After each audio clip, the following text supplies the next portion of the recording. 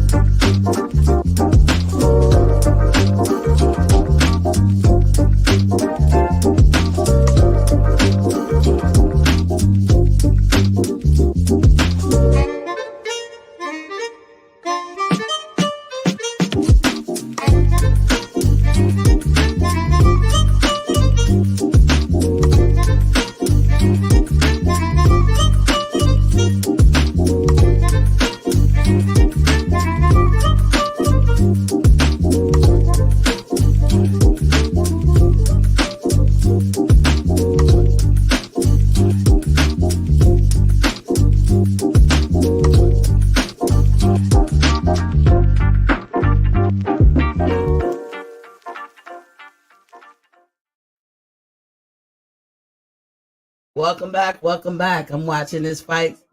I got my TV queued up and everything. Hope you pile in and watch with me. Don't forget to hit the like, share, and subscribe button. Subscribe if you haven't, but just do me that solid. Just hit the subscribe button. I put the link in the chat. You guys can join in, and you can feel free to talk through it. Just, we all sitting in the living room watching the fight together. That's how we going to look at it. Damn, this boy is throwing some hands. It's down to the wire. This is what you like to see. They've been fighting for a minute. This is the 12th round. I don't know which fight is which, but the guy in the black trunks knocked the snot out of the other guy in the brown. That shit was crazy. That's what I would be worried about with the slow motion cams. They throwing hands though. They leaving it all in the ring as they should. Both of them going back and forth. It's hard to give one person the edge. But the guy in the black trunks did a great knockout a couple of rounds ago. They got 13 seconds.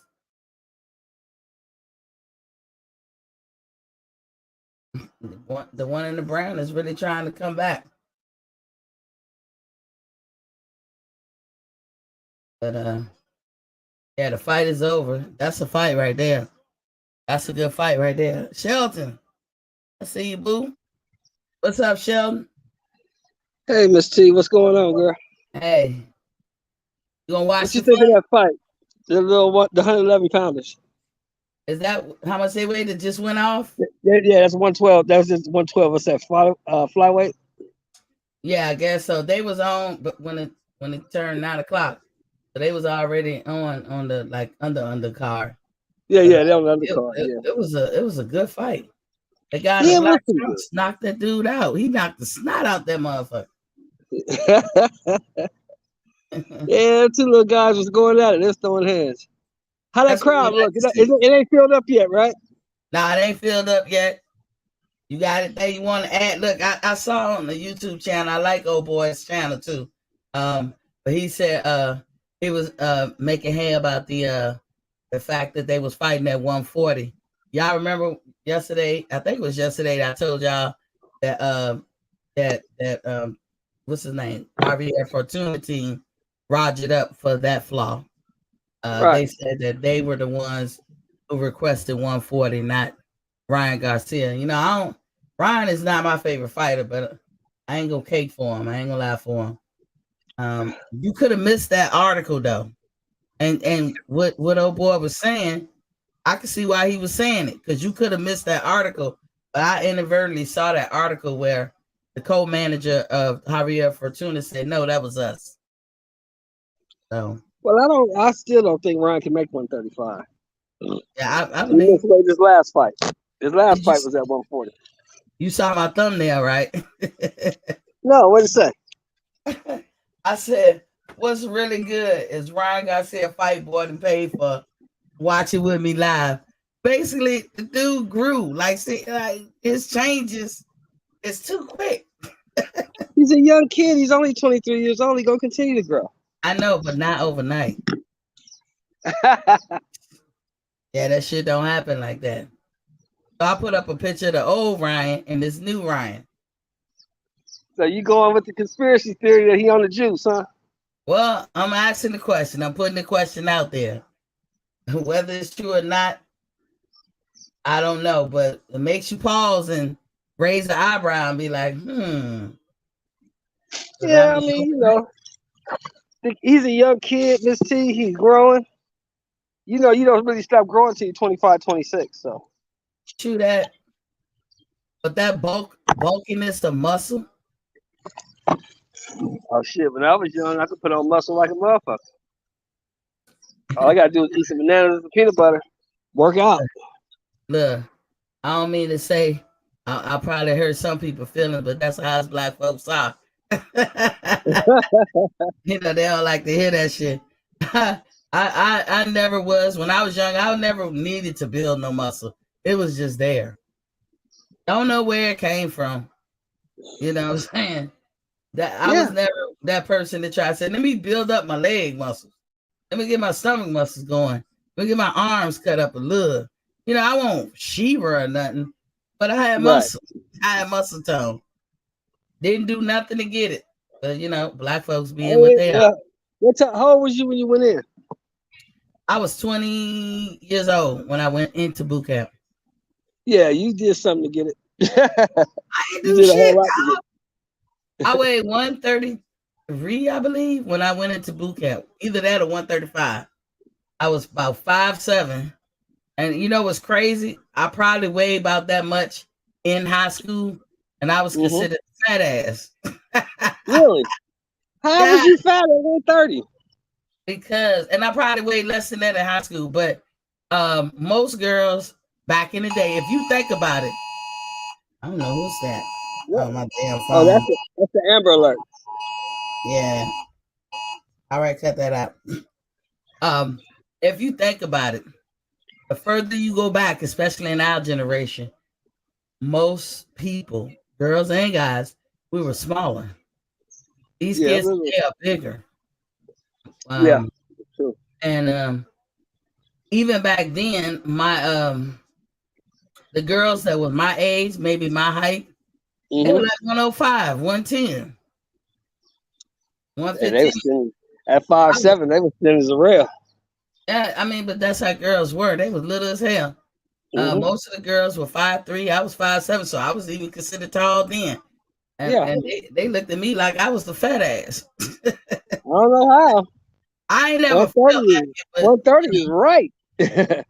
But you gotta think, just like y'all grow into y'all weight or fill out, so do women. Hey, what's up, bro? So our bone density It's less when we're Real good. teenagers. Couple, just a couple.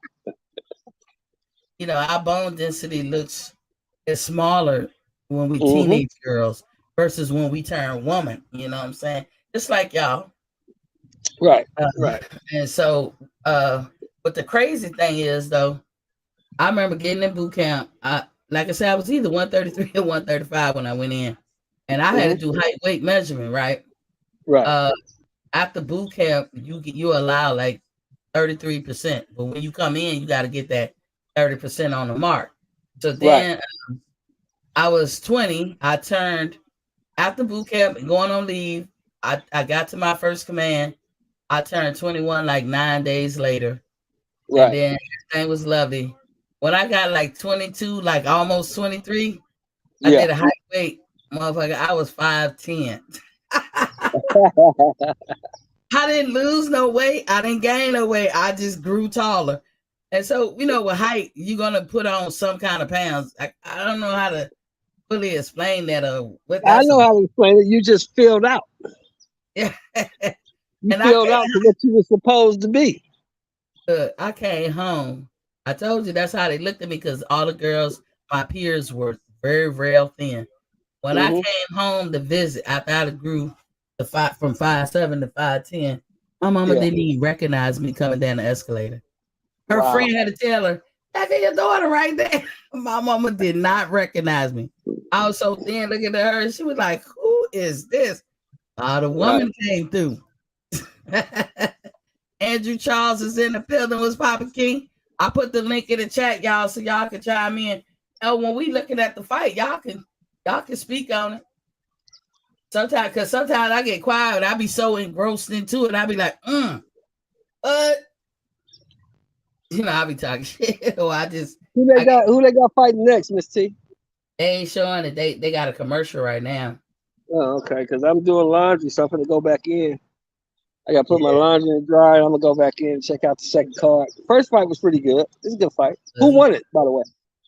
I didn't pay attention to it. I just had it on. Okay. There was a lot of fights. Like, you know how they could be like 15 or 12 or I can't remember how many fights there was supposed to be. They played it all. They started around 5 o'clock. Yeah, I was watching I was looking at some old basketball. I was watching the Lakers in Philly in 1980. You know, I watched that old Floyd and Hatton fight. That shit was woof. Today? Yeah, I watched it. I rewatched it. Yeah, I didn't really like that fight. I mean, it was so one-sided because Hatton was just throwing a bunch of punches, not really doing nothing. Floyd was just picking his shots. Floyd be throwing elbows. Walked him right into a damn right hand. Yes, he did. I like the fight because Hatton was grimy and not dirty. And when I say dirty, not in a way that it counts or like I'm mad about it, but Hatton was headbutting him. He was doing a lot of shit. I saw this fight that I didn't notice before. He was on Floyd, and Floyd figured, hey, I'm throwing these elbows. Floyd threw more elbows in that fight than I ever seen him do. Well, you know, Hatton was a physical fighter. Yeah, he was. That's why Hatton fought. But you drinking a deuce? That's couple little Coronas. I feel. Is that called a deuce? It's been so long. I don't drink. This is a Corona Nita. This is 7 ounces. I know, but you know how they call they would used to call. Oh, that's a 22 ounce. No, they don't make those no more. Oh, they don't make those no more? I don't think they make them no more. I haven't seen them. It's been that long, Shawty. Andrew said, I'm rocking with Ryan tonight. I don't care what nobody says. That might be his toughest matchup so far. Let me ask you this. Does this move the needle for you when it comes to Ryan? This fight right here? No, because he was supposed to fight Fortuna before he claimed mental illness. Watch how the narratives come out like, oh, he's in line. They, you know, he's gonna get a higher ranking in other places. I'll be like, no, this is a catchweight. There's no title on the line. Fortuna moved up from 26, didn't he? Wasn't Fortuna fighting at 26? No, Fortuna for JoJo Diaz. At 26 or 30? No, I think he fought JoJo at 135. Oh, yeah, that's he moved up. Yeah, he did. Yeah, and JoJo moved up. But Fortuna and Ryan to have a catch weight, Yes. people need to understand there's no title on the line.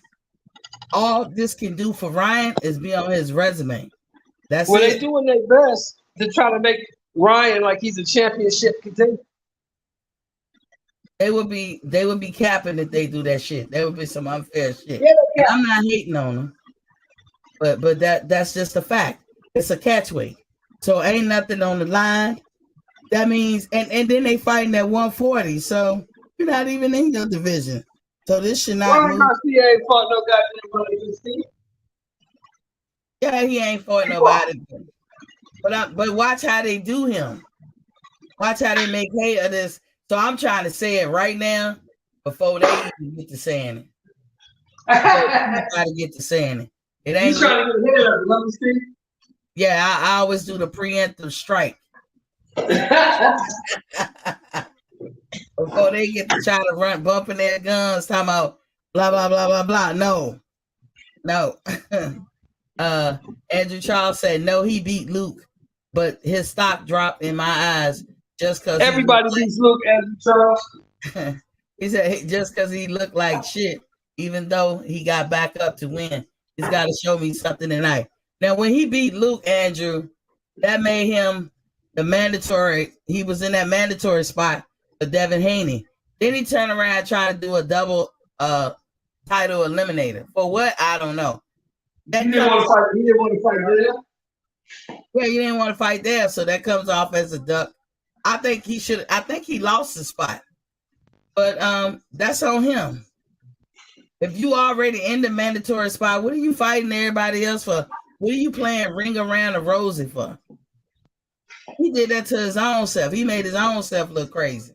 Well, you know, De La Hoya got a history of doing that. You know that, right? Nah.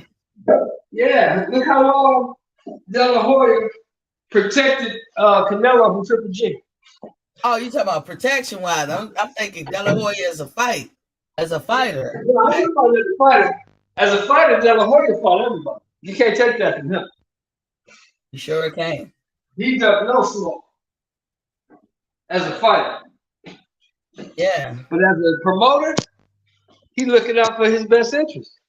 He wasn't finna put Triple G, Canelo up in there with Triple G when they were supposed to fight. He waited 2-3 years. Yeah. Hoping Triple G would slow down a little bit. De La Hoya actually made a statement. I put this out in a video a while ago. Mm-hmm. That, he gonna wait. It was Ryan. It was another fighter he had. He said, "I'm gonna wait till Haney and them move up to the next weight class, and then I'll put him in." I can't remember. Is it JoJo? It might be JoJo. They were saying we're gonna wait, and then JoJo took the fight with Haney. So that's off to JoJo. Yeah, well, see, Oscar don't want to put that kid in there when he ain't ready. He don't think he's ready. Oscar don't want him to lose. That's really who else he got over there going to board besides him and Zerto? Nobody.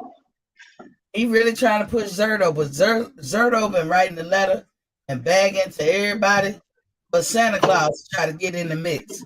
Zerto want. But he in the mix now. He got the fight with Bivol. He did. Yeah, they got till August 10th to make the fight. If they don't make the fight, it goes to purse bid. Shit. I don't know much about Zerto, just that he been begging everybody for a fight, but I know a lot about it. I've been watching it since 2017. 16, really. Yeah, he's a good fighter. He's good. I got him beating Bivol. Really? Actually. Yeah, I got him beating Bivol. I gotta see that. That's all that need to happen to erase Canelo's losses, Bivol to fall off. Yeah, well, he's big.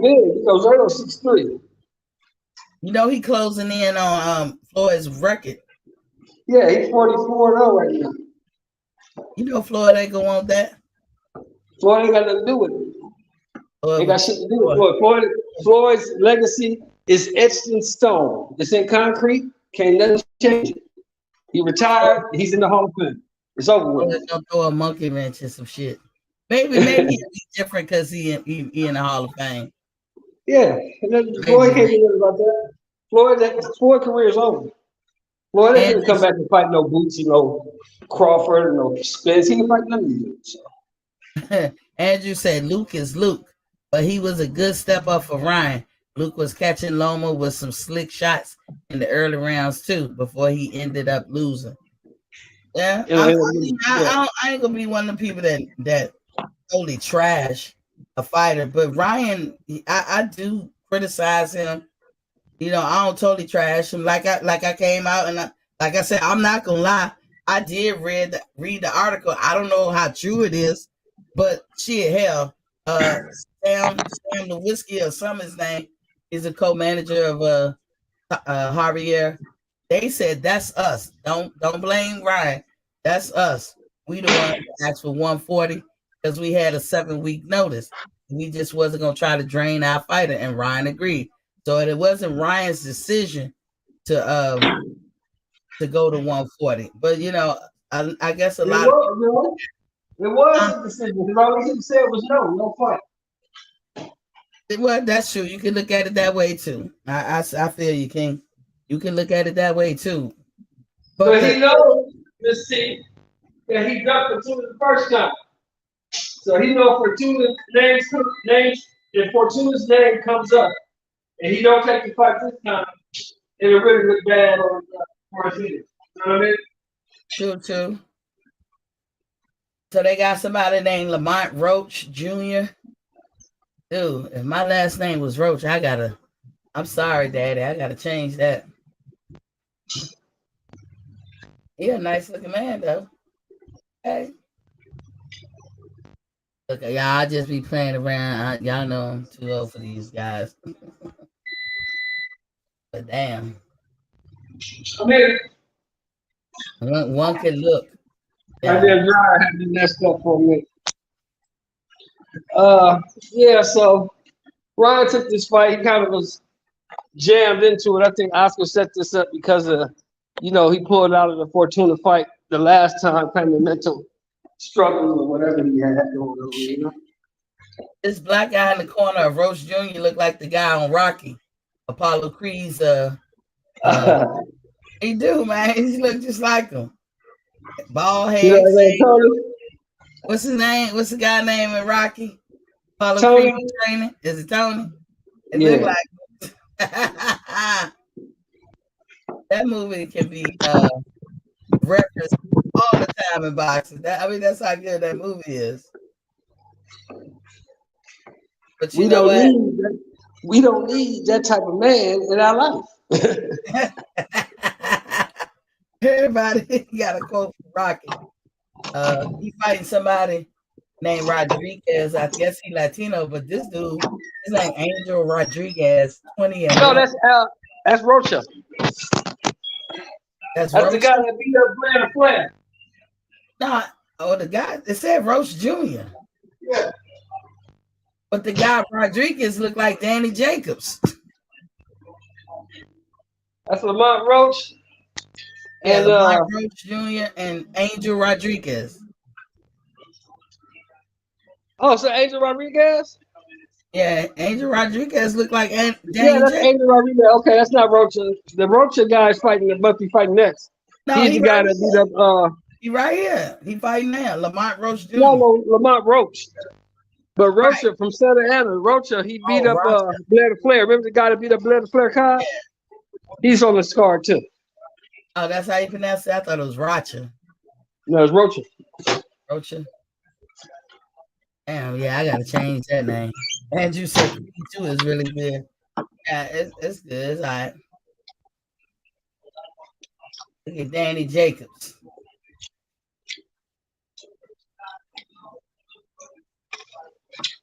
Look at Latino. He looked like a black dude. It's all good. The sound of my TV ain't coming through loud and clear over there, is it? Oh, cool. I turned it up enough for just me to hear. Everybody come in. Don't forget to like and share and subscribe button, please. Hook us up. But you can talk through it. You can take over if you want. Sometimes I be talking and sometimes I don't. I don't know how you like to watch your fights. A little something. You best believe I be moving and throwing hands at the air if I was sitting there with you. Mm-hmm. I hear you. Mm-hmm. They would say Rocher punished Cobbs, beat him like it was personal. Yeah, he got him. Okay, Roach throwing the jabs.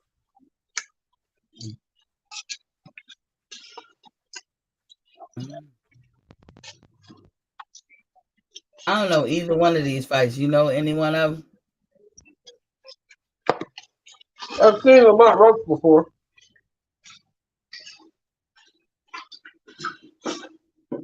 They taking their time.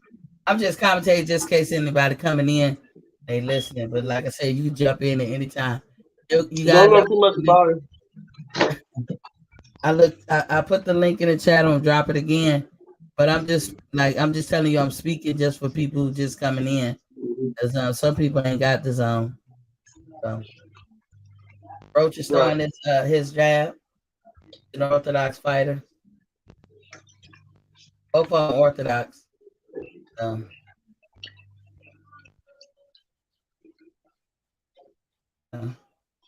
trying to figure out where old Jerry at. I know, right?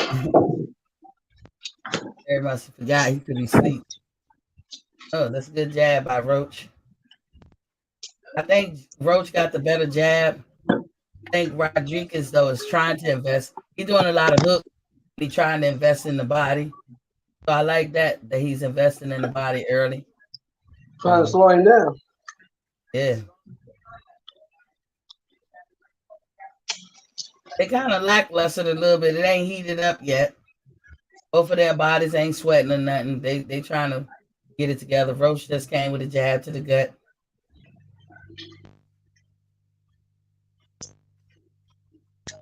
Roach is on his toes. I'm not sure about Rodriguez. Roach. What round you in, see? What round you in? I'm in the first round. 21 seconds left. I'm a little ahead of you. Are you? Mm-hmm. Sometimes it be like that. Mm-hmm.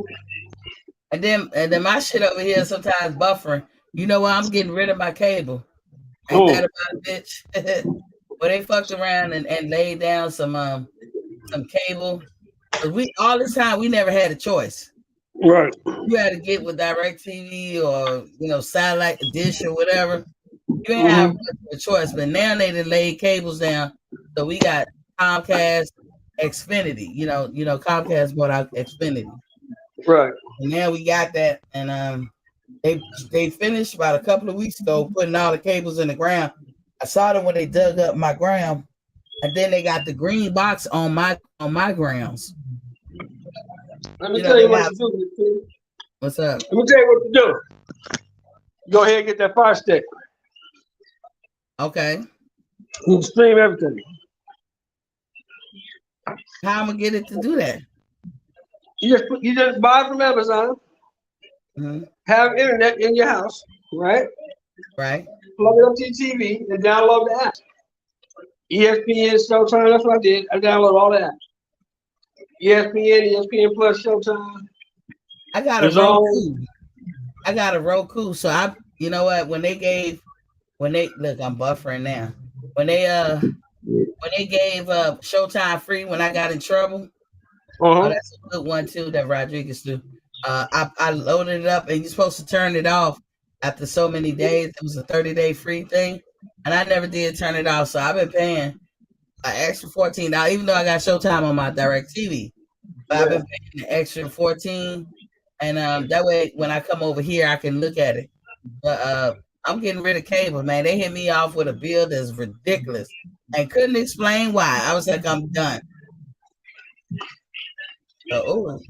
Rodriguez stole a good one too when you're coming up in there. That's the only reason why I have that's the only reason why I have them apps, because I like to watch the fights. Yeah. I already paid for ESPN Plus, so I get ESPN. I got the Showtime, so and all I gotta do, my basic cable is she quoted me about $30. and she said that I can add the news slash what they call it, ESPN/news channels. Mm-hmm. So that's gonna cover because none of us watch cable up in here like talking about it. And I Yeah, I kept don't watch it Showtime like that. and HBO.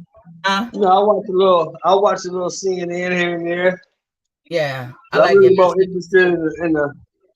in the local news. When I watch CNN, I'm trying to get the view on what each party trying to say. Yeah, for me it's MSNBC. As But I haven't watched news in a while. CNN and MSNBC, they're the Democrat Party, and Fox Yeah, News is the Republicans. yeah, that's why I watch MSNBC. And I look at it like this: a lot of people on Fox, it really is about do they have talent, do they got charisma? It ain't about is they educated. I watched two people who are Harvard grads on MSNBC, and one of Now, them was a lot of them on Fox News don't know shit from China with it. yeah, like Sean Hannity, People like it. Yeah, Mr. Dropout himself. yeah. Fuck if I'm gonna listen to a dropout.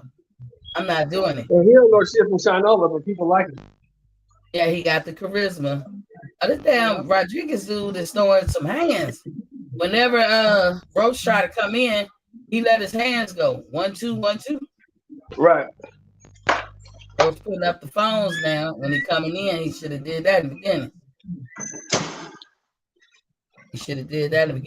But yeah, I watch Rachel Maddow. She's a Rhodes Scholar. They don't just give that to anybody. And Harvard. Yeah. But I don't know what. I think she graduated from Stanford. Then I watch what's his name? Lawrence O'Donnell, Harvard grad. Used to work for Daniel Monahan. I forgot the name of the center, but he worked in the Senate for a long time. Man knows shit. He was a writer on the West Wing. And when I watch news and people be hyping and everybody be all in the uproar, I will watch Lawrence. Because Lawrence, he will calm you down. If he's smiling and laughing, then everybody need to just calm down. And he will know. Oh, Lawrence O'Donnell? Yeah. Yeah, he did like 30 years or something. He wrote laws. He did everything. He was an assistant something Moynihan from New York. The seat that Hillary Clinton took when she became a senator. Moynihan, that's Moynihan's guy. Yeah, so if he's smiling and he never went to a major university. He went to junior college.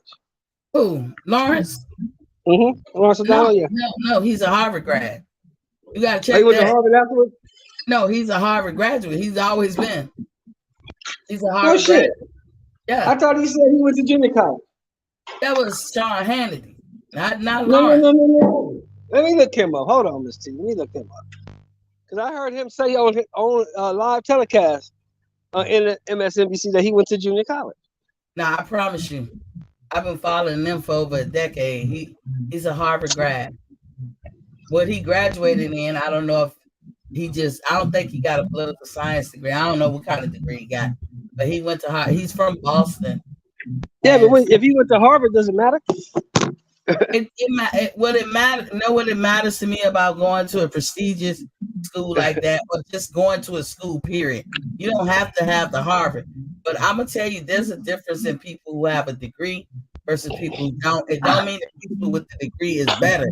What it means is that tomfoolery that Sean Hannity do, that he does, a person with a degree will never let themselves stoop that low. Remember? Now I'm gonna be honest with you. I have to disagree with you on that because a whole lot of people with master's degrees and damn near PhDs follow that motherfucker religiously.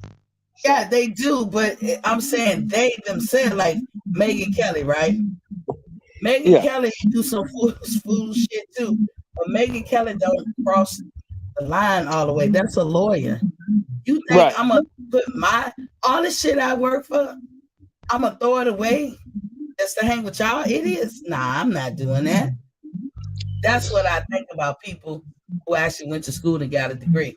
Sean Hannity don't believe in nothing and shit he don't care about nothing because he ain't never had to work hard for something. You know what I'm saying? Like you work hard. Yeah. I get that. I understand that part. Yeah, I just disagree with you saying that people with a degree wouldn't listen to Sean Hannity because that's not true. No, They that's listen not to what I'm him saying. and that other idiot. What's that other idiot named Tucker Carlson? Yeah, I'm not saying they People wouldn't with listen to master's him. degrees follow that motherfucker religiously. I'm not saying that people with degrees won't listen to him.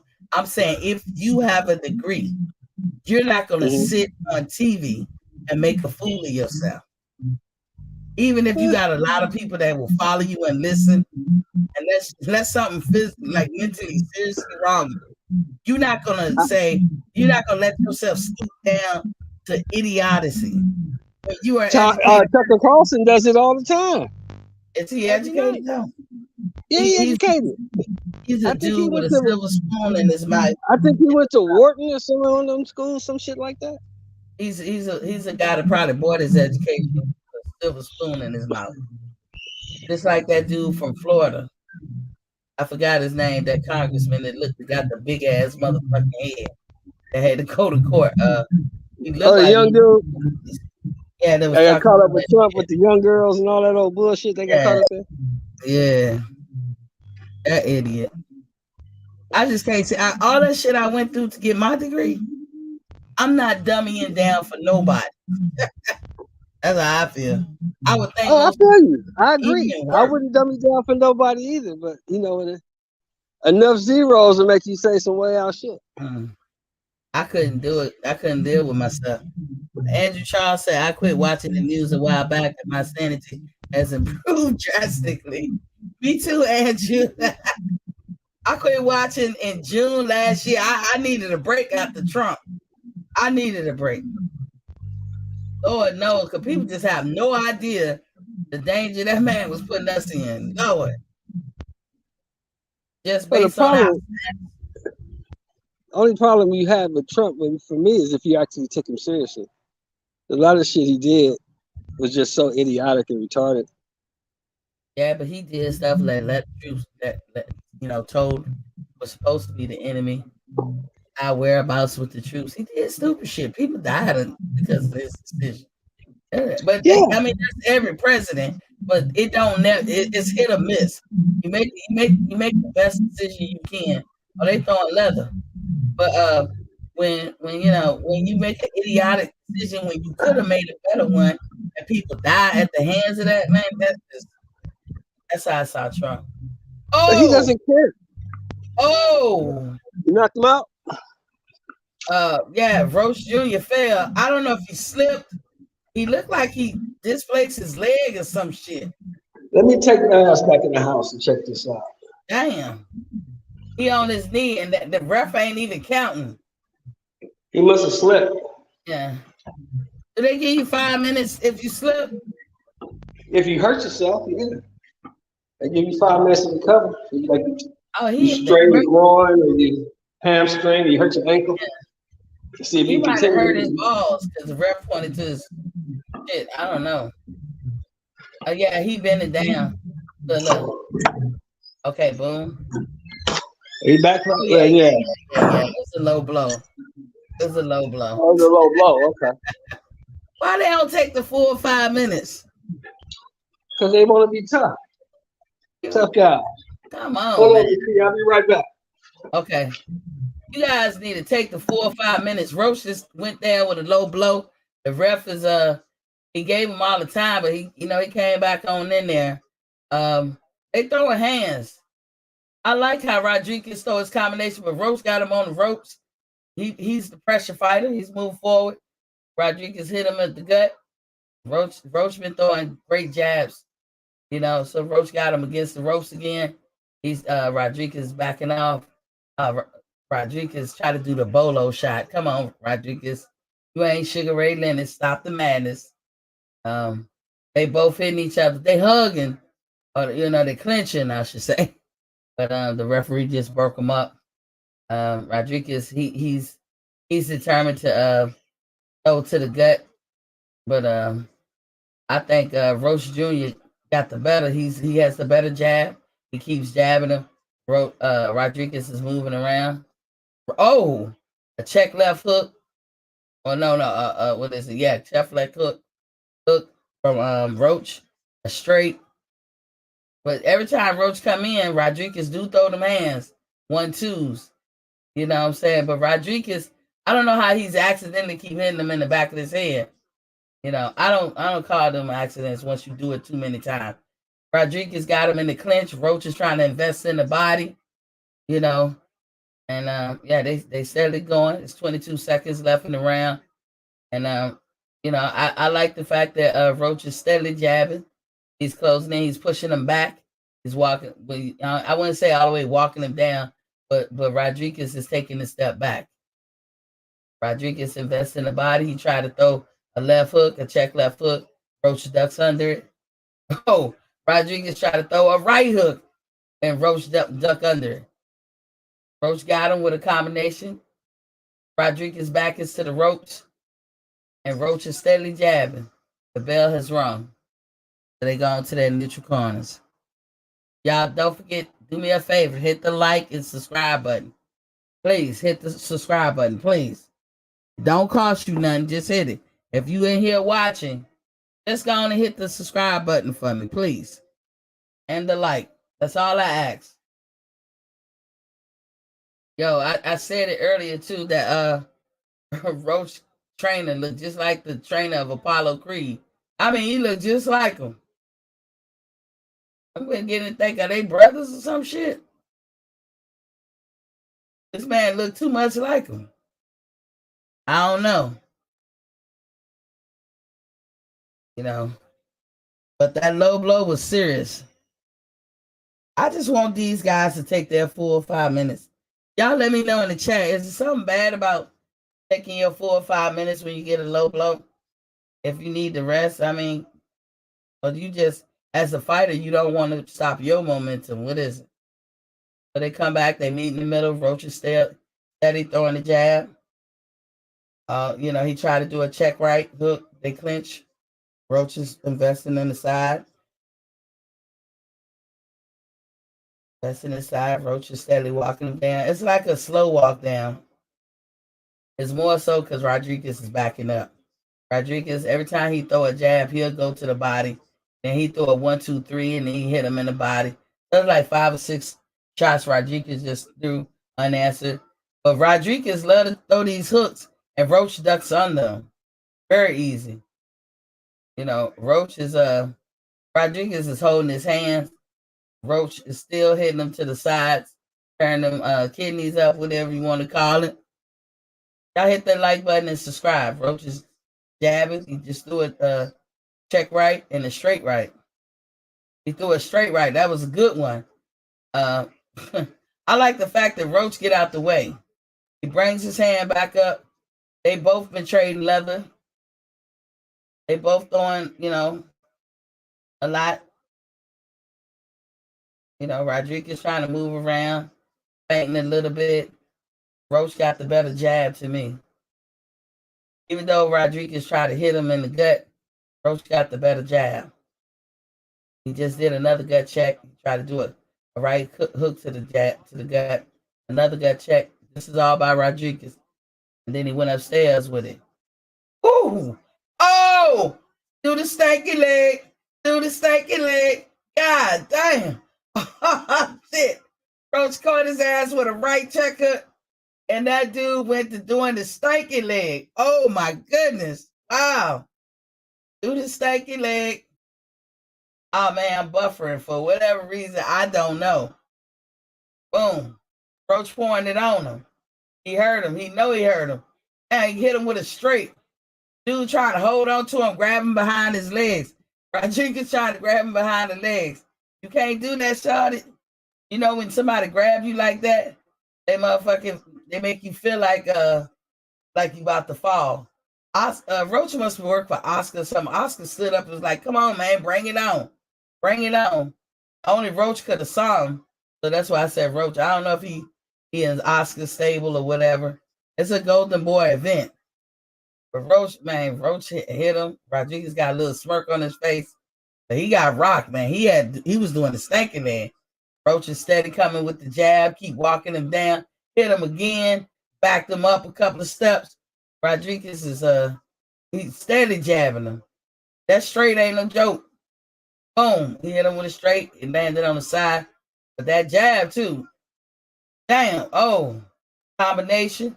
Roaches now is like a walk down for sure. Rodriguez is backing down. Oh, damn, he made it to the end of the round. But he definitely had the stinky leg. He definitely had the stinky leg. That shit amazing. There you go again, an instant replay. It was a full counter.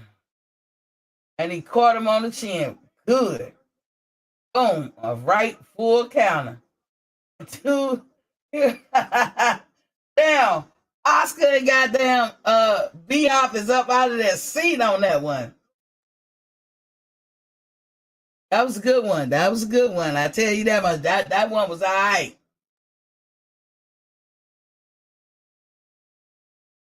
Do me a favor, you guys. If y'all looking, please, please, please hit the like button and subscribe. Anybody who come in, I dropped the link. You can talk. I don't have to be the one talking. But this for the people who don't got the zone. Roach is throwing a jab as usual. He just ducked under a jab from Rodriguez. Rodriguez threw another jab. It's like more like a pity pat. He not really connected. Roach got the phones. He guarding his stomach area. Rodriguez, he looked tired. He can't even hold his hands up all the way. But he's still throwing his jab that he spent. All it takes is Roach to hit him again. Roach is a better boxer to me. He's throwing so many jabs. Just keep popping that jab with Rodriguez. Rodriguez stole a combination, but Roach ducked under. You don't really hit him. And like I said, Roach is more so walking him down. In the beginning, I would say that Rodriguez was backing up. But Roach is really walking him down at this point. He keeps, Rodriguez would like to invest into the body. He tries to, and he gets some. But Roach is investing into the body as well. And he's always throwing the jab. He's first, and he's always throwing the jab. So even if this thing go the distance, I believe you got to give it to Roach. Damn, he just hit him with a straight and a left. Talking about Roach and Rodriguez. You know what I'm saying? Now they fighting. Now they moving. Roach is on his toes a little bit. He's bouncing up and down. He just threw a right hook.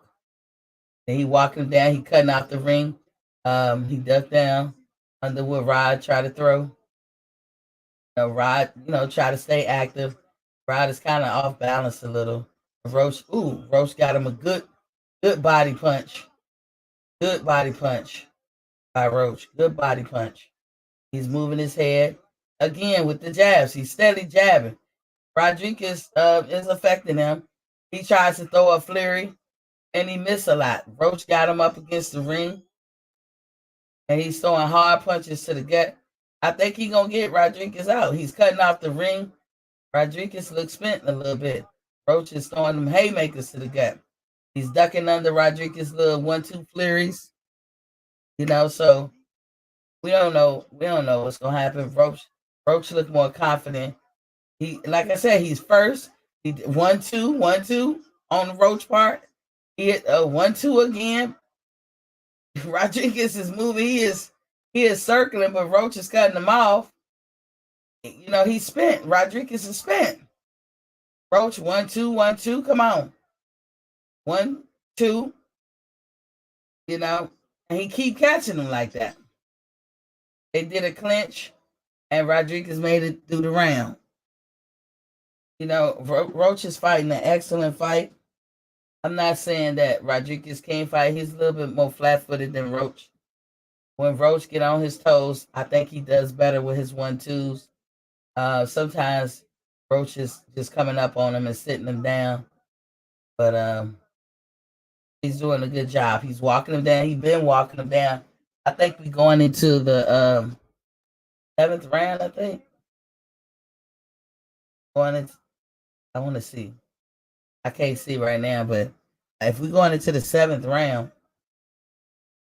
this shit is amazing. I don't know how many rounds they got. I never even studied it. Let me see. My phone lines are open if anybody want to call. Yeah, we're going into round 7. Yeah, I think Roach has got the better of Rodriguez, but this boxing, anything could happen. He just started with a check left hook, 2 jabs. This is Roach now. He did a check right hook. Rodriguez got his phones up. He's trying to punch with him. So Roach need to be careful. Roach just caught him with a left hook again. And then he went to the gut. Roach did. Rodriguez tried to throw a jab. And they kind of like pity patting and throwing that jab or something. Rodriguez was trying to invest in the body. He threw a jab up to the head. Rodriguez, that is. Roach he's not keeping his head on the line. So some of them punches Rodriguez is missing. Roach is he invested in the body with the straight right to the body. 2 times unanswered by Rodriguez. Roach is throwing the jab out there. He tried to do a check left hook. He's throwing the straight jab. But what I like about Roach is he's not keeping his head on the line. Not like Rodriguez. He's not keeping his head. And Rodriguez is throwing some punches, kind of unanswered. Maybe Roach is contemplating, thinking about something, backing up. Let me get my thoughts together. How I'm gonna choke this chicken. I don't know.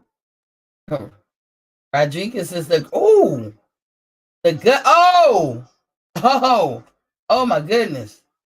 He knocked the snot out this motherfucking though. It's not Saturday today. The second fight where I see somebody knock the snot out the dude. But this is after a couple of body shots. Roach is he got like a target tracker on this shit. Like I said, Rodriguez don't keep his head off the line. Roach will go down to the body with the right hook to the body. He ducks under Rodriguez punches. Rodriguez is flat-footed. That's the problem. Roach is throwing a jab again. He's on his toes in the back. He got his feet. He did. Oh my God, he did a 1-2 to Rodriguez. But again, he's fainting. He's moving his head. Rodriguez is not doing all that. Rodriguez is doing them little motions with his hand. I don't know, like kind of like what I've seen Floyd do, but he's not that good. Roach got to be careful if he's gonna go to the body. He can't take a picture. And Roach just went to the body 3 times, but he took a picture a little bit. Roach is still putting that pressure. He's walking him down. Now they're in the clinch. Roach is hitting him on the side with his right hand, and Rodriguez trying to hold.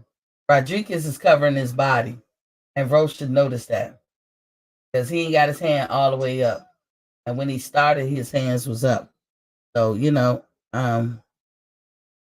I think Roach should notice that telltale sign that Rodriguez is kind of like covering up his body. He should know that. He should notice that. They on a commercial right now. But yeah, my thumbnail, I was saying about y'all think this fight is bought and paid for by Ryan. I don't know. One of the content creators, they was talking about this. I can't all the way dispute it. And one of the people in my channel yesterday, shout outs to Renaissance Rain, the queen, she was saying she wouldn't be surprised if Fortuna threw this fight. I don't know what to think. But all I can tell you is what I read. That Fortuna team rogered up for picking the weight, not Ryan. That's what they said. Do I think is only true? I don't know. Roach didn't hit Rodriguez in the gut twice. Rodriguez is steadily backing up, moving. Roach is just tagging his ass. Sometimes Rodriguez catch something. He's trying to throw his hand up, like under, like a sweeping under on motion coming upwards, hoping that he would catch Roach. Because every time he just throw a straight jab or whatever, he's not catching Roach. Now Rodriguez clinch. He's holding. The ref breaks it up. Roach is steadily pushing him backwards. Like I said, he's hoping he'll catch lightning in the bottle. Not to say he can't. Rodriguez just got to be careful of it. Rodriguez is good at ducking under his shots. And the whole time I'm talking, Rodriguez is steadily throwing the jab. He's steadily being first, and he keeps his head off the line. He's applying steady pressure, not the hardest pressure. Oh, he's catching them. He's ducking under them, but they both caught each other a little bit. But I think Roach is getting the better of it. Rodriguez is holding and leaning. The ref broke it up. Roach is steadily walking down. It's like he's laser focused. Hit him with a jab. Talking about Roach hitting Rodriguez. He's and every time, whoa, that was a good straight. That was a good straight by Roach. Every time Roach throw a jab, he know that Rodriguez is gonna throw one back. Roach just shine the hell out of his guts. He shine the hell out of Rodriguez's guts. But every time he throw a jab, Rodriguez try to catch him on his way back with a jab. But Roach don't keep his head on line. And he holding his gloves, man. Rodriguez is. He's tired, man. He's tired. You can tell he looked like he pushing his punches just a bit. Damn. Oh, Roach keep catching him. Shoe shiner. 1, 2, 3. He hitting him hard in the gut. I'm telling you, Rodriguez ain't gonna take too much of these stomach punches. He ain't gonna be able to take them. Oh, yeah. Oh, dude, he wanted to bend down. You can see him grimace. Come on, Roach. You done made a fan out of me. Come on. Don't get sloppy. Stay focused. One more punch to the gut. One more punch to... Oh. Man. He just hit him. And dude, you can see him grimace. And then he act like he wanted to take a knee. But he powered through it. That damn Roach, boy. Laser focus. Now, what I would say going forward, what Roach have to work on, he got to understand that sometimes a person like Danny Garcia, I don't even know what weight class these folks are fighting in. Talking about Roach and Rodriguez that's fighting right now. But if he was like fighting a person like Danny Garcia, Danny punches with you. And you either going to be really fast or you're going to have a better defense for the punches that's going to come at you. Now, the reason why Rodriguez is not doing so well is he's content with throwing one, maybe two at a time, but he keep throwing and Roach don't keep his head on the line. He moves his head like he knows the punch is coming there. All Roach need to do, they start the round again. All Roach need to do is hit him some more ties to the gut. Just tear it up. Rodriguez won't even get himself in position to do nothing hard. And it could be, Roach caught him with a check right hook. I call everything a check right hook. That's the way it be looking. But it could be that Roach is pretty much in shape. Rodriguez could have drained himself because he's a little taller. He looked like he could be bigger or wider than Roach. But maybe he took a lot out of him just trying to lose the weight. So now he throwing jabs. Roach taking a little hiatus. So, Rodriguez is pity patting in a sense. Roach still got the pressure on him. Oh, he caught him. Dude caught him because he went the other way and Roach won't take it. Roach cut off the ring pretty good. Got him in the gut again. Roach got him in the gut. Hit him in the gut again. Hit him in the gut again. That's what you do. Keep hitting him in the gut. Straight. Like he's just jabbing him straight. Man, dude is going for the clinch every time. Roach got this serious look on his face like, dude, I'm on your ass. I'm on your ass. I ain't giving you no breaks. They both put up Roach know to go to the body. It's like he know. It's like he got a target. He got a target on that body. You know, Rodriguez is giving his last hurrah. That's what it is. Sometimes when the fighters come back, they can get that, they can muster up that little energy to kind of give that last hurrah. But then when they see it ain't work, they'll quit if you stay on them. But sometimes the other fighter be like, oh man, he got to quit in him. Oh, Roach is just catching him. Just hit him with a straight right. He hit him. Oh, damn, caught him with a jab.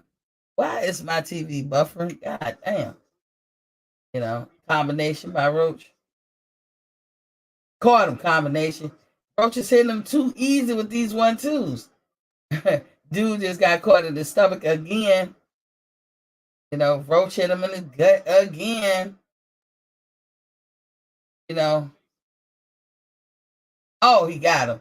He did one of them leaping punches like Floyd do. And dude got his arm holding his glove so he don't hit him. Roach turned that stomach up. You know, he gonna make it through the 9th round though, I guess.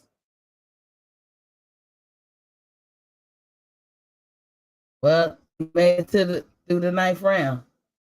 He getting toe up from the flow up, man. He getting toe up from the flow up. This is a good fight. It's a little slow.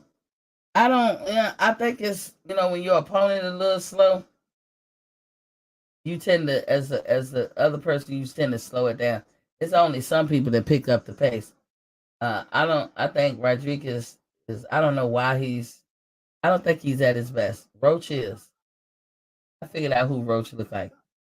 He looked like a mature Bow Wow, you know, a more smoother Bow Wow.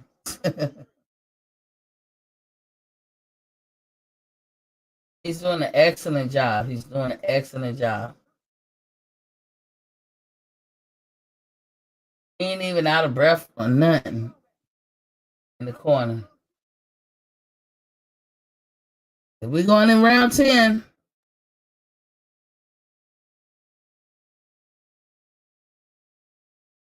Once again, the bell rings. Roach is first, and he's throwing his jab. And every time that Rodriguez throw his jab, he misses. He be missing. He be on the side of his head because Roach moved his head. But Rodriguez do not. He been backing up all night.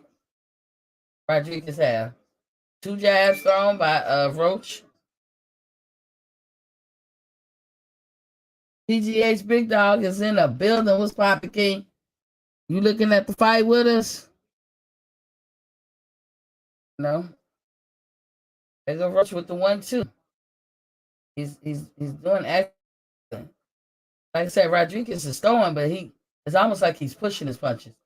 But Rodriguez had the right idea to go to the body. He's not executing well. I think he's fighting too cautious right now because Roach hurt him so many times. Roach needs to just go back to hitting him in the gut. All these hand motions and shit, like Rodriguez is Floyd Mayweather or something, need to stop. Now Floyd throw his hand out like try to paint you or like get you off your square. That shit ain't working with Roach. But damn, he threw. I spoke too soon. Rodriguez threw 3 shots. 1, 2, 3. PGH, I put the link in the chat if you want to come through. Nah, we good. Damn, what the hell is wrong with my internet tonight? I keep buffering, y'all. Mr. Shelter said I was behind him anyway. Oh, man. Okay. Roach is throwing them. He's investing in the body still. PGH. You said trash ass announcers calling. This a boring fight again. Not the most exciting fight, but I hate that shit. It's all right. I'm gonna be a fan of Roach. He's doing right though, PGH, right? Don't you think? I don't know who this kid is, Rodriguez. I thought he was gonna be better than this. But Roaches, I mean, he's you know what, Rodriguez allowed Roach to have his pace.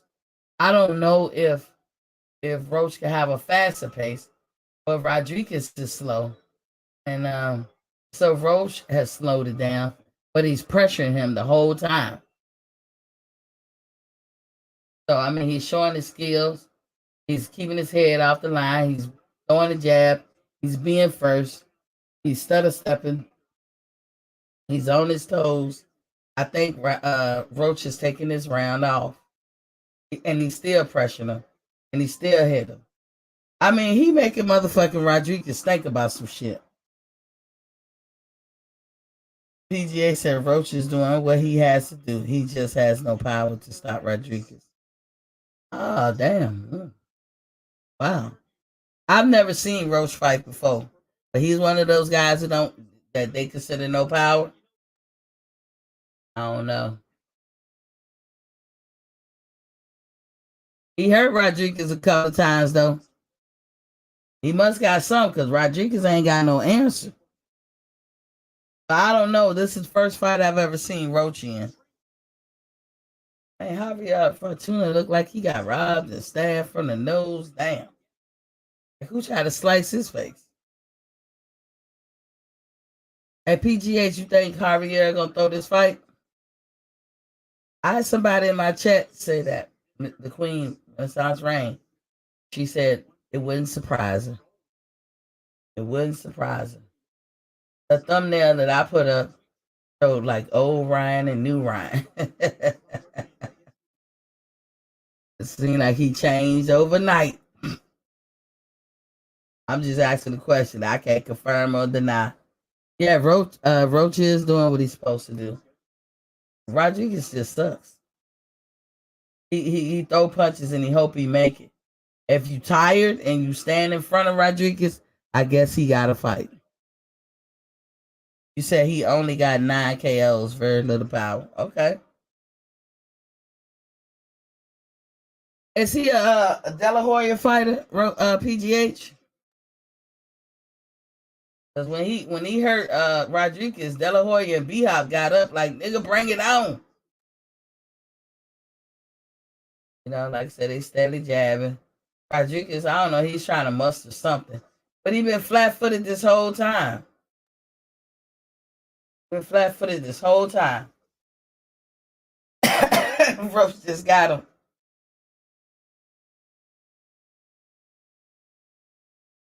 They saying Roach got like 41%. Rodriguez 24% punches through the round.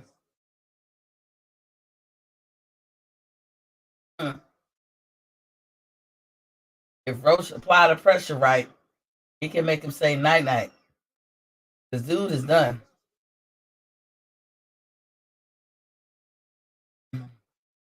Dude is done. He's holding. He's tired. He's been tired. He's still throwing punches, but he's pushing them. Talking about Rodriguez. Yeah, red as hell. Oh, this is crazy. And Chris Mannix got damn near Roach, damn near shutout. They gave 1 round to Rodriguez. Yeah, Rodriguez I'm sorry, I don't care who he fight next. He needs a punching bag standing in front of him. He ain't all that as a fighter. That ain't gonna never do. Jerry, what up? What's up, Jerry? I open the phone lines for you, Jerry.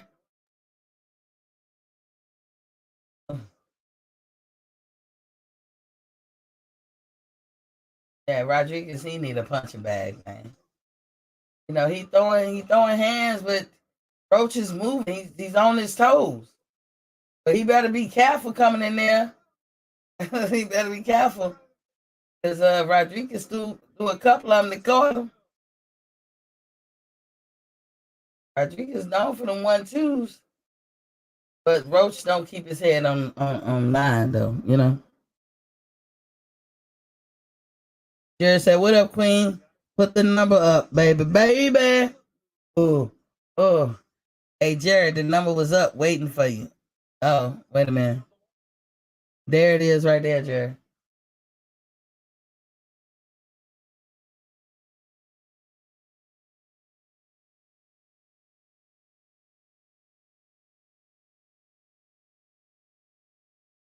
There you go, Jared. Baby, baby. That's funny. I got a friend that every time we call each other for the past 20 years, every time we get on the phone, whoever answers first, we like, baby, baby. And our Biggie voice.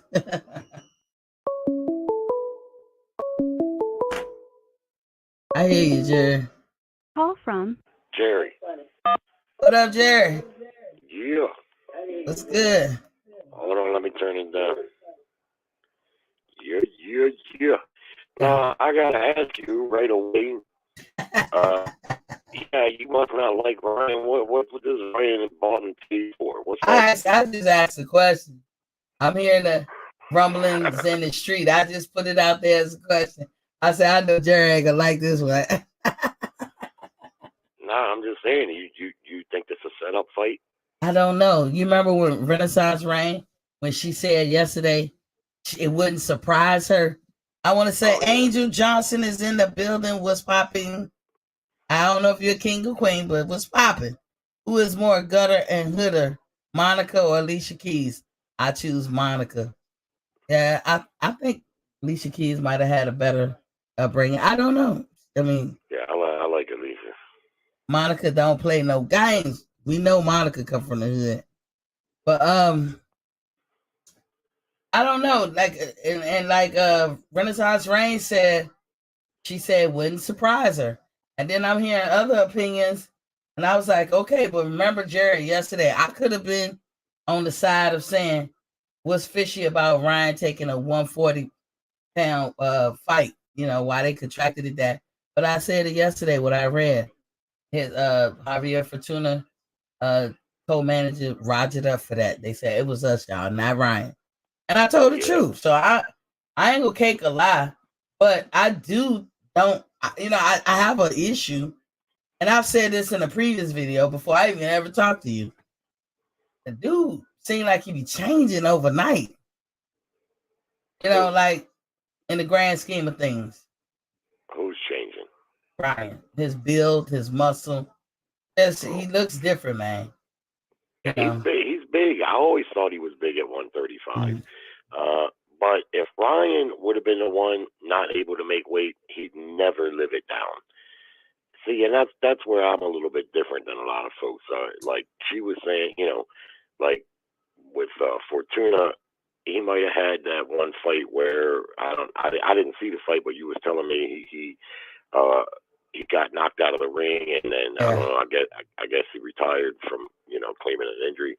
But like for me, I'm not going to hold that against that man for the whole rest of his career and act like every time he fights he's going to do that. Ryan Garcia's canceled 2 fights. That's one more than Errol Spence has canceled. Errol Spence canceled the Pacquiao fight when he found out he was injured. So he's only canceled 2 fights, and people act like he's canceled 7, 8, 9 fights. They just won't let it go. It's like, I'm not going to hold. But Jerry, it's like how he moves in the streets. That's all people saying, and that's what I be saying. Look at how he moves. Sometimes, Jerry, look, you don't wake up in the middle of your career, would you agree, and start doing some nefarious shit. Either you was like that all along, or I don't know what to say to that. Like I either just you don't know haven't what he's done. That's so. Speaking about Ryan, I don't know what he's done that is the only thing that he's done really that I can see that will bring about some animosity between some is he's getting the money before he's really accomplished what Paul Malignaggi was speaking on it the other day, and he was dead right. Typically and historically, it doesn't work like that. In order to get the big money, you got to be fighting at a championship level, and you got to be a proven commodity. Well, Ryan's got the Gatorade endorsement and Nike, and he's got big endorsements. He getting money that his accomplishments wouldn't say. it doesn't really line up with his accomplishments, and that doesn't typically happen So in why you boxing think that overall. is? Give a logical reason as to why you think that Well, it's a is. couple reasons. One, just like Jake Paul, these youngins know how to work social media and make that work for them. And I can't really fault them for that because, I mean, let's face it, if that's available to you and you know how to manipulate it, well, you're going to want to do that. And if it's beneficial for you, like it has been for him, why not do it? That's one reason. The second reason is Ryan talks a lot of shit. He jumps the gun a lot on talking about, I'm fighting this guy next, and then the fight doesn't happen. That's Now I the did see him. problem. Huh? That is the problem right there. But I'm sorry to interrupt, but I just wanted. Yeah, I mean, he's not the only one who does that. But I seen one interview after the Tank Davis when they were supposed to fight a couple years back, and he said, "Yeah, the fight looked like it was going to happen, but Oscar De La Hoya told him, look, man, don't you got to stop doing that. Don't announce the fights. Don't even really talk too tough about the fights." That you might have until I let you know that the fight is there. And Ryan said, yeah, I fucked up, but I probably, I jumped the gun on that. But another thing you got to consider is he's young. He's fairly young guy, and he's going to make mistakes. He's a bit of a trash talker, which, like I told you last night, that don't bother me because that gets you noticed. You know, some of the best fighters, Ali, you talk trash. I mean, a lot of fighters won't do it because they don't want to eat their words in case they do get beat because it's a bit braggadocious to do so. But and at the end of the day, here's the good news for Ryan Garcia. At the end of the day, all the superstars in boxing have their fans, and then they have a whole bunch of haters, and the haters are going to pay more to watch you lose than your fans are going to pay to watch you win. So you cash in on both sides, and you look at any great fighter, Canelo, right now, he's got a bunch of fans, but then he got a bunch of detractors. You name it, any big fighters, they all had that. So, Is it the one, logical to say though? I mean, to see, is it logical and fair to say that he catches favor? I get it what you say about social media, but social media don't make decisions in boxing. Social media are not the powers that be in boxing. So is it fair to say he carries favor? Whatever the reason, he carries favor. But is it fair to say, I mean, because they I have don't know. shown his followers really are not boxing followers. They don't Well, maybe a translate to lot of that. them aren't, but what I'm talking about is the money. That puts you in the money. The more people that know who you are, and Or stuff. social media. I just said they don't Yeah, follow yeah, I'm boxing. aware of social media, but they know he's a boxer, and I guarantee a lot of them, once they discover him on social media, they probably do tune into the fight. I haven't seen any favor necessarily. It's not like it's to me, it's not like he's Another thing you got to factor in is he's a good-looking kid, He is. and don't think He don't think is. for 1 minute that don't play into it because it absolutely plays into Oh, it. I agree with you, Jerry, on that one, because look at Keith Thurman. That's the reason Keith Thurman catch favor too. If you catch Yeah, favor, it's not a crime. It's not your fault that you catch favor. If you catch favor because you look good, it's not your fault. You know, you no, woke up no, like that. You know, that's the way God made you, and God makes everybody perfect. If the well, society that's true. feels that he he's good looking, and that's what one of their measuring tools to invest in him, then okay, but he that still means he catch favor to the person who don't look good and can be great at what they do. Nobody, Yeah, is amped to give them the opportunities or put them in the proper positions. That's life. It don't matter what discipline you're talking about. yeah, That that's happens life. everywhere. People like, yeah, I agree. People like to look at good-looking people Mm-hmm. better than looking at an ugly motherfucker like me. I can tell you from experience. Oh, Jerry. So, so yeah, I mean, so that plays in record form, and as it did with Ali. Ali was a good looking man, Mm-hmm. and it certainly helped him. I mean, Joe Frazier, not so much, and I love Joe. You know what I Me mean? too. But when Joe died, he died broke over top of a gym in Philadelphia that he used to own. Ali sold the rights to his, boxing rights for like $80 million not that long ago. Oh, so his kids had to come up? Huh? His kids got that come up? Who, Ali? Yeah, I didn't know it was that big. Yeah, and that was a while ago. That was back when his daughter was fighting. Back, and plus the whole Ali empire. There's been several movies, books. I mean, and him and Joe Frazier.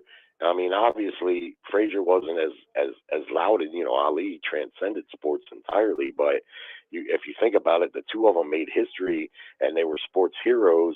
Joe died broke over top of that gym that he used to own, and Ali, his whole family's still rich to this day based off of his legacy. So it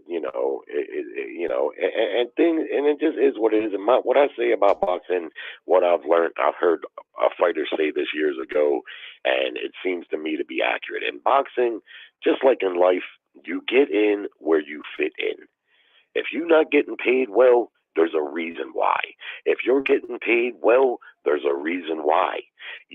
Nobody's just giving people money, and nobody's underpaying somebody that's going to make them money. You're going to get in right where you fit in. Well, I would tell you this, Jared, with Ryan, even before he had the massive following on social media, he was getting in where they was getting him in where they fit in more than somebody else. And it's like you said, good looking could be the case. Whatever the case may be, then that's why I say he caught favor. People in life will catch favor. That's not a crime. I don't hold it against you. But it has to be said. That's why some people or good looking people, they want to work hard for it. Like I give Canelo a little props. He tried to work hard for his shit because he know he was appeasing to the eye. A lot of people felt like they could relate to him. White guys could claim him as their own secretly in their head. But he was a proud Mexican, and that's what makes me like him. He's proud of his heritage. And so the Mexicans gonna follow and everything. He worked hard, but Canelo has caught favor. Canelo has strategically, and this is what I said in the video before, he has strategically moved himself in positions to have to garnish those rewards so he can have the leverage that he has in boxing. So to me, a man who's always, probably once he got about 21, 22, maybe even younger, he has a stature of somebody who walks around close to 200 pounds. But if you could get to 147, kudos for you. And that's what he did. Of course, somebody that big can go down to 147 and hurt those guys. But in his own natural weight, based on how he naturally is, if he was fighting 175, he probably would be just an average fighter. Canelo has feet problems and leg problems, to me. And that keeps him from being an all the way elite. But from the waist up, the motherfucker can move. Well, Canelo Alvarez has a great story. He had very little amateur career. He started fighting in the streets as a kid, fighting grown men for chickens and livestock to feed his brothers because he comes from a big family. And that's my kind of story right there. When you come from that and you reach the very pinnacle of boxing, the very top, and you banking money like he is, I gotta feel good for anybody who does that. Floyd Mayweather, same thing. Floyd, his past, his dad was in and out of jail and with the drugs and this and that. And Floyd kind of had to raise himself, and look where he came from to where he went. I mean, anybody who does that has high ambition, a high motor, and a great work ethic. So what about Terrence Crawford then? Well, a lot of these guys, you could say the same thing about Bud Crawford. A lot of them, you could tell that same story.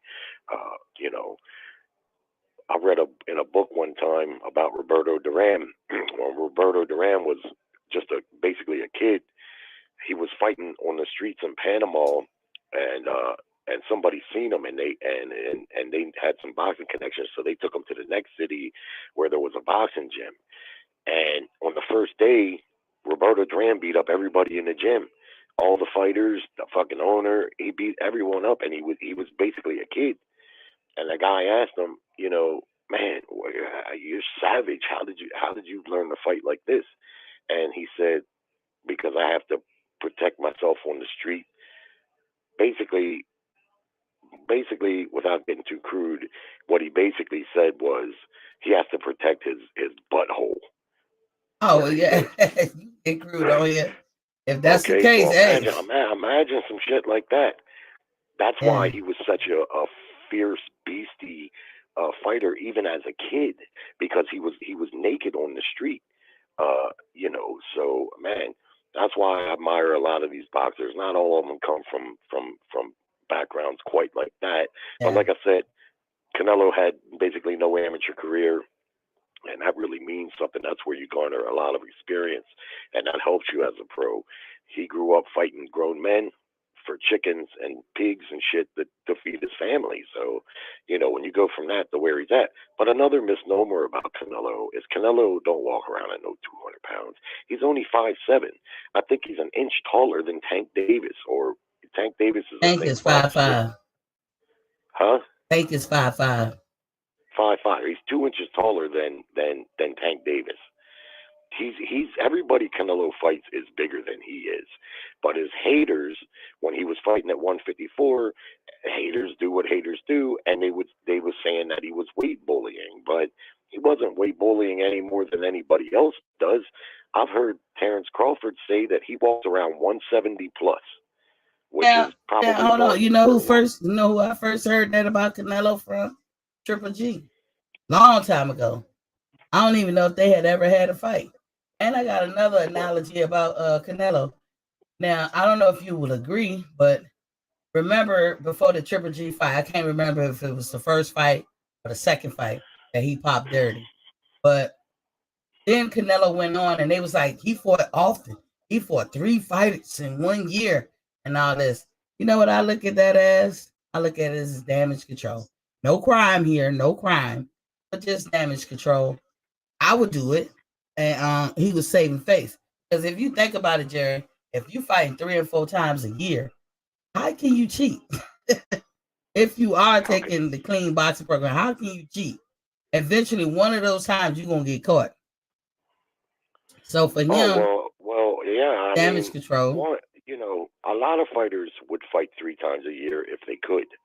If you can cash 3 paychecks like he cashes 3 times a year, why not do it? Especially when you're in your prime.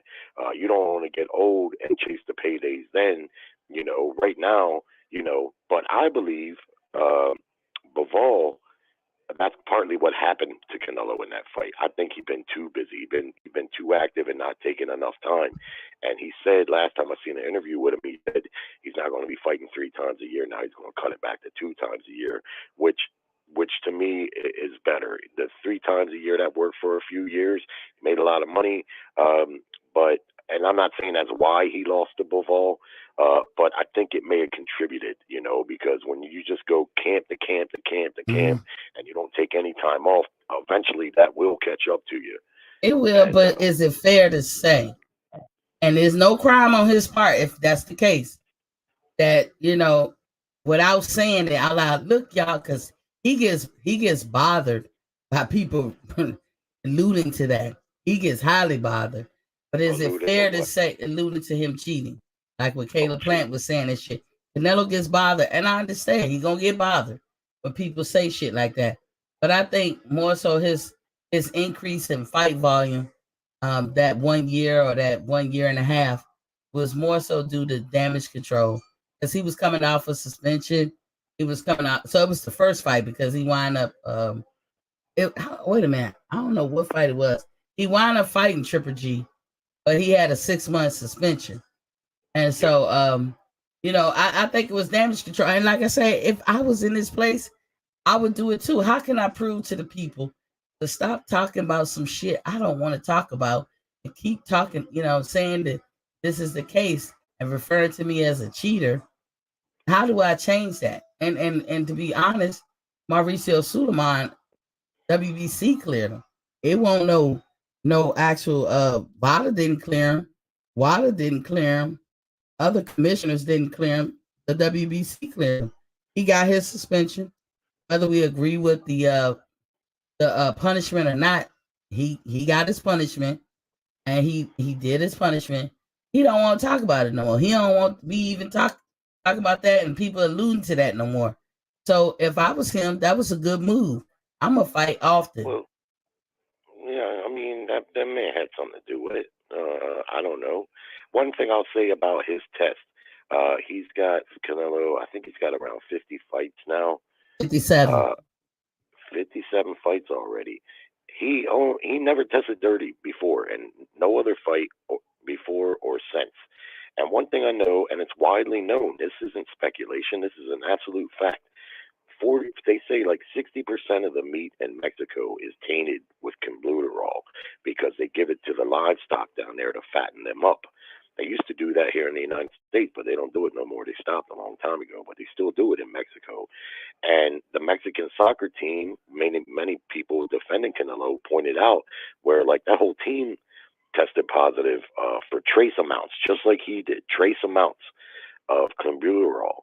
Now, it very well could have been, he might have been by his mama's house and mama was cooking up some mama home cooking and he had a couple tacos and that very well could be true that it happened that way. But the problem is when you're a high dollar athlete, like Canelo is, you don't get the benefit of the doubt because people will say rightfully, look, you know that meat is tainted. And you know that, and you can afford to buy the best beef and have it shipped in and stock your mom's fridge and your fridge and everybody's fridge. So you don't get the benefit of the doubt. You tested dirty and you That's know. it. Yeah, because he knew about that shit before. You know, he ain't the first. Yeah, he knew about it. He ain't the first person that fell victim to it or whatever. Exactly. So you're right. Yeah. I would have had me a farm where I had people slaughtering my meat and shipping it just to my family. He got enough money to do that. Yeah, he's easily got the money, and that's what his detractors. Back when it happened, I remember reading a whole bunch of people going back and forth on it. If I had to bet, I would bet that yes, he probably took it. But what my understanding, clenbuterol is a diuretic. It's not so much a performance enhancer. It's a diuretic to help you lose water weight. And according to Freddie Roach, it's a very antiquated diuretic, and he laughed when he heard Canelo tested for that because Roach was like, why the fuck would he even take that? They got legal diuretics that work better than that, you know what I mean? So, you know, the truth is out there somewhere. I kind of lean to he probably took it purposely because like we talked once before, I know almost, I ain't going to say all, but a whole lot of these fighters take stuff. They just do. Yeah, I believe that, but you know what too? Part of your boxing job is making weight. And if you can't make the weight, that's part of the fight. So if you can't make it, you lost. But there's legal diuretics too. You know, there's plenty of diuretics that WADA and VADA do allow. And they've gotten more and more advanced, and they're, you know, according to what Roach was saying, they're far better than clenbuterol. That's like an antiquated type of diuretic. I don't really know enough about that bullshit to really know, but what I do know is if you look at a list of fighters that have tested positive over the last, you know, since the performance enhancement era, it's literally a who's who of boxing. I mean, you know, James Toney, Shannon Briggs, the list just goes on and on. Fernando Vargas, Big Baby Miller. I'm not going to be able to think of all of them, but there's just tons and tons of guys that have tested it, and a lot of the ones that didn't test dirty just didn't get caught. You see what I'm saying? Yeah. They've been lucky. They've been cycled off of it, you know, and they just kind of been lucky, or someone got paid to keep it quiet. Even Roy Jones has a failed drug test in his past. Yeah. Well, I agree with you, Jared, on that one. You know, like Pacquiao, I believe, you know, he was sipping some syrup, but I can't prove it. And I'll say this: I won't hold him to it because he didn't get caught. He didn't get caught, but that don't mean I don't think about that when I think of him. Right. And the whole thing's a scam, really, because Mayweather fought in Vegas, a big reason that he fought in Vegas is because he was able to get hand injections there that are banned pretty much in all the other major commissions. They're legal in Vegas, but they're illegal elsewhere. And so, it's not like he broke any rules, but like I say, if you look at that snack program and Victor Conti was the steroid king. He knows all about legal steroids, and he knows even more about, the illegal ones, and he knows even more about the legal ones, the ones that the commission do allow.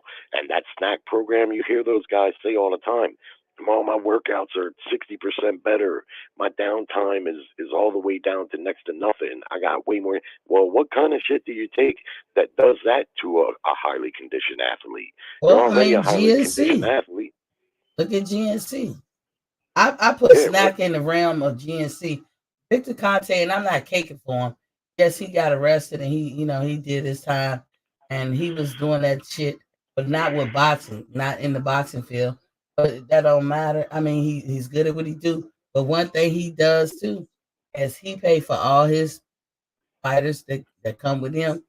He paid for them to have VADA, and he promises that. Yeah. If VADA don't catch it, he's on the other side of the hustle now. Yeah. When he was on the illegal side of the hustle, everything was going good until he got caught. But then, like a smart pimp, he said, "Well, now I'm just going to play by their rules and work it from that strategy." Puts a nice little snack, little monogram on it, and now he's just using the drugs that they allow.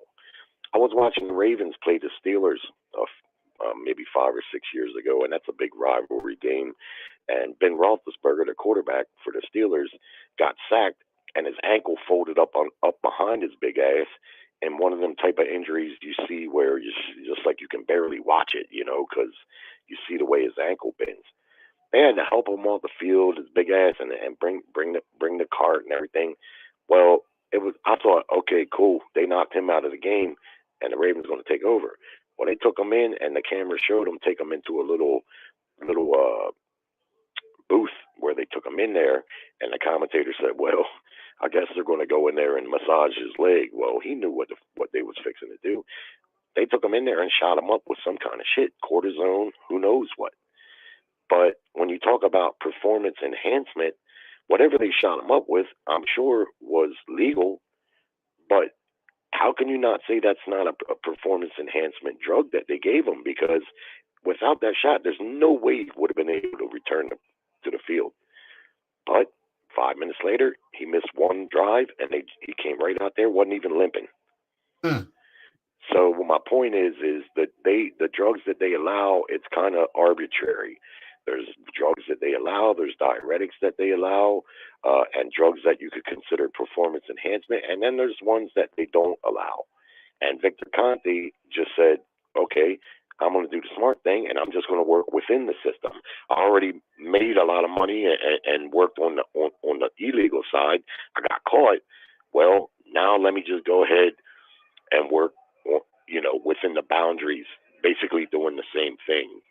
My point overall is a lot of these fighters, a lot of them, and like I say, ones you wouldn't even expect, like Shane Mosley. I would have never thought Shane Mosley, he would have been the last guy I would have said, would do something like that. But, Shane admitted, he's one of the few guys that admitted to using the clear and the cream. And, you don't hear him talking about it a whole lot too much anymore unless someone pops up dirty. But just like with Manny Pacquiao, I can't, like you said, I can't say for 100% certainty, but I'm pretty sure, Oh, yeah. Yeah, you don't go from 115 pounds to 148 pounds and knocking out big ass welterweights, and you could see his body, his head swole up. Yeah. And I love Manny. I think Manny was a hell of a fighter, and I think he would be a hell of a fighter with or without steroids. But I just seen the change in his body and the size. Yeah. And we all know he didn't want to take the test. Mayweather, yeah. But that's what it is. Like, they gonna pay for this shit. All the guys that do that, they'll pay for it later. When you see them guys blow the fuck up, like right after they retire, you know that, and they stay small the whole time that they was fighting. Yeah, that's one. Some people are very creative with it. You know, part of the boxing game is, can you have conditioning? Can you have stamina? Can you weather the storm? You know, can you take the punches? You know, this is all part of boxing. That's what makes it great. Did you do enough in the gym and the road work to do what's needed to be done to get the victory? And that's what we want to see. You know, y'all, they doing stuff that the average person cannot do. I'm not getting up there and running no 5 miles, no 8 miles, or nothing. Or nothing. Look at Sean Porter. He rides that bike up through the mountains. Yeah, he's crazy. You know, like in the desert and shit, like where the mountains are real big, and he rides that bike up the fucking mountains. You know, Terrence Crawford been doing that lately. He did 20 miles. I heard. I was like, God damn. You know, especially if you ride a mountain bike. This is what I noticed. If you ride a mountain bike instead of a street bike, like street tires type bike, that work is hard on that with that mountain bike. Even if you're riding in the streets, that's some hard work right there. Bike riding is real good exercise. I was in the bike riding not that long ago, and because when you get on the bike, unlike say running, which is hard on your knees and your back, the bike is not quite as hard on your joints. And plus, after you're on it for a little while, it's like you're a kid again. It's like you wind up riding several miles and not even thinking about it. You know what I mean? Till you get to a big ass hill or something. And it's like, I can't walk up this bitch.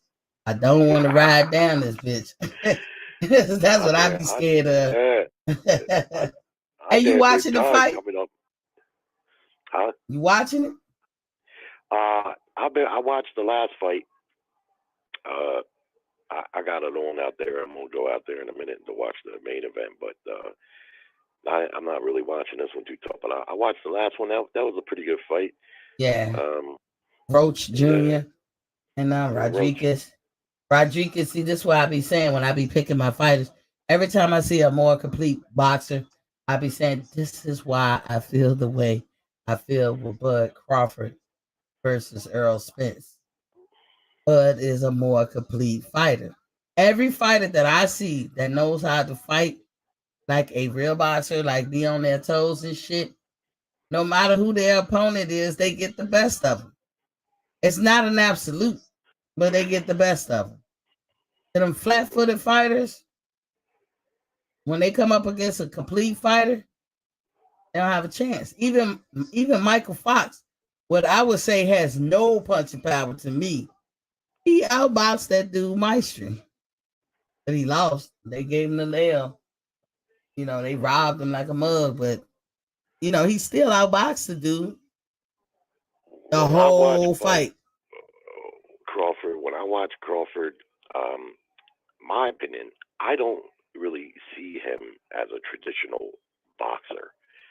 I rarely, and maybe I'm missing something, but I've seen a bunch of his fights. I don't really see him get up on his toes or utilize a lot of lateral movement or flick out the jab and try to work with some speedy combinations and the traditional things that boxers do. When I see Bud, to me, his two best qualities is he's an opportunist.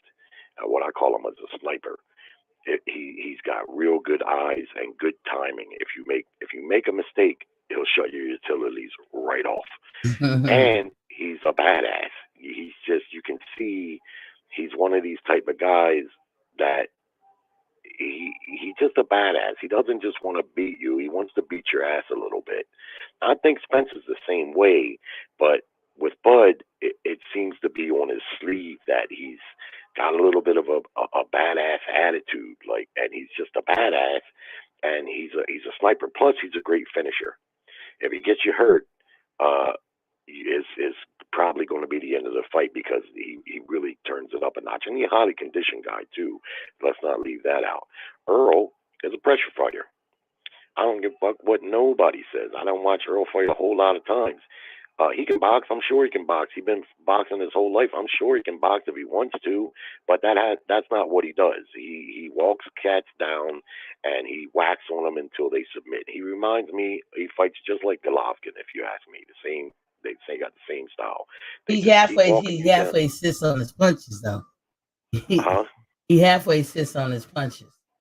This guy Rocha is turning this guy Barone up. Turn his ass up. Now, I don't blame Spence for doing what he does because until someone can make you do something different, why not do what it is that you do? He's a big, strong guy, and he's got that advantage over most of his opponents, and nobody's been able to make him box. So when he fights Bud, if they ever get the fight made, what I see happening is Earl Spence is going to do what he does. He's going to walk forward and try to whack on Crawford, and that's going to give Crawford plenty of opportunity to land that sniper punch. And a lot of people don't think so, but I think Bud, he can fight on the inside too. He doesn't look to do it a whole lot, but he can do it. I guarantee he can do it. I don't think that's his fight against Spence. He'd be playing into Spence's hands at that point. But you know what, Spence? ain't no way. Spence don't There lean. ain't no He way doesn't he's gonna lean let properly. Spence just walk him down. He not. Spence don't lean properly. You know, there's a way to lean in boxing that makes you appear to be real close, but you're not really. And that's how they do their full counters and stuff. I don't know what it's called, but you're not supposed to lean so far.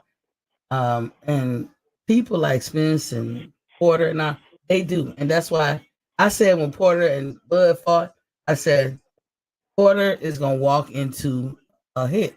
And you're right. Bud got that sniper. Them hooks is off the chain. His hooks right, left, whatever, and they fast. And they come in sometimes like a straight, but then they turn into a hook. And he can hit you from a short distance, hit you hard. Yeah. So that leaning forward, walking forward, because Spence is one style, like you said, you don't blame him. It works. Ain't nobody been able to stop it. So if it ain't broke, don't fix it. But that's not gonna work with Bud. That's what I see. That's what we're looking to find out, right? Right. That's what we're looking to find out. One of Bud's most impressive victories to me is when he fought Benavidez, the Benavidez brother. Now, he didn't have quite enough experience to be in there with Bud Crawford, but that guy can fight. He's just like his brother. Actually, David Benavidez, big ass, is his younger brother. The welterweight Benavidez is the older brother, and he can fight. Him and his brother, them guys can fight. And Benavidez had good range, and he gave Bud a few problems early on. He was catching him a little bit, which is okay because he's a good fighter.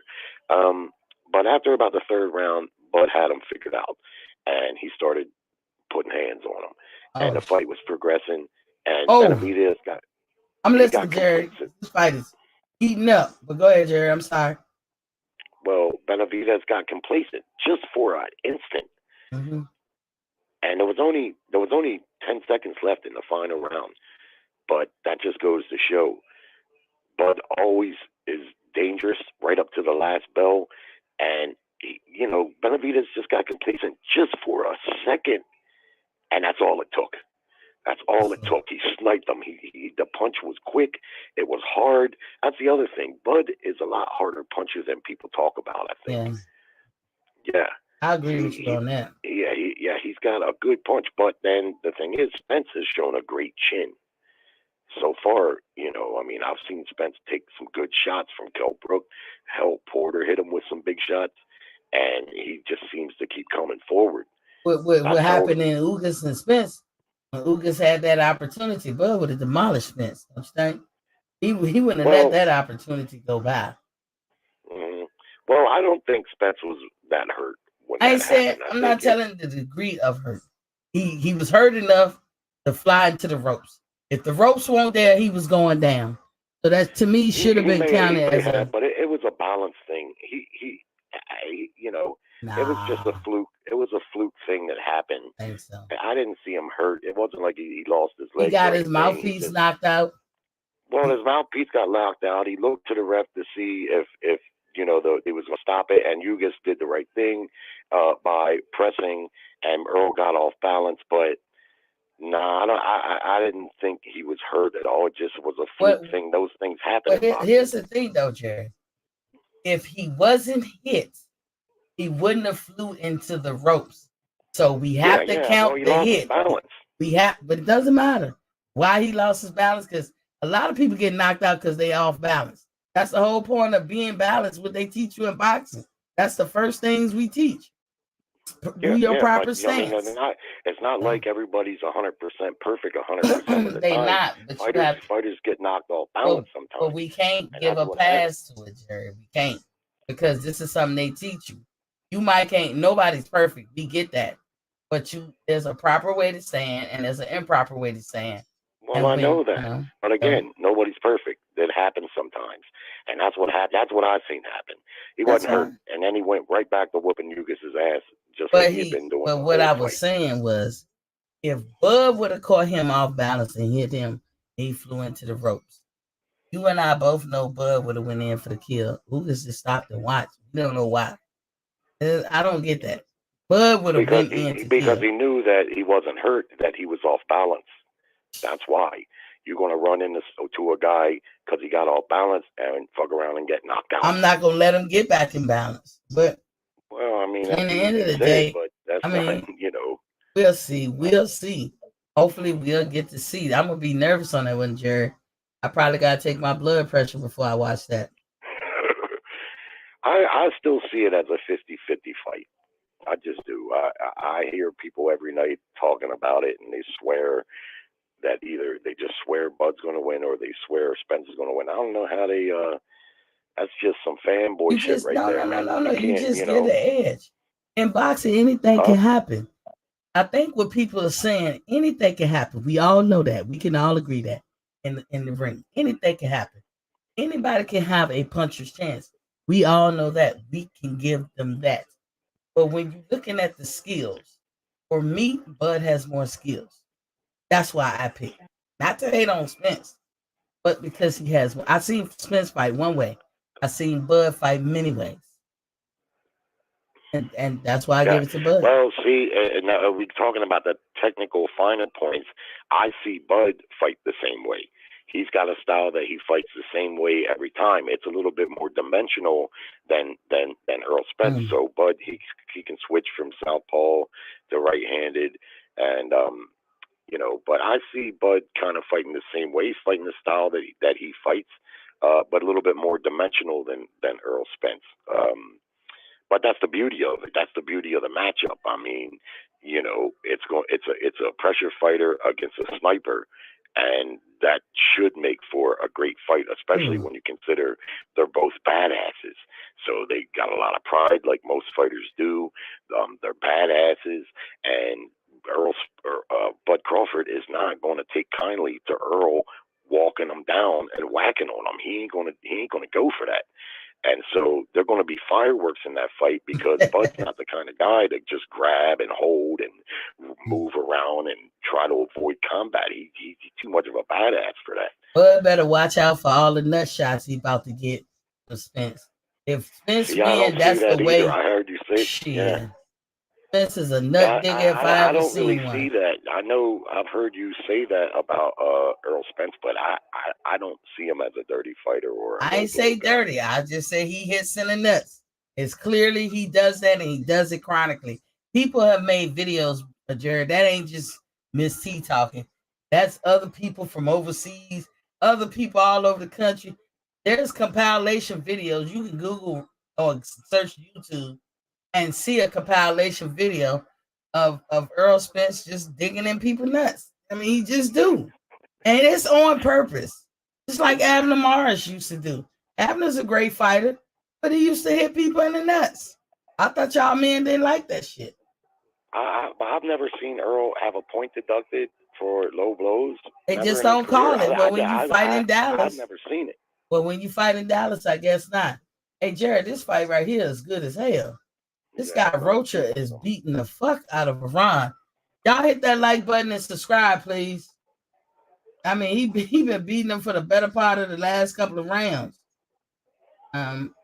but I guess he couldn't get. He working on getting them out, but I mean they trading and stuff. But that dude Ryan seemed like he had to go in protect mode. Like he this guy Rocha is he's more aggressive. What weight is this fight? Oh, that's a good question, Jared. I'm thinking 140 at least. I don't know. To be honest. Oh yeah, he turned this dude up. Like this dude, Rocha just hit the dude in the nuts, but you can tell he didn't mean it. I know, Jared, that those things gonna happen. They are going to happen, but some people do that shit on purpose. I saw Earl several fights dig down and nut shut like a motherfucker, then come up, and of course he gonna knock you the fuck out. I thought y'all told us, because we women, we don't understand the pain. Let me say this: we understand it. We believe y'all when y'all say it's pain, but we can't relate. So I thought y'all men understood that. And when you seeing a dude constantly, chronically going down like that, and it's not an accident. I can't comment on it because I never heard anyone really claim that about Earl Spence. I don't see it when I watch him fight. I know he punches to the body. I don't see the chronic low blows.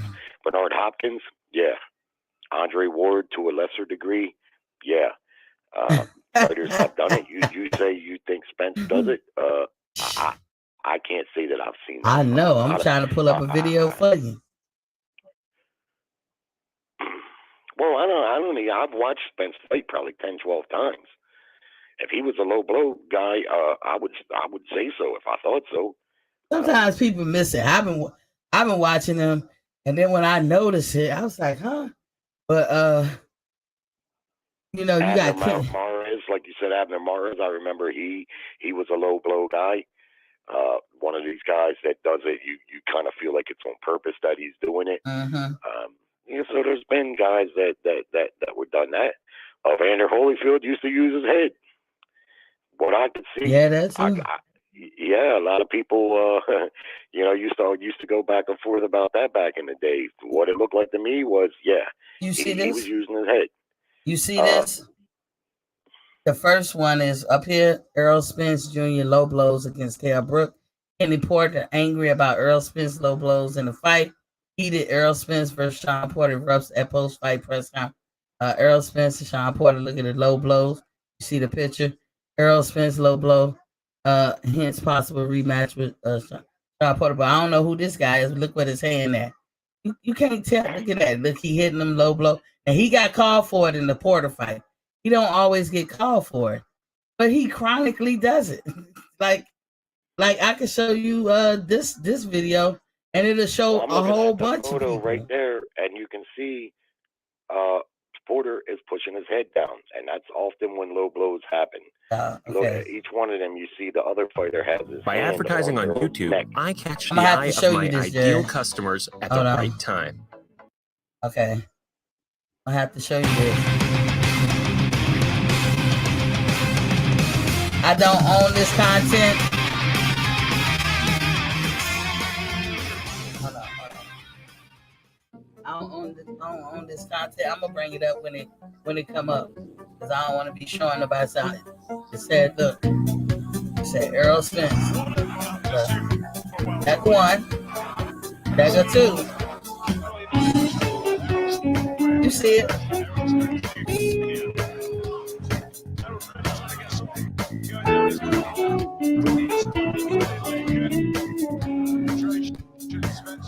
See that? 1, 2, back to back. How you make that many mistakes?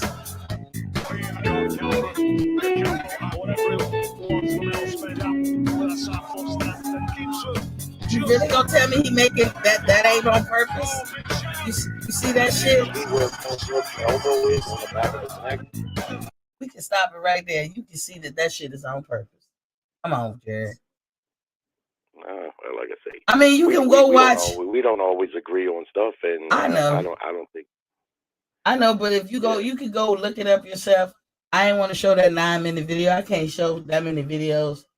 I don't want to get dinged on and Yeah, I mean, I got issues with edited videos and still photos. A lot of times they're misleading. They're set up and edited to make you think just what the provider wants you to think. I'm not saying he's never thrown a low blow. Of course, I mean, he's been in a lot of fights. There's a lot of punches thrown. Sometimes punches are going to go low, especially if you go to the body. I don't see him as a dirty fighter. I guess said, that's what I'm saying. Him or Bud. But I think that's a tactic for him. As much as he hit low blows, I'm surprised that people don't come back and do him. When I see a fighter hit low blow and come and pull your hand back and come back in the same spot chronically, like, you know, I've seen him do it 2 times in a row. Like bam, bam, you know.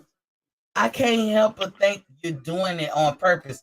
If I can count over 10 low blows in the fight and it's all coming from you, I can't help but think you're doing it on purpose. So when I watch Errol Spence, I watch the low blows, because usually after the low blows is when he gets your ass, when he really hurts you. And I mean, that's just the way it is. I mean, I don't know why he does it. I can't call it an accident, because I've seen many fighters that go the whole time. And Floyd Mayweather throws elbows. But people headbutt him, they do a lot of stuff. Elbows, I don't get too hot with it, not because it's Floyd, but what fighter don't throw elbows? But when they call Floyd on it, I would never be one to say Floyd didn't throw no elbows. Floyd is innocent. I won't say that, because Floyd does that shit on purpose. But low blow, based on what the average guy say that feeling is, I don't get it. Well, here's the thing about a low blow when you're wearing a cup. If you get hit right on the cup, that really doesn't hurt that bad, because the fact is, it's a very thick padding there. The low blows that are more effective are the ones that land right above the cup or right to the side in the groin. And that's where he hits. Like, yeah, because like when you get hit right on the cup, it's a protected area. It looks bad because, you know, it just looks bad. But a far more damaging legal blow is a rabbit punch. That's far more damaging. Yeah, that's worse too. Yeah, I don't like fighters that do that neither. That's why I don't like Josh Taylor, because he wouldn't hesitate to do it. I just feel like European fighters do it. Yeah, I just feel like you gotta, with the Europeans. Gotta disregard for human life. I just don't like that.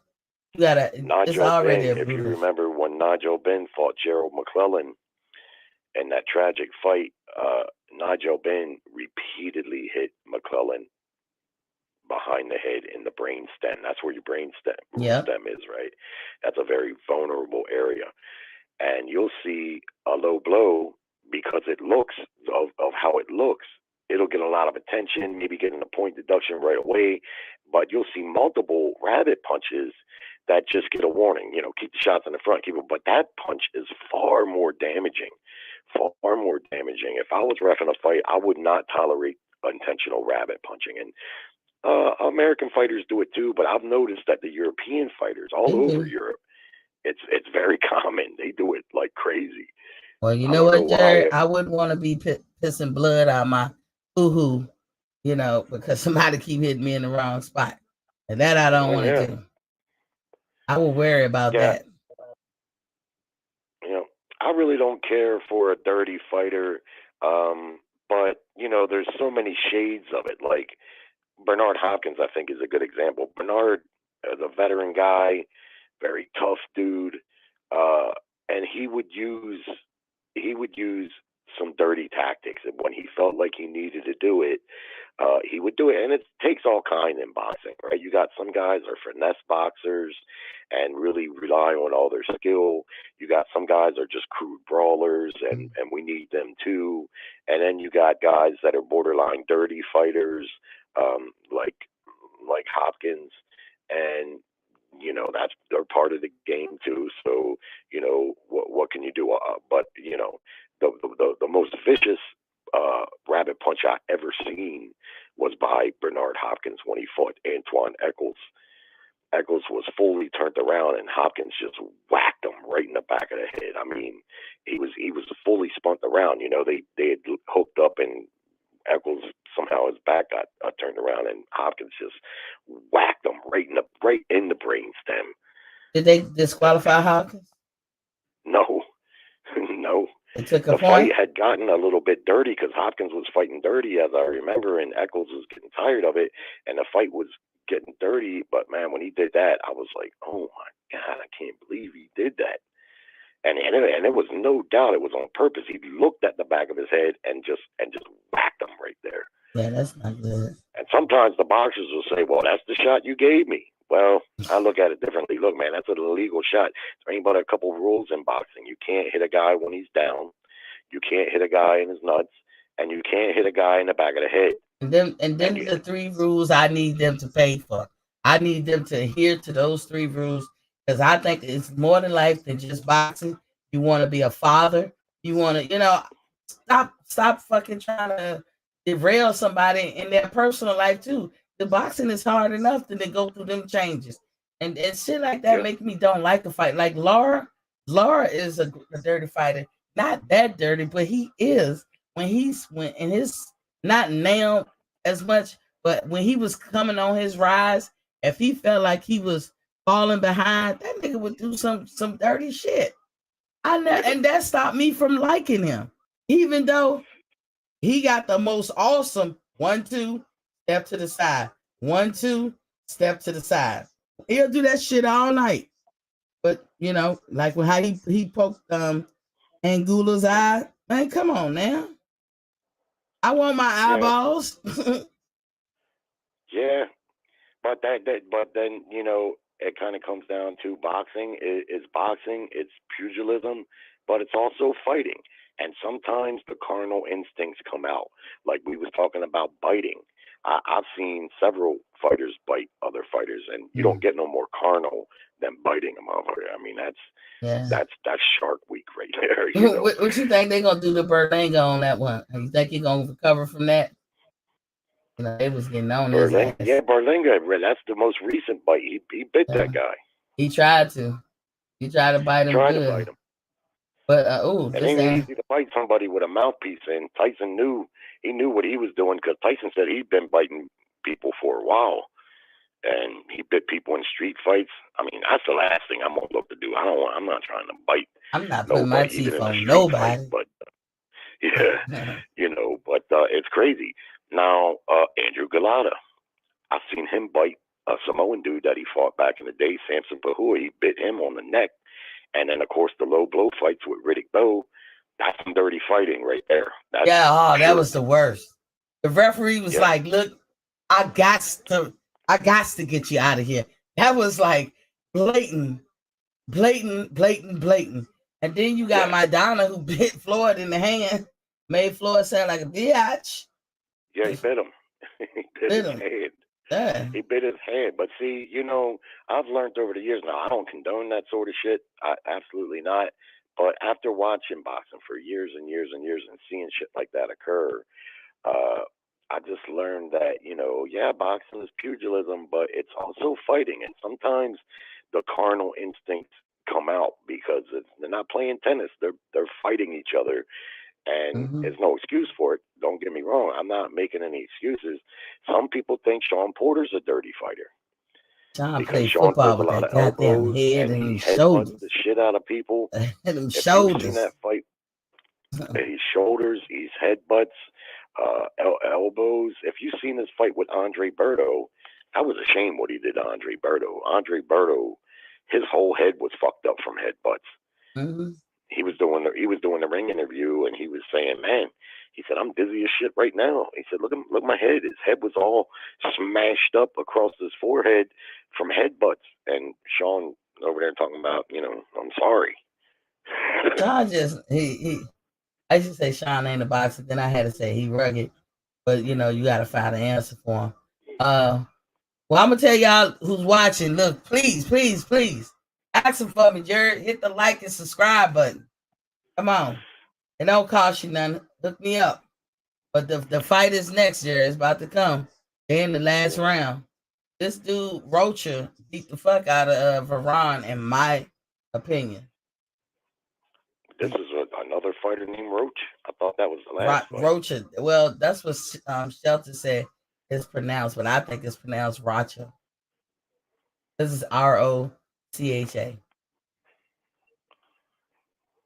But Rocha, whatever his name, from Mexico. He got the Mexican flag on his Yeah, shorts. I ain't never seen neither one of these guys before. This guy Rocha is the one who just beat up Blair Cobbs.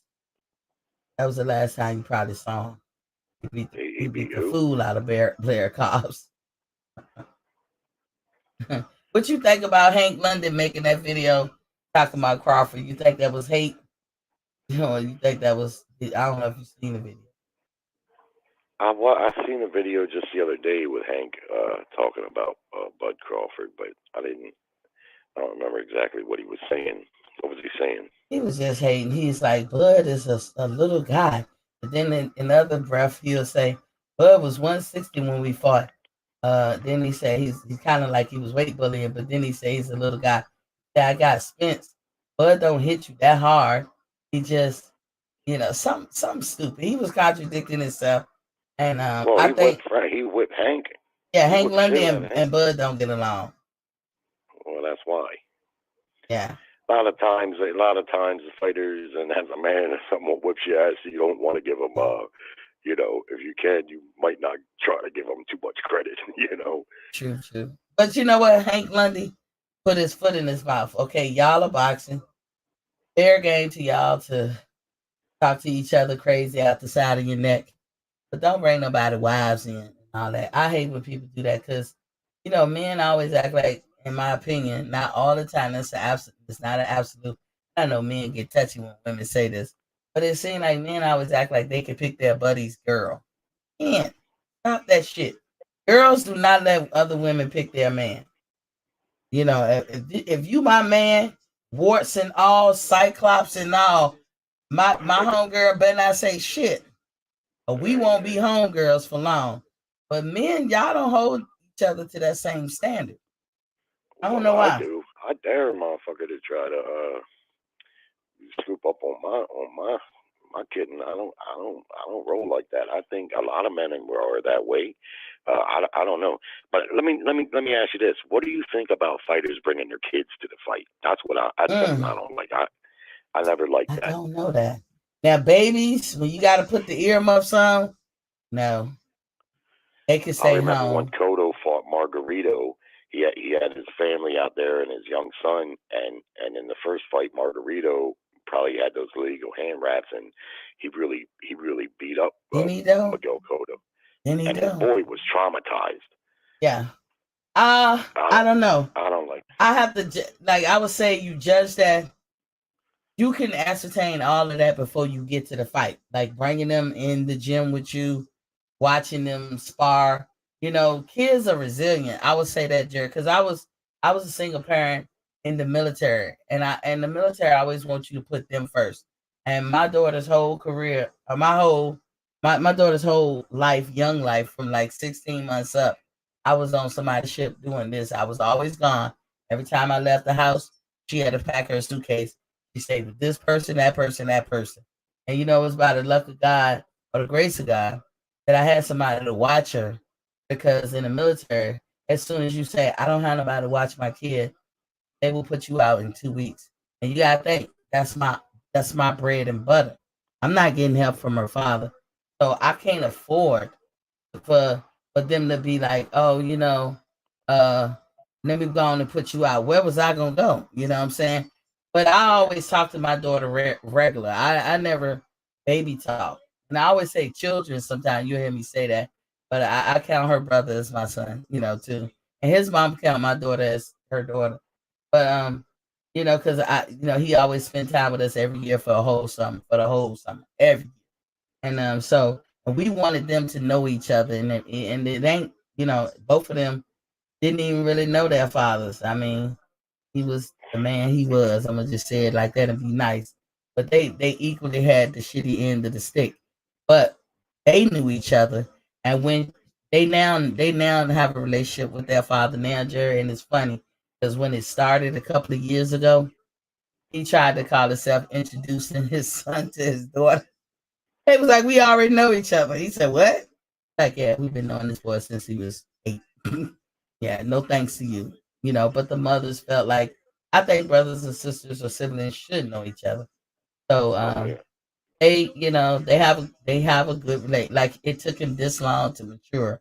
So they kind of having a good relationship with him. They were at least a talking relationship, and they going to meet him and stuff. But growing up, I just look at it like, my children. I took my when I'm gonna call him my son, but I took my son to the boxing gym with us when I used to coach and shit. And I tried to get him interested, but it wasn't his thing. He's in the military now. My daughter, it definitely wasn't her thing. But I talk to them regular. So if it's something they can handle, and for my daughter, I feel like she can handle a lot. Me being in the military, her only parent that's consistently there and always I certainly gone. agree. I'm sorry. Yeah, I'm that's sorry. all. Go ahead. That's all. I was always I gone. That's certainly it. agree that children are resilient. No question about that. But I do think there's a difference between certain scenarios, like the Kodo fight. Uh, he was a little boy, and that's his dad, and he adores his dad, and his dad was getting beat up. He was bloody. He was bloody. His face was bloody, and round after round, he was getting beat up. To me, I don't think little kids need to be exposed to that. It's one thing if you take the kid to the gym and you got him sparring and playing around with the other kids in the gym, and that's fun. But to watch your father as a little boy get beat up like that, and the little boy was traumatized. They showed him in the audience. He was crying his eyes out. He held it together for a while. It's fine and dandy if you win and you're winning the fight and you're not getting beat up. But too many times, I just think these fighters, I don't know.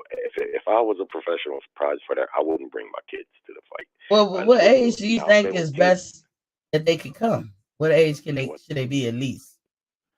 what age can they come? Yeah, what age would you suggest that they be? Yeah, I would say 13, 14, somewhere in there. Somewhere in there where they might not be so traumatized by it. I know the most traumatic event in my life, one of the earliest memories is my dad. My dad was a piece of shit, and he used to beat my mother. And one of my earliest memories is hearing my mom scream and my dad, and that traumatized me as a little kid, because that's you little kids, they don't know how to process shit like that, and I just that's something that bothers me anytime I see it. If it's young boys, young girls, 14, 13, something like that, but not the little kids, not the 5 and 6 year old little kids. They don't really know how to process that the Yeah, same way. You know what I mean? They just see their dad getting beat up, and that little boy. I mean, it was heartbreaking for me to watch it, but I see it all the time. I Um, feel you. I feel you. I don't know what it yeah. is. It's like these athletes bring their kids to their work, and Well, let me ask you this about Deontay Wilder. Do you think Wilder should come back?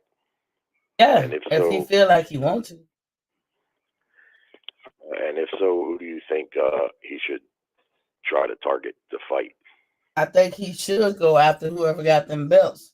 But I do agree in fairness, as I said before, for the life of me, can't understand this Wilder country over here.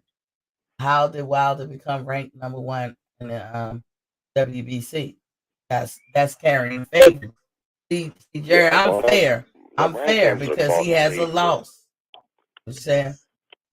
Yeah, but that's like I always tell you, rankings in boxing are and have been for the longest time. They're bought and paid for. That's fine, Jerry, Just but we are literally the bought and paid for. but that doesn't If make us as the boxing fans comfortable when you present it like it's a fair up and up thing. And I'm just going by the I know that they're gonna do what they want because I think Deontay won the first and third fight. But it is what it is. In the end of the day, the record says he lost. I don't know how you put him having a loss as number one rank in the WBC, but I feel like if you do come back, fuck the WBC. Go somewhere else. Go get in somebody else line because the WBC ain't did no justice. They just didn't. Everybody, all of them had a hand in. They needed Wilder to lose. It was better for them in their mind, money wise, for Wilder to lose. And Tyson Fury was just the man to do it. I don't think they really favor Tyson Fury. He's not their favorite belt holder. You know, I think if they could wish they could pick somebody else, they would. But Tyson Fury was probably the only one that could get the job done, fair or unfair, and so that's who they roll with. But look at Tyson Fury now. He'll tell you. I don't think the WBC wanted Wilder to lose. Why they let Wilder, he held on to that belt the whole time he was champion, and they basically lined up a bunch of easy fights for him. He got favored with the WBC, and that's why he still got that high ranking with the WBC, because he still gets favored with them. But that's the thing about boxing, and you know it, and it's just as well as I do. Boxing is corrupt. If you're a money guy, they're going to keep you ranked high. It's just how it is. I learned that years and years ago. When I was dealing with those cats at HBO, one thing I can tell you is the rankings, they're bought and paid for. Well, I would tell you like this. AJ can garnish some money, and whoever AJ fighting, that's going to garnish money. But other heavyweights ain't making no money. And if Wilder come back, he should leverage that. Because you know you're going to make your bread with Wilder. So he should leverage that. Well, of course, that's the only way he should come back. Of course he's going to leverage it. AJ is a big earner, and he's going to stay ranked. He can get knocked out, he can get beat, but they're going to keep him somewhere close to the top. It's really about the relationship between the promoters and the sanctioning bodies. And like if the WBC works with Bob Arum a lot, they're going to keep Bob Arum's fighters ranked in a position, in a good lofty position. And a good example, and you might not agree or want to hear it, but Devin Haney. Devin Haney was the WBC number one ranked contender, hadn't beat nobody. This was before he beat Linares, who was old and coming off of 2 losses, or Gamboa, who was even older and coming off of a KO loss. Devin Haney hadn't beat nobody, but he was the number one contender. George Kambosos was the number one contender for Lopez, and who had he beat? Well, you know what? He hadn't beat nobody. Not that we know of, but Bob usually aligned with the WBO. You know, you sound like Bob Arum, Jerry. We be thinking y'all cousins. When you was on the other day, my boy Q said, "Are you Bob Arum? Do you work with Bob?" You sound like him. Well, Bob Arum has the best relationship with all the sanctioning bodies. All the sanctioning bodies work with all the promoters to a degree, but each promoter has their one sanctioning body that they work with the most. Bob has the best relationship because he's been doing it longer than anybody, you see, and he's got the biggest stable, and his fighters fight on the biggest format on ESPN. So you see his belt holders will be WBC, WBA, you know. You know, his real person is WBO. I think you got to start with WBO and then go for the other. Yeah, they all have their main business partner, and that's what they are. They're business partners.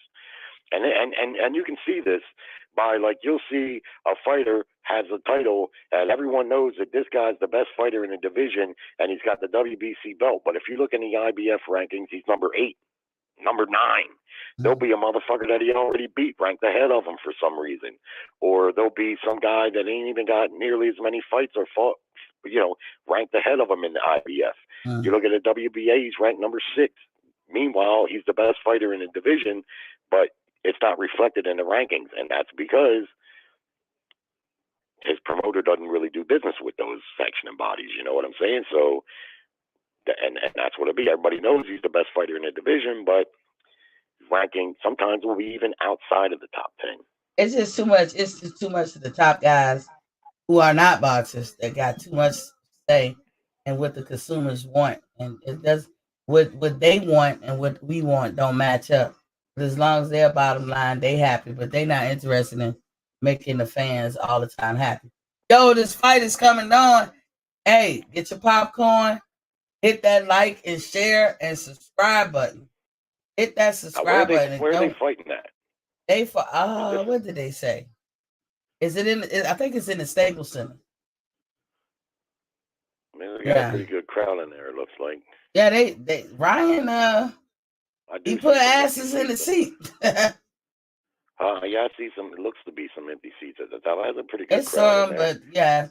But that's the Staples Center. It's huge. So if Ryan can gather 12,000 or a little bit more, that's gonna be a win-win for him. And I think he could do that. I think it's more than 12,000 people in there, just what you're seeing. I'm sure on the other side of this camera, because they looking at Sean Porter and these people talking. On this other side of the camera, there's probably ain't no seats. Because I've been in fights where they have that little setup and there's never nobody on the other side of that camera. So he probably sold out a portion, half maybe or less. We're gonna see. Well, I went and seen Tank Davis fight in Baltimore City, and they said it was sold out, but it wasn't sold out. Yeah, the top 20% of the arena was empty. So whoever Shakur Stevens it was sold out. Shakur Stevens too in Atlanta. I went to that fight. Shakur Stevens fight was not sold out. I would say at best. 40%. That's the case a lot of times. And see what the promoters do is they buy the remaining tickets so they can bill it as a sellout, and then they write that off in their business acumen. They write it off. You dropping nuggets. But that's been going on forever. That way they can say the fight was a sellout. Hey Jerry, when you was connected with the HBO executives, what was your job? How you get in that? How you get in that group? Why didn't I get in? I said, how did you get in that group? Oh, it was relatives of my wife. Yeah, distant relatives, really. I mean, we was married for years before I even found out about it. The one guy, he's dead. The other guy, he doesn't work. HBO don't have boxing anymore. He works for ESPN now, but I don't think he works in the boxing part. So did you know Jim Lampton and all them? Nah, I didn't know. I didn't know him. Nah, I didn't know him. I really didn't know them guys that well, but I would get on the phone with them sometimes, and they would tell me stuff, and they told me stuff that you wouldn't even believe if I told you. But just spill it, Jared. Spill the tea.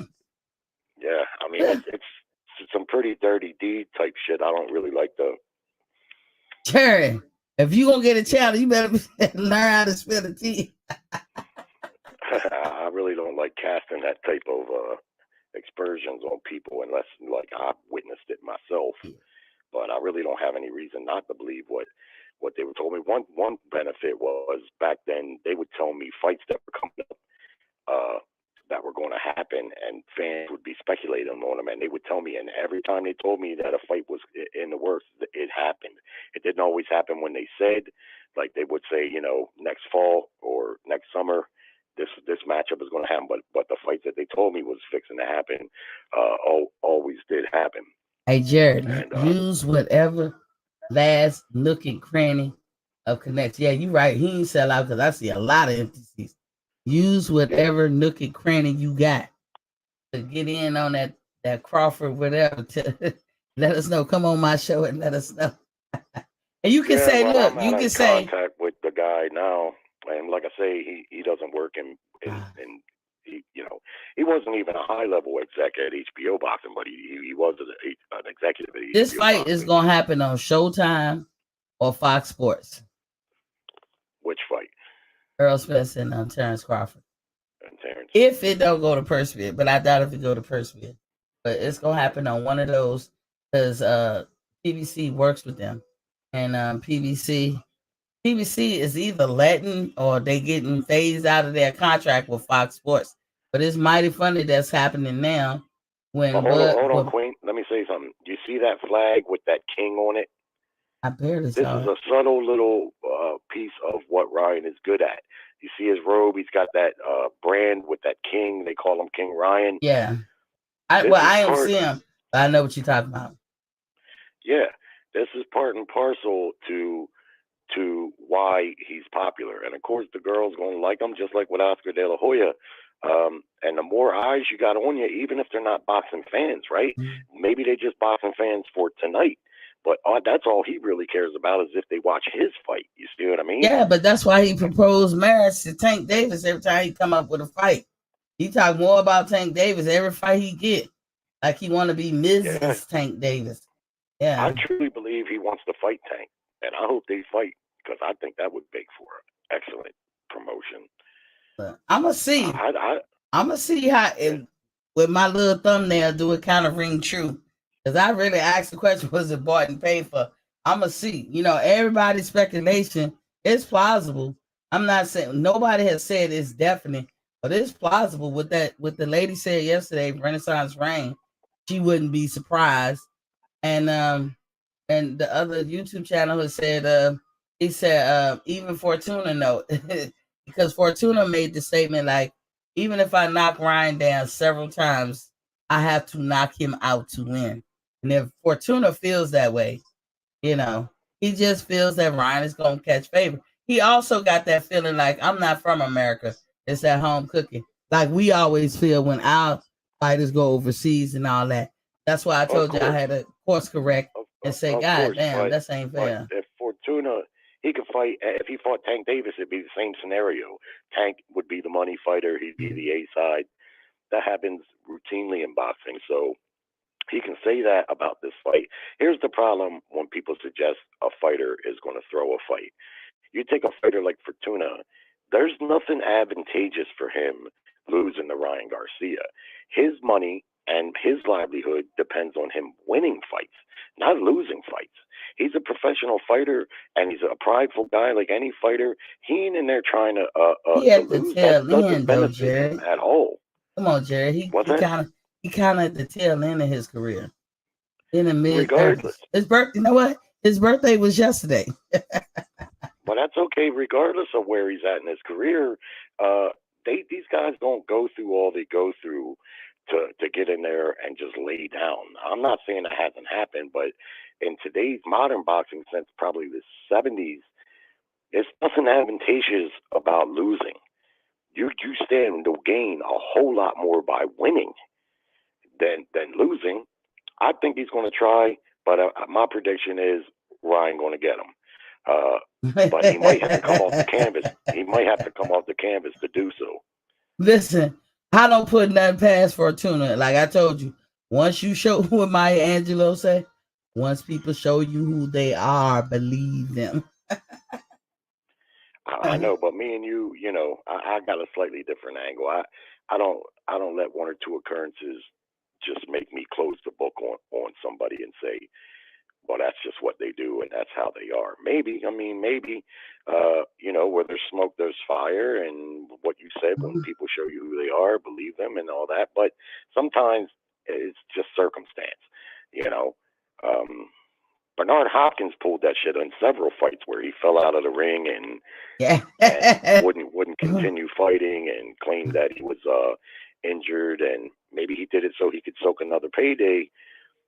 Who knows? I don't know. But we're about to find out here what Fortuna's we about to find out. Y'all hit that like button. I keep asking for it. Hit the like button and subscribe. That's the only problem about having your channel, Jerry. You have a lot more people looking, but they don't subscribe. You be begging, but I hit the subscribe button, please. Look how big that motherfucker looks, man. He big. At 140. He big. He looks like a junior middleweight to me. I don't know how the fuck these guys get down to these weights. I don't know what they doing. And let's say, but Jerry, there's a way to get down real quick. There is a way. I actually have a health channel, and I talk about that because, Jerry, I had thyroid cancer years ago when I was a youngster. Look at rolling.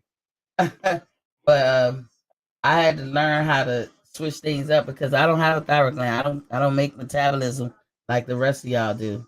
And so I tried everything. I was in the military and couldn't control my weight. I wasn't 500 pounds or nothing, but I just couldn't control my weight. I was, under 200 pounds or whatever, but I was pushing the limit. I couldn't control it. And it was because I don't have a thyroid gland, and I had to figure out a new way. And I found it, but once you lose an organ, you're handicapped for life. It is what it is. Don't cry for me, y'all. I ain't asking for no sympathy. It is what it is. I've accepted it. It's been 25 years dealing with this. But I know how about, because like I told you, I coach. I don't think a lot of people believe me, but I work with mostly kids, but I was working with adults too. And I work with a couple of adults. Some of the fighters out of our gym have fought on Showtime. They weren't big time fighters, but we talked offline, and I gave some tips on how to drop weight fast. You could, I have a program that I could start somebody on, and I can almost guarantee, I'll be like 99.9% sure you can drop between 15 to 20 pounds in a week. And it's not fake weight, it's not water weight, it's real damn weight. That sounds dangerous in a week. No, it's not dangerous. Because if, like I could tell you, like not having a thyroid gland, when I first was having trouble, I would gain 15 in a week. That's dangerous too, right? So, what the doctor be like? Push away from the buffet. I'm not eating that. But when you drop weight, that's when the doctors be, pulling the alarm. But it's not dangerous. It's an easy way to do it. It's very easy, and it don't require you starving yourself, and it don't require you even exercise. You ain't got to do a lick of exercise. Well, that sounds like my kind of diet. Can Jerry, I still drink beer? Tell me, if anybody listening, I got my email at the top, boxingfanstalk@gmail. You want to get on the program? It will cost. It won't break you. You are paying for my services. That's it. You're paying for me to cater a regimen to you specifically. I promise you, in the first week, girls too, especially girls, because we have a hard time dropping weight. It's like our body be anti-weight loss. Yeah, that's exactly what I was fixing to say. Women have it tough because, well, me and my wife's diet, I'll make just a couple of slight adjustments and the weight just falls off. And for her, I feel sorry for women in that regard. Nature made it to where they carry more fat, and it's difficult. They gotta do way more just to lose a little bit of weight. Well, the regimen, like if you're going by just exercise ain't the only way to lose weight. So if you're just going by exercise, a man and a woman can do the same routine, play by play. But a man gonna see results starting in 2 weeks. A woman gonna see it in 8 weeks. But the problem is, Jerry, by that time your mental is crushed because you're seeing him having success. You are busting your ass trying to keep up with this dude in 8 weeks. And by the time 8 weeks get there, you're done with it. You're like, I'm over it. I'm putting myself through all this shit and I'm not getting anything out of it. But if we could be patient, but that's easier said than done. If you could be patient, and after 8 weeks, you're gonna start seeing results like the guy.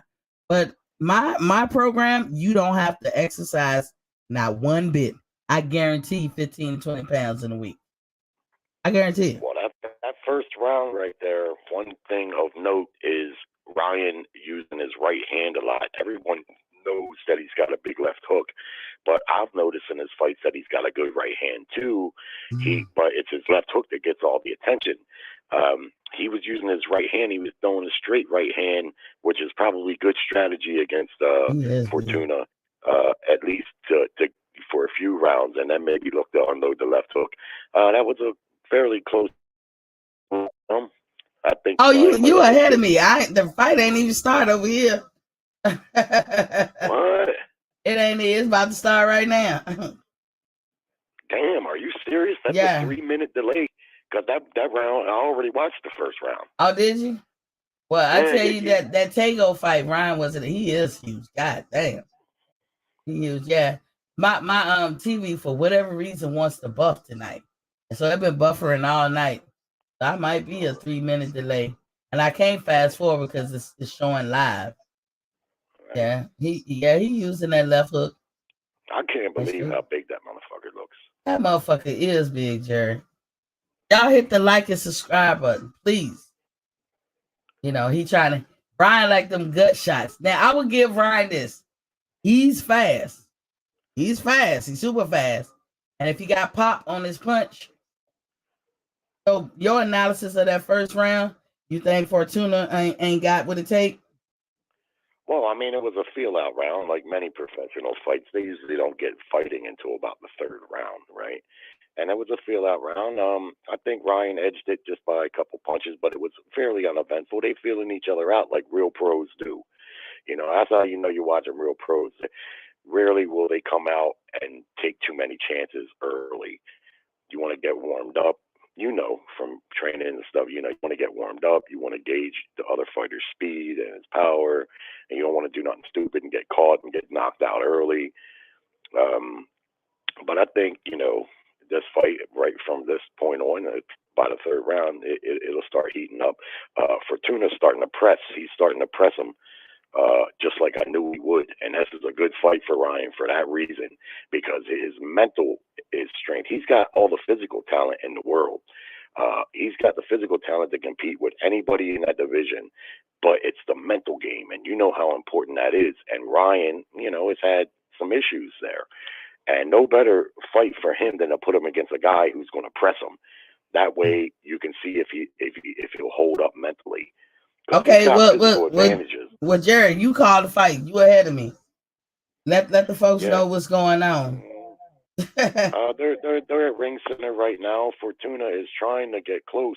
Ryan's got a height and reach advantage, so he's got a little bit better landscape than Fortuna. Fortuna has to make himself a little bit vulnerable, as he's doing right now.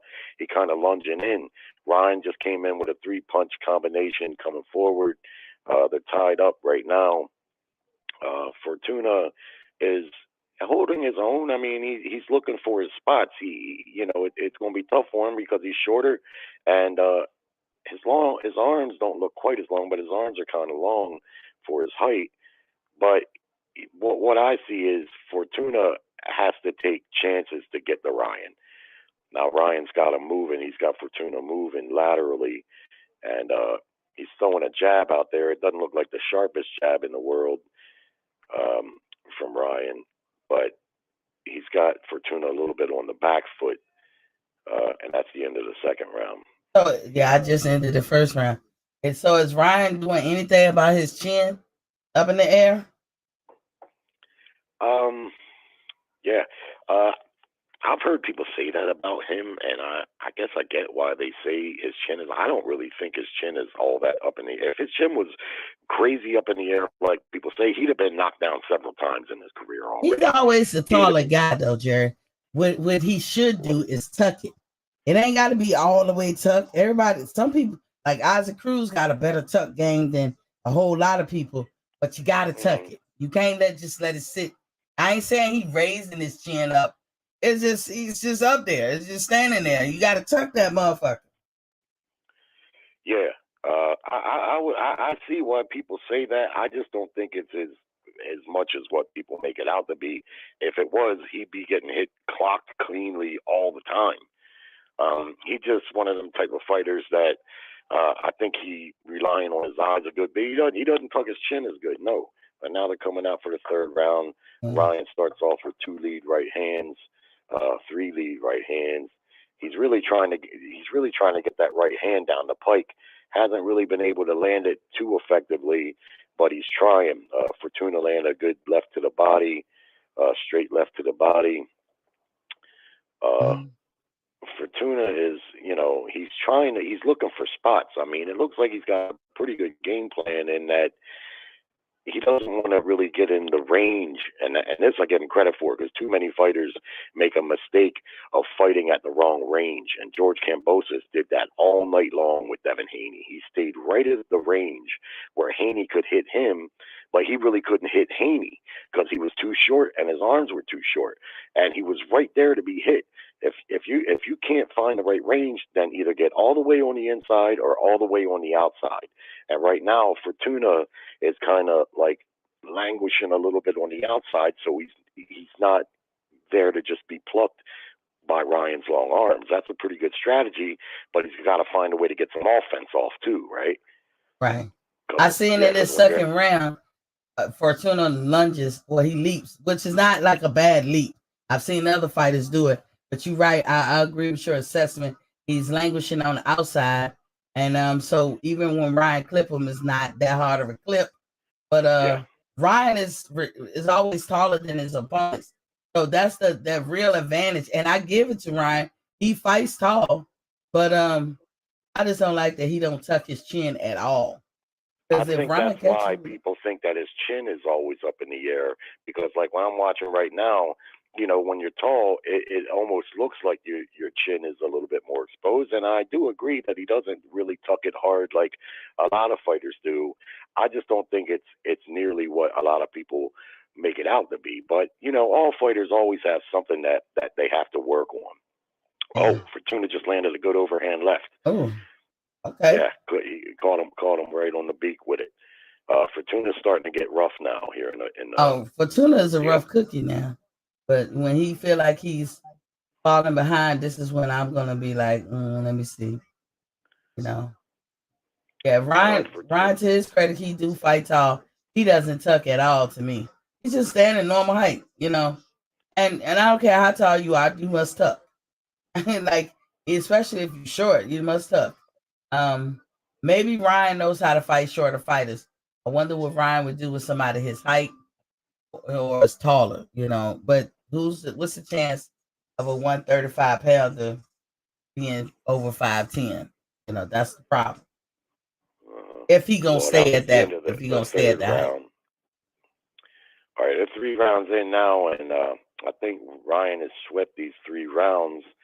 I won't say that he looks super impressive at this point, but I do think he edged those 3 rounds. Fortuna going to need some good corner advice, and he probably going to have to start doing what he's known for, which is pressing the fight. Yeah, and roughhousing. Why not? Because he's not going to outbox Ryan, and some fighters like Whitaker, Sweet Pea Whitaker, he could stay on the outside but still get shots off. He knew his timing and his sharpness was so good that he could stay on the outside against a taller opponent and still know how to get in quick enough to get his shots off and get back out. Fortuna don't seem to have that skill level. Yeah. He on the outside guessing on, what can I do to get in there without catching too much. Yeah, Sweet Pea is a special kind of guy, though. Well, or was. Yeah, everybody not as skilled as what Sweet Pea was, but I use Sweet Pea as a measurement because he was oftentimes shorter than his opponents. I see what you're saying, Jerry. Like in this 3rd round, he do seem like that's a slight tuck. Somebody must have told him, tuck your goddamn chin in. People say that mostly because he got caught and clipped by what's his name, the Englishman. Fortuna. He got caught and clipped, and his chin was up during that time. Yes, it was. Okay. And anybody who knows anything about boxing would have said, "Look, man, if your chin would have been tucked, you probably wouldn't have took that shot like that, and got knocked down." But listen, man, fighters ain't perfect. They make mistakes all the time, and But I see, like, what I see is, he's not going to have his chin on his neck. Now, he's got Fortuna against the ropes right now. Landed 4 or 5 good power shots. Oh, Fortuna goes down from a left hook to the body. I could have told you that was probably going to happen. Damn. I see, I'm looking at the 3rd fight and thinking Ryan got his confidence. And Fortuna got up, but he spit his mouthpiece out. Oh, shit. I think Ryan be popping his ass with them stings, with them jabs. I can see that in the 3rd round. Ryan feels he can hurt him. Ryan feel like he got the advantage over him. But I did say before this fight started, it don't matter what happened in this fight. It don't move the needle for me. They're not even fighting in their division. It's not a title on the line. That's why they can do the catch weight. So Ryan's position will be the same after this fight as it was before this fight. Well, not for me. I got to give credit where credit's due. Fortuna's not a Hall of Famer. He's not a top guy in the division, but he's no slouch neither. And yeah, they fought at a catch weight because Fortuna requested it. And Ryan accommodated it, which was pretty sportsmanlike of him to do so. But if he wouldn't have done it, Fortuna may not have fought, and the whole fight would have been over, and nobody gets paid. So he had probably its own reasons to do it too. Plus, as big as Ryan looks, it probably, I don't know, maybe he doesn't go back to 135 because I don't know, he just looks too big for 135 to me. But Fortuna got knocked down from a left hook to the body. He got up. He's on his bike, but he spit his mouthpiece out, just flat out spit it out. to bide a little time, which is a veteran move. But that's what he did. Ryan's pressing and looking to land that left hook.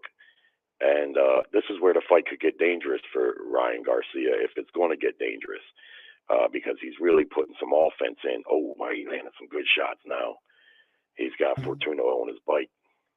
Fortuna's got his hands down. He's moving laterally on the outside with his hands down. That's the 4th round. Now we're going to see if what the girl said last night is true, because Fortuna's down 4 rounds now, plus a knockdown. So he's already well behind in the fight. If he's going to quit or look for a way out, going to be in the next couple of rounds. Well, you know what? After the 4 rounds, they could score for Ryan. I think Ryan got his number, and I'm just going by the 3rd round. You know, I'm just about to start the 4th round. I think Ryan got his number, to be honest. Well, that's what it looks like. I mean, you know, he's 4 rounds up with a knockdown. Now they're interviewing Devin Haney, the champ. He looked good. He's in street clothes, but he looks big too. I can't believe how big these motherfuckers look. Maybe it's just this big TV. I don't know. They look big, Jerry. Nah, because I posted that thumbnail. I said, damn, old Ryan, new Ryan. I was like, damn. Well, see, I always thought Ryan looked big at 135 to me. He always looked skinny. Kind of got broad shoulders, and he's got height, and he's got the type of frame where he's going to be able to go up probably easy to welterweight by the time he's done. Yeah, I think if he fights 20 years or close to it, I even believe he got the stature to go up to at least 154, but definitely welterweight. Oh yeah, he could even go to junior middleweight. Fortuna started out this 5th round, landed a pretty decent right hook. He came out with looks like a little bit of ambition, but Ryan is piecing him up a little bit. Ryan's not getting reckless. And see, this is why this fight for me moves the needle. Not a great deal, not a quantum leap, but this is a good progression fight for Ryan Garcia, because, like I say, this guy ain't going to just fold up. If he was going to fold up his camp, he would have did it that last round when he took that hard body shot and went down from it. He's still in there trying, and that will test your mental fortitude, right? Okay, now I'm working on this guy. I'll knock him down and hurt him with a body shot. Oh, Fortuna down again. Yeah, Ryan is popping his ass. He cannot take his punch. He can't. It's speed killing. Speed is killing him. That's what it is. But Fortuna won't sell out and just get in there and just roughhouse with him. But you know what, Ryan? When I say don't move the needle, I don't expect Ryan to go up in nobody ranking. I don't expect Ryan to be lined up. I even before this fight, when they was like he could afford Cambosos. How? Why? Like I said, I'm not knocking his skills, but it's like putting the cart before the horse. They need to stop that, because when these fighters fall, they fall hard, and you don't want to put the cart before the horse.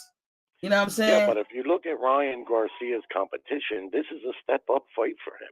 It is a step up, but really on the record books, where it counts, you know, you can say, hey, he has Fortuna on his resume. Move the needle that way. But to be like, he should be, you know, ranked number 1, or, you know, he's ready for the top guys. I guarantee you, if he lost to Fortuna, it would certainly move the needle the other way. I guarantee you that. No, because I don't think it would. I said, for me, it wouldn't matter win, lose, or draw. It doesn't change his status. When he fights somebody, since they give him all these opportunities, he needs to fight somebody that's credible. He needs to get in there with him. I mean, they all do, really. I mean, so does Tank Davis. Truth be told, so does Devin Haney. Devin Haney, it's not like he's fought the best in the division. Yeah, a lot of people did avoid Devin. However, I see Devin, they talking to him. Yeah, he a big dude too. Damn. If you look at all these guys, they really haven't fought a high level of competition.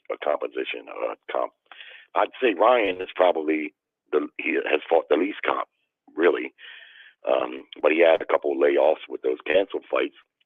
But this is a step-up fight for Ryan. It's not a quantum step-up, but it's a pretty good, solid opponent. And if he lost to this guy, it would damn sure move the needle. They expect him to win this fight and then look to move on to make bigger fights. I believe he wants to fight Tank Davis, and I think Tank wants to fight him. I think if Tank's going to fight any of the top guys or perceived top guys, it's probably going to be Ryan Garcia. It'll probably be a big money fight. Ryan has speed, better than all of them. I give him that credit over them. That speed, and he has pop. Too. He has pop, but all of them got pop. But he has speed with his shit. That I give him over everybody. But outside of that, he's a better puncher than Devin Haney, for sure. I think so. Oh, Fortuna down again from a big left hook. He might not get up from this one. Damn. Fortuna ain't selling out. Nope, he's not selling out. Because I've seen him be worse on people, or rough on people. He ain't said, I'm in the 5th round. Fight's over. It's over? Yeah. Damn. Big left hook put Fortuna down, and he spit his mouthpiece and stayed down for the count. They're hugging and giving each other props, and that's that. So my quick recap on it is that's a good win. It ain't a crazy big win for people to get out of character about.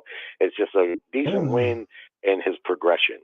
Okay, and you don't make much more of it than that, but it is what it is. Kind of like Tank's last fight against Rolly. Rolly Romero only had 15 fights and hadn't beat nobody. Many would argue he had no business being in the ring with Tank Davis, but you learn something from each fight, and you take something from each fight. And I think there's a good fight in his progression. He fought not that long ago. What Oscar needs to do is they need to put keep him back busy. in the ring.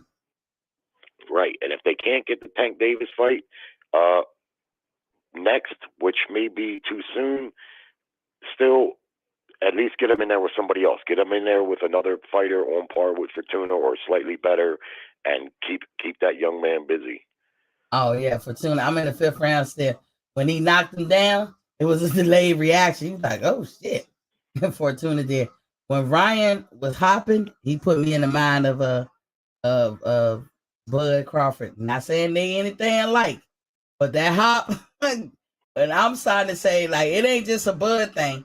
I think when these people be hopping, when they like stutter stepping or hopping, trying to catch you after they hurt you, it's over. that was a vicious combination, and that's one thing I like about Garcia. He's one of the few fighters that punches in combination. That's become a dying art in boxing.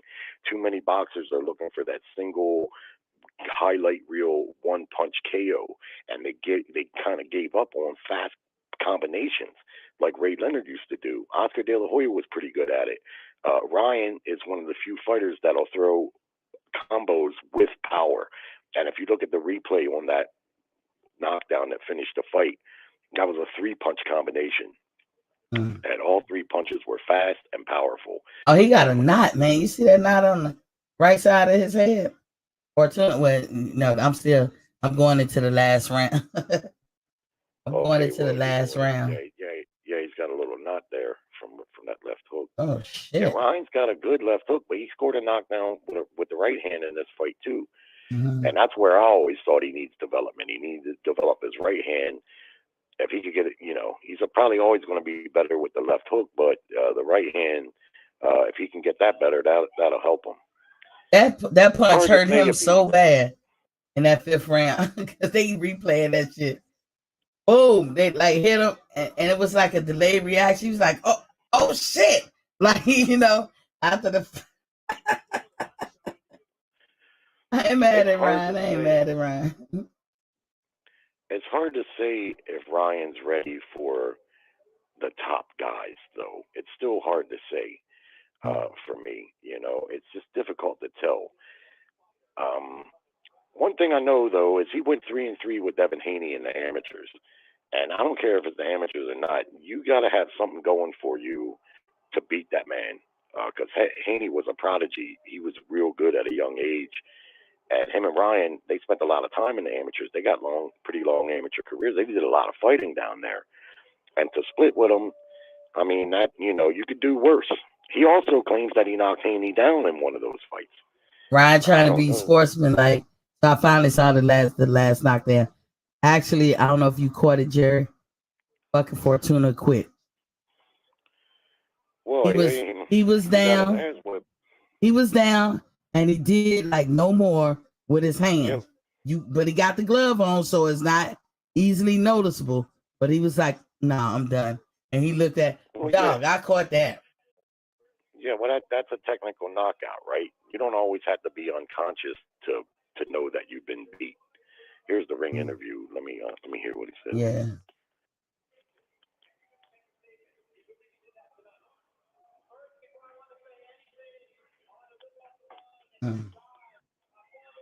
Yeah. While you listening, I just talk to whoever listening. Y'all hit the like and share, please. Hit the like and share. This was a good little fight for Ryan. He was hurting Fortuna, and Fortuna quit. So shout out Renaissance Ring for calling that. Ryan thanking God.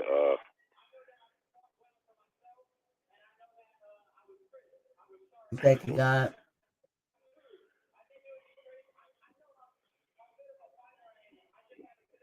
Oh, damn. That shit was sweet.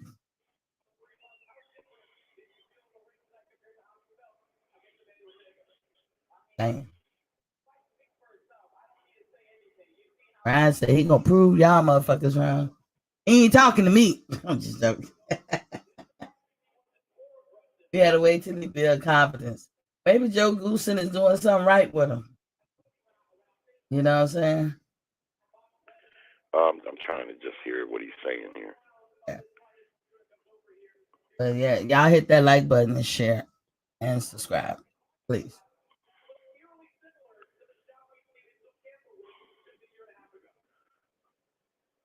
Yeah, that left hook to the body. That's a motherfucker right there. I've been hit with that and the short rib, and that's the tough punch to take. Fortuna was beat. What are you gonna do? You don't always have to get knocked unconscious to be beat in a fight. He was beat. He got knocked down 3 times. He got put down with a big left hook, 3-punch combination, ending with that big left hook. He was done. Look, Ryan beat him better than JoJo Diaz, huh? He certainly beat him better. Ryan is fast. Speed kills. Accuracy kills. And he does have pop. So I give Ryan. So it's frustrating to actual boxing fanatics for the foolery that he be playing. You know what I'm saying? The boy actually, obviously, is a chosen one amongst many. And he can do so much better. It's like when your kid bring home C's and D's, but you know damn well that kid can bring 8 straight A's home. You'll get upset. You'll be like, what the fuck? You know, you'll write him off. That's what Ryan is. If that's true, if that's true, and he's half-assed, doing his career, god damn, what would happen if he put balls to the wall? You're gonna like this ring interview. He's talking about his mental health right now. Okay. Yeah, they just showing clips. For me, it's hard to dislike this kid. It's just hard. Mm-hmm. I'm delayed. They showing that they buffering again. I'm like, god damn. Because he's not going back to 135. What? He said that? Oh, he said he's not going back to 135 for nothing. It has to be a big fight. Oh, snap. That's breaking news right there. Just called out Tank Davis. But Tank is at 135. Come on, thing. It cut off on me. Shit. Saying he wants to fight Tank. Well, then you want to go to 35 then. Because Tank, remember, he had to choose back in December. And he picked 35. Yeah, but that don't mean he has to stay there. He's fought at 140 before. Yeah. Tank, he could fight probably at least in 2 weight classes. They've even talked about Tank fighting welterweights. They was once talking about him fighting Keith Thurman. Which was foolish. Yeah, that sounded crazy to me. But then I seen Thurman fight Barrios, and I thought, you know what? It might not be so crazy after all. Hey, you Because know, Barrios got kicked out of the clean boxing program for that fight. But it happened after the fact. He was able to fight, and the results later. Then he got kicked out. He got kicked out of the clean boxing program because he didn't comply with the testing. So he could have been on some shit. Yeah, Barrios. Oh, I didn't You know can that. Google that shit. So when I think about why he didn't go down, I thought Keith would stop Barrios because Tank stopped him. Right, but Keith disfigured his face. He made him look like the Elephant Man. Let me see if I kept that picture. He did, but that fight to me was too competitive, considering who Thurman is and who Barrios is, especially with Barrios coming off of a knockout loss to a smaller fighter. I just thought he would have done better in that fight. Maybe the layoff, maybe he was just rusty, but there was times in that fight where Barrios was putting in some real work and even had Thurman hurt to the body, and I don't know, when I seen that fight, I started to think it might not be so crazy, Tank Davis fighting him, because I mean you got to consider Tank Davis is a much harder puncher than Barrios. Barrios is really not a 140 pounder. He is a 147. So he was draining himself and killing himself to make weight anyway. I'm not using that as an excuse for him and Tank, but he needed to go up. And Keith, damn near dismembered his face. I know he had to break his nose. I mean, he almost looked like Lubin. I think Lubin looked the worst, but that's how Keith had him looking. So the fact that he didn't fall down, or get knocked out, I don't know. He weathered the storm. But that was Keith's first fight back after a long time. And so I give Keith the benefit of the doubt on that one. But I don't know. I just they're really hyping up a potential Tank Davis fight. They want that fight. I don't know if they're going to be able to make it because there's networks involved, exclusive deals. But man, as fight fans, we got to start demanding that these networks and promoters work with each other. You know what? I'm not going to get this. Boxing's just going to fade away and not be about shit. They're not going to let me see the end. I don't know what's going on with my DAZN, but it's not. It didn't cancel me out, and I not able to see. It say live and keep buffering. Now they showing commercials of Canelo and Triple G. I don't know if this is the beginning or the end, but let me see, because I'll fast forward through this shit.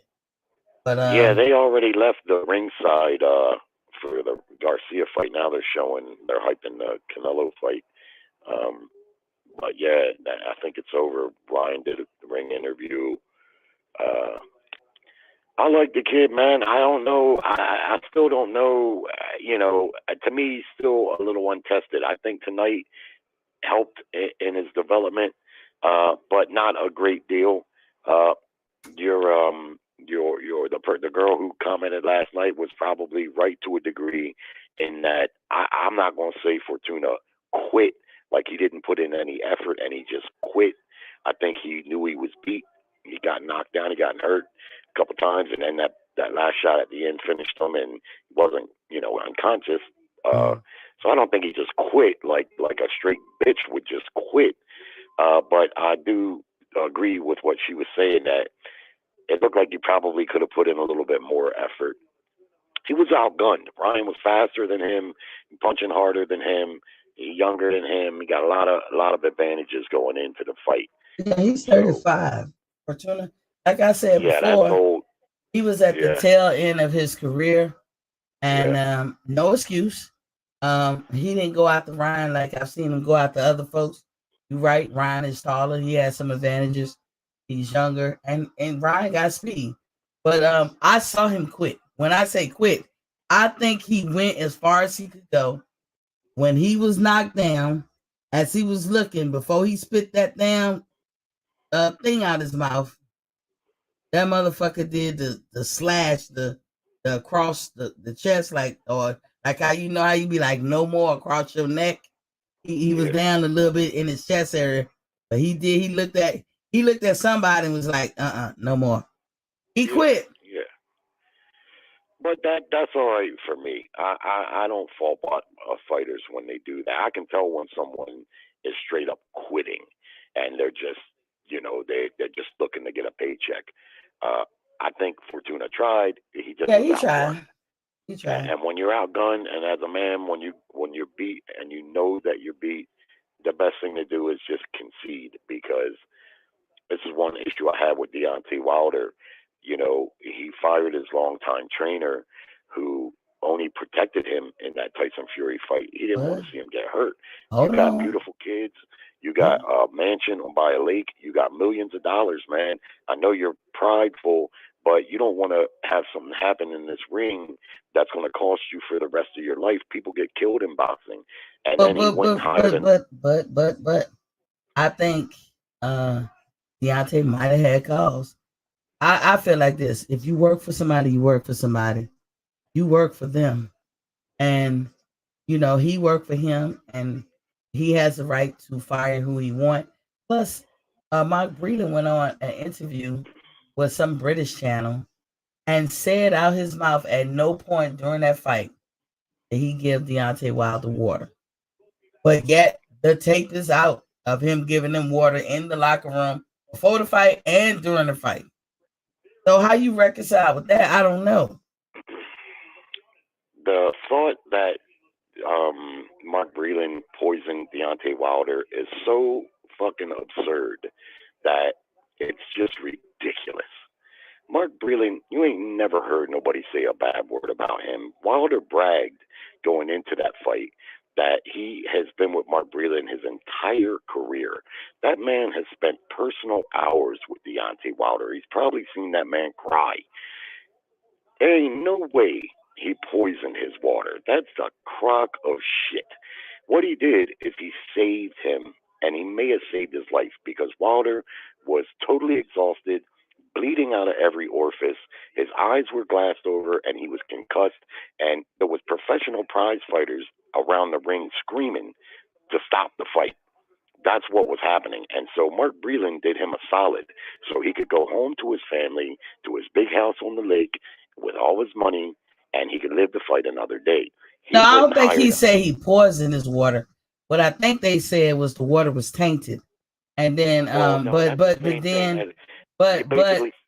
on. They said the water was tainted. But Mark Breland was making a point that he didn't give him the water, but he did. So they figured like Mark was in on it. That's all. Yeah, there wasn't nothing to be in on. Wilder got beat, plain and simple, fair and square. He made every excuse in the book. His shoulder was bad. His legs was bad. The suit was too heavy. He didn't never say the suit was heavy. He didn't say somebody embellished on that story. He didn't, Jerry. We vetted that shit big time. He did say that the suit was 40 pounds and it weakened his legs. He made every excuse in the book. That out of context that weren't even in the book, like claiming that his longtime coach poisoned him. That's just ridiculous taking a lot of stuff out of context. You're going to make an accusation like that, you better have some serious, solid proof that that happened. Wilder made too many excuses. But then what he did is he went and hired a yes man that wouldn't stop the fight regardless of how badly he was getting beat. And what happened? Same result. Now, look, listen. I will say, well, Malik Scott, I like him as a person. He talks a good game. I don't like him for Wilder. I don't like that mix-up. Now, I don't like that mix-up. I don't see how Wilder improved being with him. But now I'm finally get to see the interview. Hold on.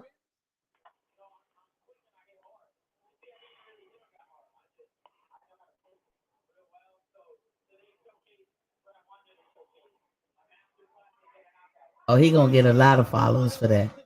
He's sitting up there looking like a pimp.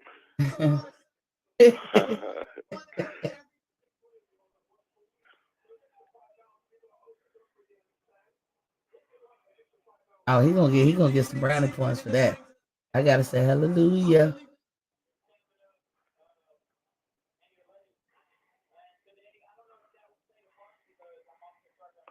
I don't like Malik Scott for Wilder because he gonna be a yes man.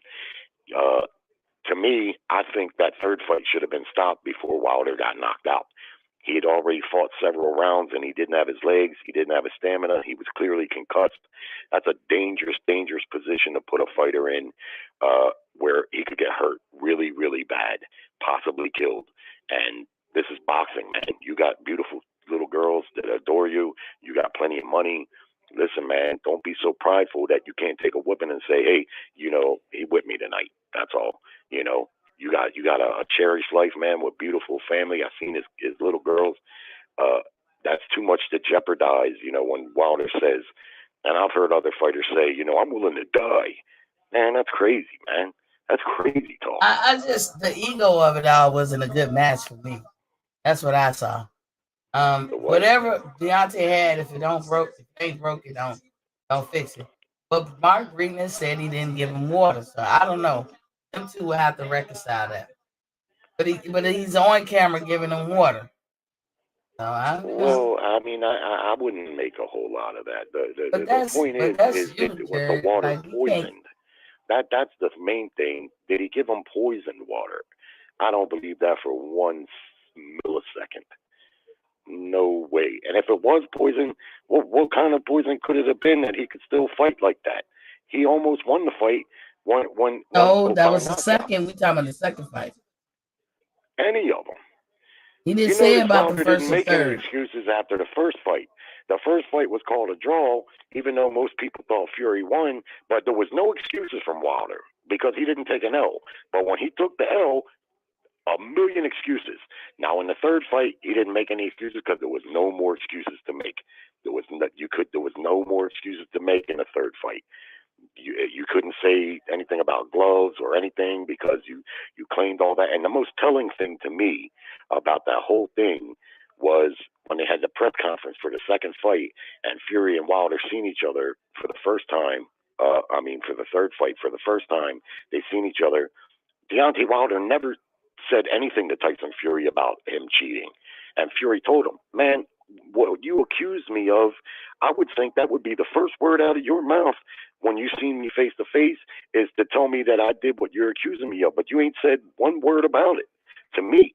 You're telling others, but to me, right in front of me, you ain't said nothing about it. Now, if I really felt like a man cheated and did that, I would tell him. The same way Cotto told Margarito. He told him right to his face, you know, you cheated, you wrapped your gloves. Those are heavy accusations. And if I truly believe that you did that, I'm taking it up with you as soon as I see you. Wilder didn't do none of that. He made all them excuses. His ego couldn't take it. He was too used to whipping everybody's ass. And when he finally got his ass whipped, his ego couldn't take it. He went out and hired a coach that wouldn't stop the fight. And I tell you, I was screaming at the TV in the third fight for him to stop it. I was in the audience, but I what pissed me off. I told you what pissed me off. Fury did not beat the count, and I'm at a loss for words with that. In the first fight, he was unconscious. Fight over. Fury could have won all 11 rounds except the 12th. And if you're unconscious, fight over. So for me, hold on, Jared. I can't take that. But however, I'm not there, and he gotta do what he gotta do. I don't know what he felt and this, that, and the other. But basically, a lot of people, like in the sense of saying he's a sore loser. I don't see that he's a sore loser. I also seen the dent in his head. It's also a fact that he went to the hospital from the second fight to get his head worked on immediately, because that's what happens when you get something like that. And it's a medical fact, Jerry. We can feel how we feel, but there's no human hand that can put a dent in somebody's skull. They just can't do it. Oh, absolutely they can. It's called a dislocated jaw. The temperamental joint. No. I said a dent. I ain't say. No, Jerry. Dislocated, it does just what happened to him. It's not a dent, Jerry. Dislocation and dents are two different things. I know you got the mandala and all that. I hope I'm saying it right. You can dislocate it from its connections and shit. I'm talking about a dent. There's no human hand. I got the same thing on the left side of my head from my jaw being dislocated in 1987, and my mandibular joint was shifted. And when it shifts, the muscles that are right there on your temple, right behind your eye, they recede. And that's exactly what happened. If Tyson Fury had an egg-shaped object in his glove, which is absolutely preposterous to entertain, because Deontay Wilder's brother was in the dressing room watching his gloves get wrapped. Hey, I can only tell you, watching his hands get wrapped. There's several people from the commission in there. There's tons of people. I don't want to hear nothing about no commission. Tyson Fury is an expert cheater, and we know that. Regardless of any, hold on, but regardless of any fight that he ever had with Wilder, take Wilder out the equation. That man has cheated all his life. That's number one. Number two, I saw a doctor on YouTube say a human hand can't do that. Well, absolutely it can. Okay. And it did in that fight. And Fury took his gloves off right in the ring. How come that egg-shaped object didn't fall out of his glove? It cannot. Are we talking the second fight? After the fight, we talking the second. Maybe it was sitting at the bottom of the glove. Don't fight no gloves go backwards, Jerry. Not like his was. All those excuses after the fight. It's not no excuse. Hank Davis, the Charlo brothers, Andre Ward, Tim Bradley. Y'all taking for man. Fuck Tyson. One of them had his back. Roy Jones said the same thing. I would listen, Jerry, and capitulate with most fighters or whoever say not him. Fuck that. And it ain't just because he beat Deontay Wilder. Not him. The man is a cheater. And that second fight, I don't even talk about it because I can't prove there was poison in the water. All I can say is shit look fishy. All I can say is when Tyson and them was in the back and they asked for water, then he said, "Is that the one Deontay had or something like that? Don't give me that one." And all this shit. This before Deontay can even formulate his story. That's what he said. So shit look fishy to me. Fury doesn't have Deontay Wilder's water. That water is given by the water is not in the wake of the fight. The water is brought in. No other fighters had Wilder's back. Oh my God! Even his own stablemates like Jamal Charlo said, "Stop making excuses, man." Yeah, Jamal Charlo again was cooning. I know Roy Jerry. Jones. Okay, well, how about Roy Jones, Andre Ward, Tim Bradley, you name it. Well, I don't got nothing to say to that. Nobody came up and said, everybody said the same thing. Stablemates, fans of Deontay Wilder that are professional fighters, they all said the same thing. Look, man, you lost. And why they said that is because Charlo, among others, has been in big fights, and they know that you can't tamper with those gloves in the dressing room. There's too many people watching. There's people from the other camp that are in there. A lot of times, Margarito did it. Margarito did it, so don't say what you can't do. In the other room, and you don't get the gloves until it's just about time to go to the ring. Don't say what they can't do, There's no way to manipulate those gloves. No. I look, people can say what they want. Don't say what they can't do, because Margaret, there's people who've done it. I don't care what nobody say. Can't Not make the a gloves, dent. the wrap, perhaps. If you can maybe wrap the wrap illegally, and if the other corner don't catch it, maybe that. But the gloves, no. What happened to skinning the gloves last year? With Mikhail Fox and Maestre. That was tampering with gloves. Didn't it happen last year? Who? Maestre or something with Mikhail Fox or Michael Fox. That fight that happened in August, his gloves were skinned. They had to tell him.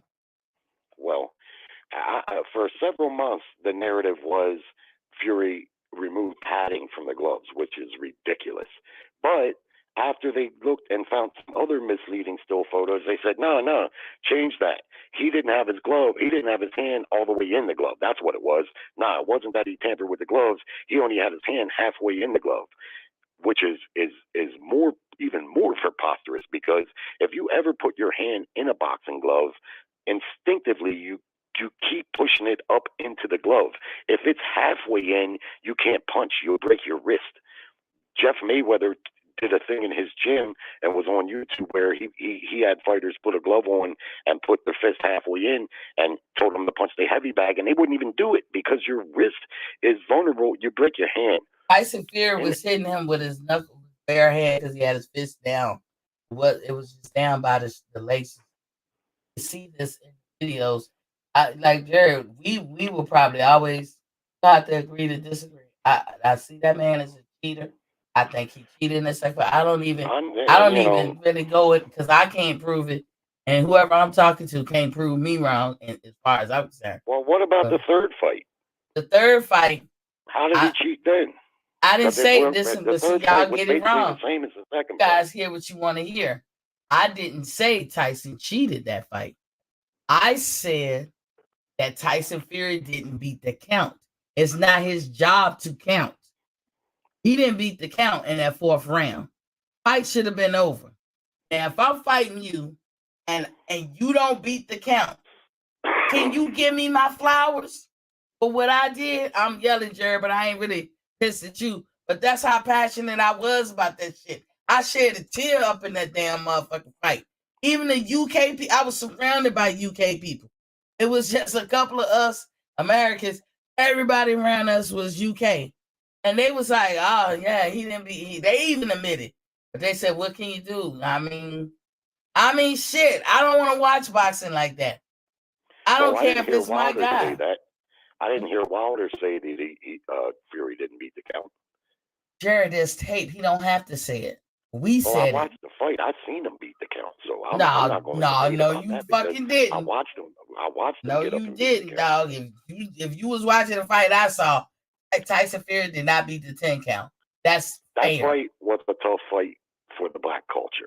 That's why there's so much denial. That's not true. They don't like that's the not fact true. That's not. That's not white guy. No, I like. Black guy. No, I don't like it. No, Jerry. Good observation. That could be true in a lot of situations. But I can tell you for myself, I'm not caking for nobody. If Terrence lose, he lose. I accept it. You know what I do? I shed a tear. I can accept defeat. You know what makes me happy? If you gave it your all. It's the integrity of it all. That's what I feel. It's if Terrence and Earl get in there and Earl really beat him and they gave it to Terrence, I'm not gonna like that neither. If somebody come on here and say, you know, they gave it to him, I'll be like, yeah, I ain't gonna, yeah, you right. You know, same thing with Deontay. I can't understand when you win, you just can't win. I don't care what you say. I've watched enough boxing when somebody's unconscious in a fight that's proceeding, fight over. I've seen referees cancel fights for less or stop fights for less. So that first fight to me wasn't a draw. That third, you notice I don't hardly talk about the second because I believe what I believe. People believe what they believe, and I just have to accept that. We have to agree to disagree. But the third fight in the fourth round, he knocked him down twice. That second time to get up, he did not beat the count. Period. Now after that, and they kept fighting. Yes, Tyson knocked his ass out. Yes, the way he fell, I can understand why the referee called it. Yeah, I'm good with all it. It's in the record books. It is what it is. Cool. But he did not beat that count. And there's videos online. Since you've watched so much boxing, name me one other fight, just one, where a fighter got, and I'm going to use the word specifically, what you just said, knocked unconscious. That's unconscious. You're asleep. And 8 seconds later, you're back on your feet. That does not happen. I've been knocked out 2 times in my life, and I can tell you, I can tell you a lot of fighters. I'll answer that. I'll answer that. Well, maybe you're going to be specific with 8 seconds, but every fighter get up unless they die, right? They all get up eventually. When you get knocked unconscious, you got to be revived. No, you don't. Did they revive Pacquiao? They didn't revive him. He got up eventually. Come on, Jerry. That's because he wasn't unconscious. He when was. The camera got over oh my God! At the count of 4, his he eyes was were wide unconscious. His eyes were wide open. Jerry, he was laid out sleep. When they see a hard knockdown, where it looked like it looked like we've seen plenty of times where a guy get hit with a big shot like that and goes down like that, and he is knocked out. Okay, that's fair, but in this case, he wasn't knocked out. When the camera got over top of him at the count of 4, his eyes were wide open. When you get knocked out, your eyes aren't wide open. Who we gonna believe? You, me, or Tyson Fury? Because he said he was unconscious. So who we gonna believe? Fury says a lot of shit. No.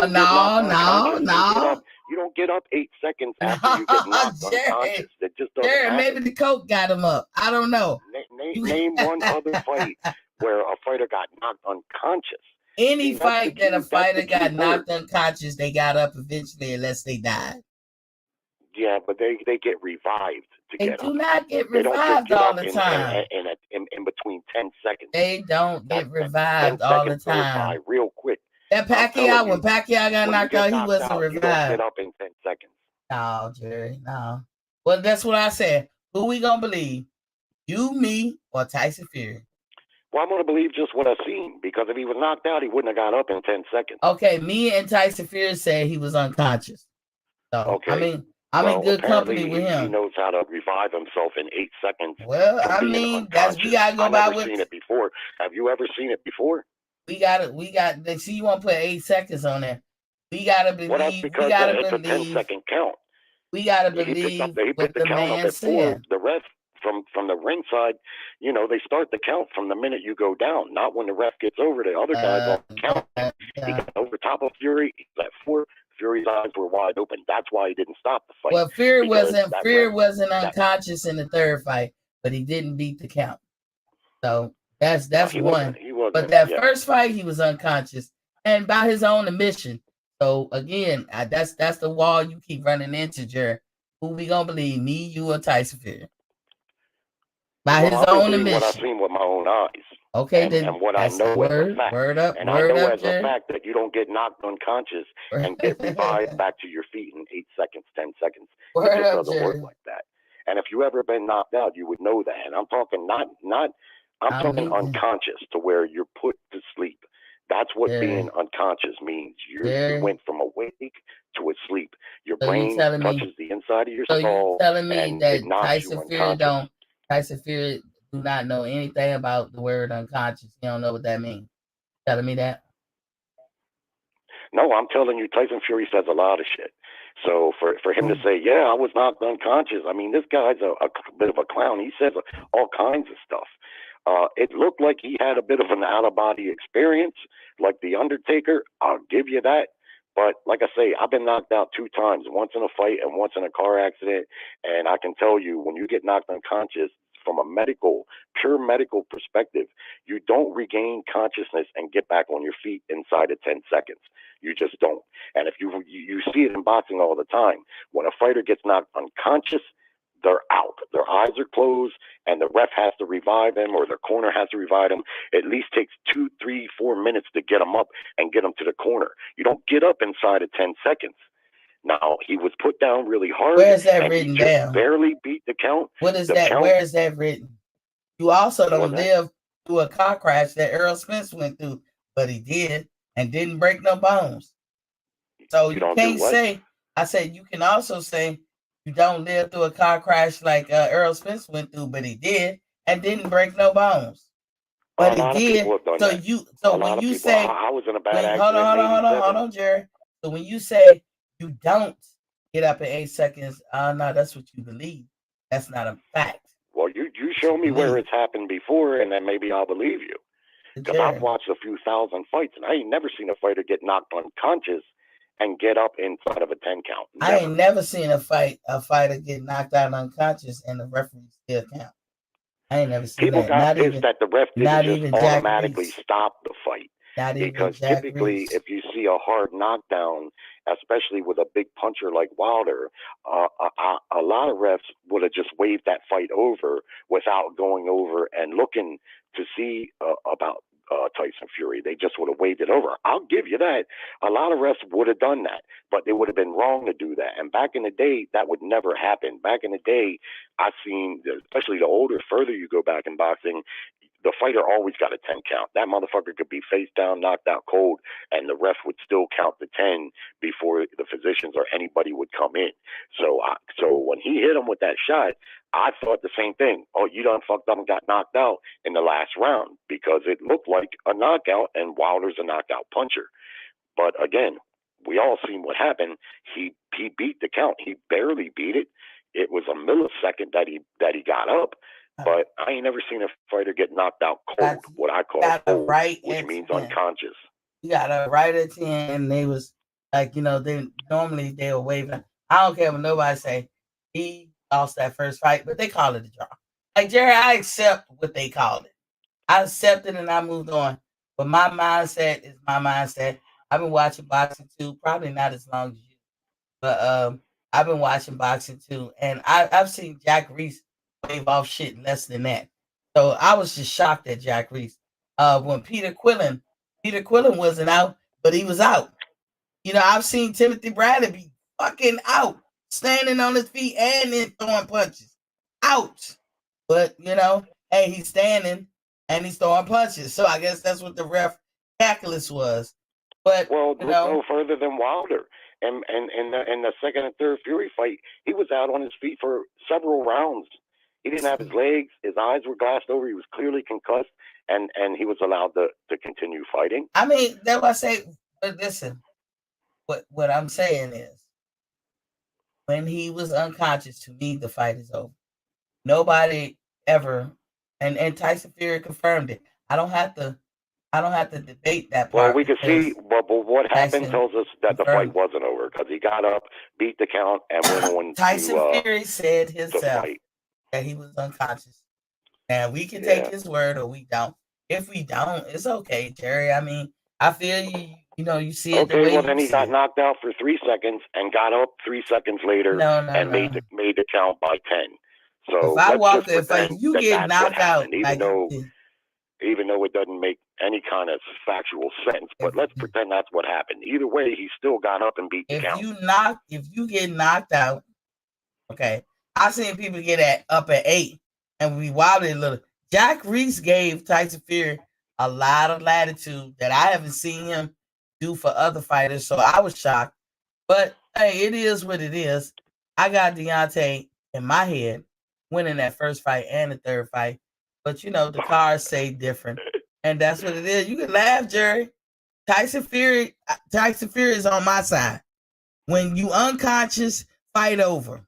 Period. Okay. In any fight, your boy himself said I was unconscious. Well, clearly, the fight wasn't over. Second he fight, got up and finished the fight. It don't matter. They let him. So you got 10 seconds to get up. They let him do that. You got 10 seconds to get up, and that's all you got to do. They let him do that, but they don't. Out and you somehow miraculously got up in 5 to 10 seconds.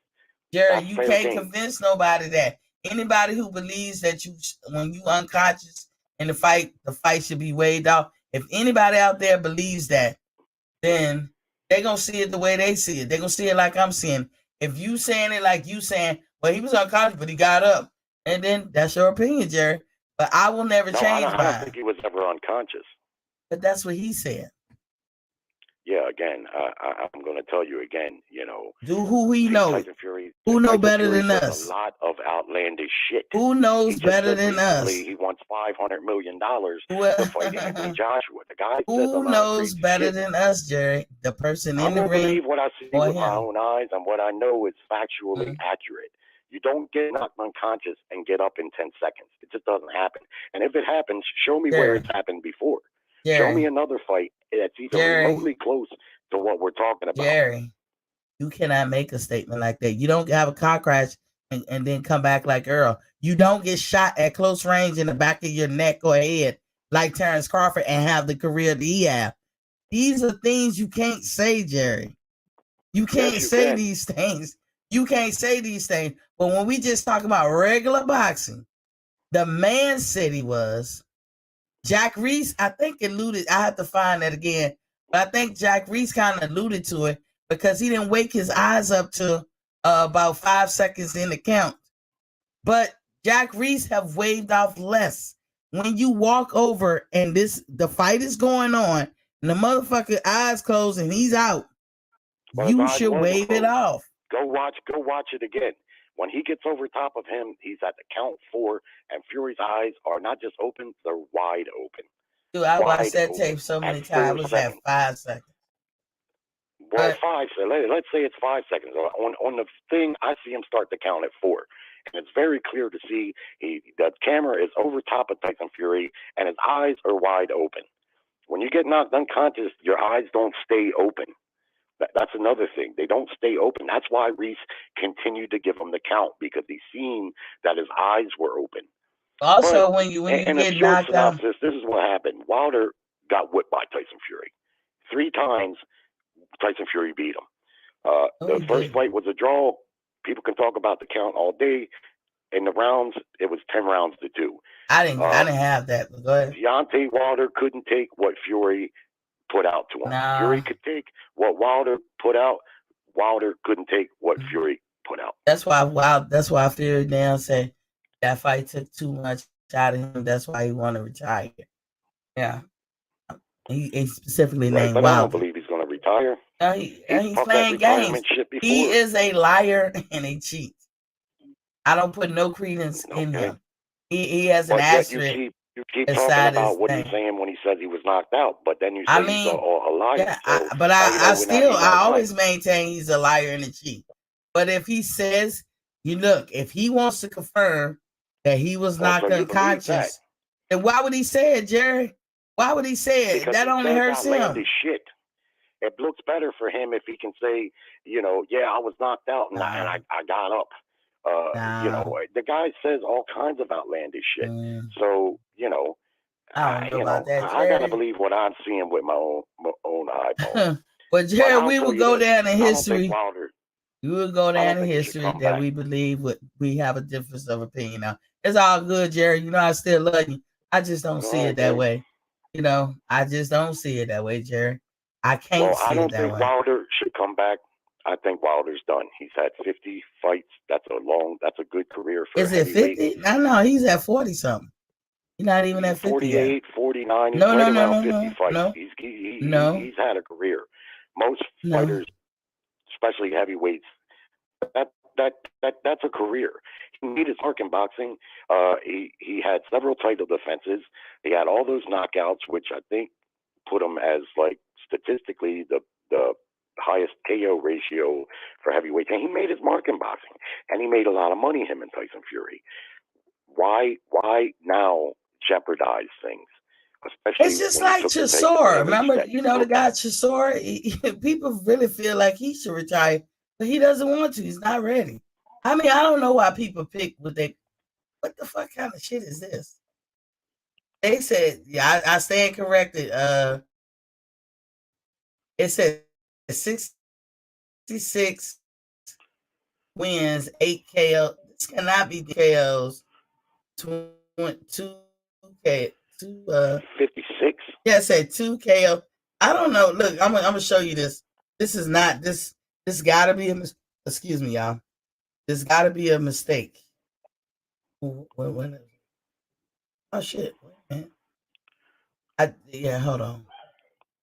Okay, well, you can look up his box rec. I know he's got 50 or so fights. It's somewhere around 50 fights. No, when he was fighting Tyson, it was in 4. I ain't gonna say. Look, this can't be right. Look at this 8, 2K. Like something ain't right with this shit. You see this shit? You see these numbers? You see these numbers? I'm in the other room right now. It said 8 losses. Now, do you think Deontay had 8 losses?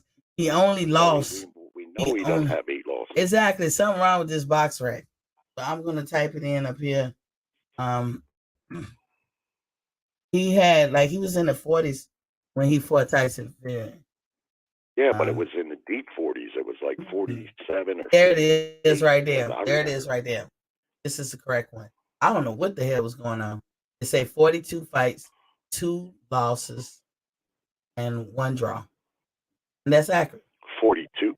42 fights. I'm telling you. Tyson Fury. 42 fights. Mm-hmm. Where you see that at? At the top, right here. 42 fights, 2 losses, 1 draw. So why I say 2 KOs, I don't know. 45 fights. I don't know. So that's all right. So that's 45 fights in total. Yeah. So I mean, and it ain't like you're right. He made his mark and all that 42. stuff. 42 wins. I'm trying to say. 2. And that's 45 fights. So that's 45 fights. That's a career. I mean, that's up to him. Career for a heavyweight. I guess it'd be up to him. I just didn't like how he looked. I didn't like how he looked in the last 2 fights. He didn't seem like his punch resistance was there. He put too much weight on him. He put too much weight on him. He was concussed. He didn't have good stamina. He just looked like a shot fighter to me. Even his right hand, which was still dangerous, he was stumbling forward when he threw it. He didn't have his legs. I did not like what I seen there. And let's face it, he hasn't fought since, and he probably could have. But everybody it's the summer now. So when October get here, it'll be a year. He would not be the first fighter that took a year off. But it's up to him. Derek Chisora is in his late 30s. He about to hit 40. People have told him he needs to retire. But he was like, nah, I'm not ready yet. But to each his own. You know, they do it at their own risk and their own apparel. But you know, they do. It you know, it is what it is. Deontay made a statement that he don't think he's done with it yet. He may come back, he may not. You're right. He got all the money in the world. He done made his mark.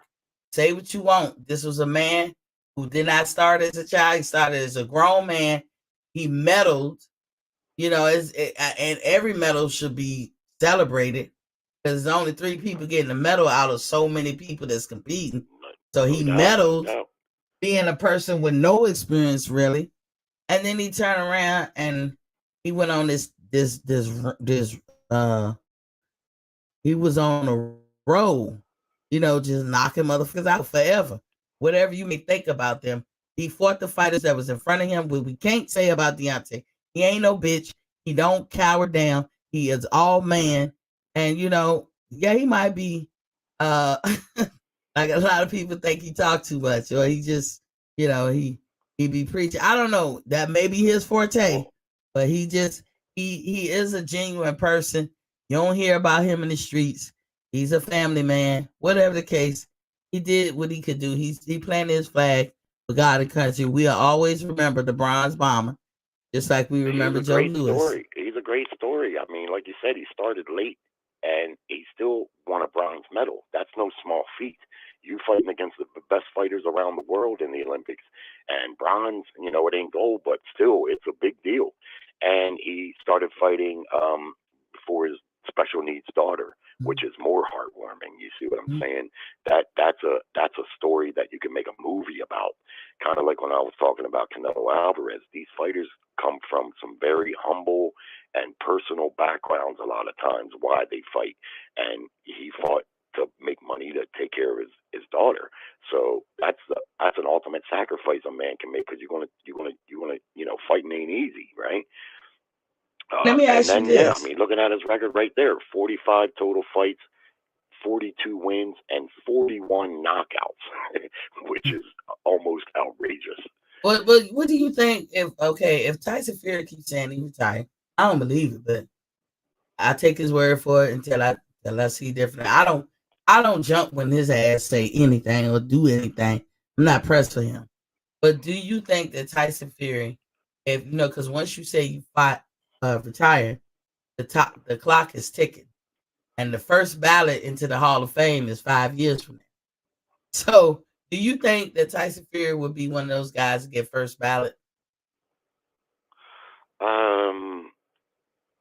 I don't really know for sure. I mean, I think he'll probably get in the Hall of Fame, but I don't really know for sure. I usually don't like to comment too much on a fighter's career until it's all the way over and they're done fighting for sure.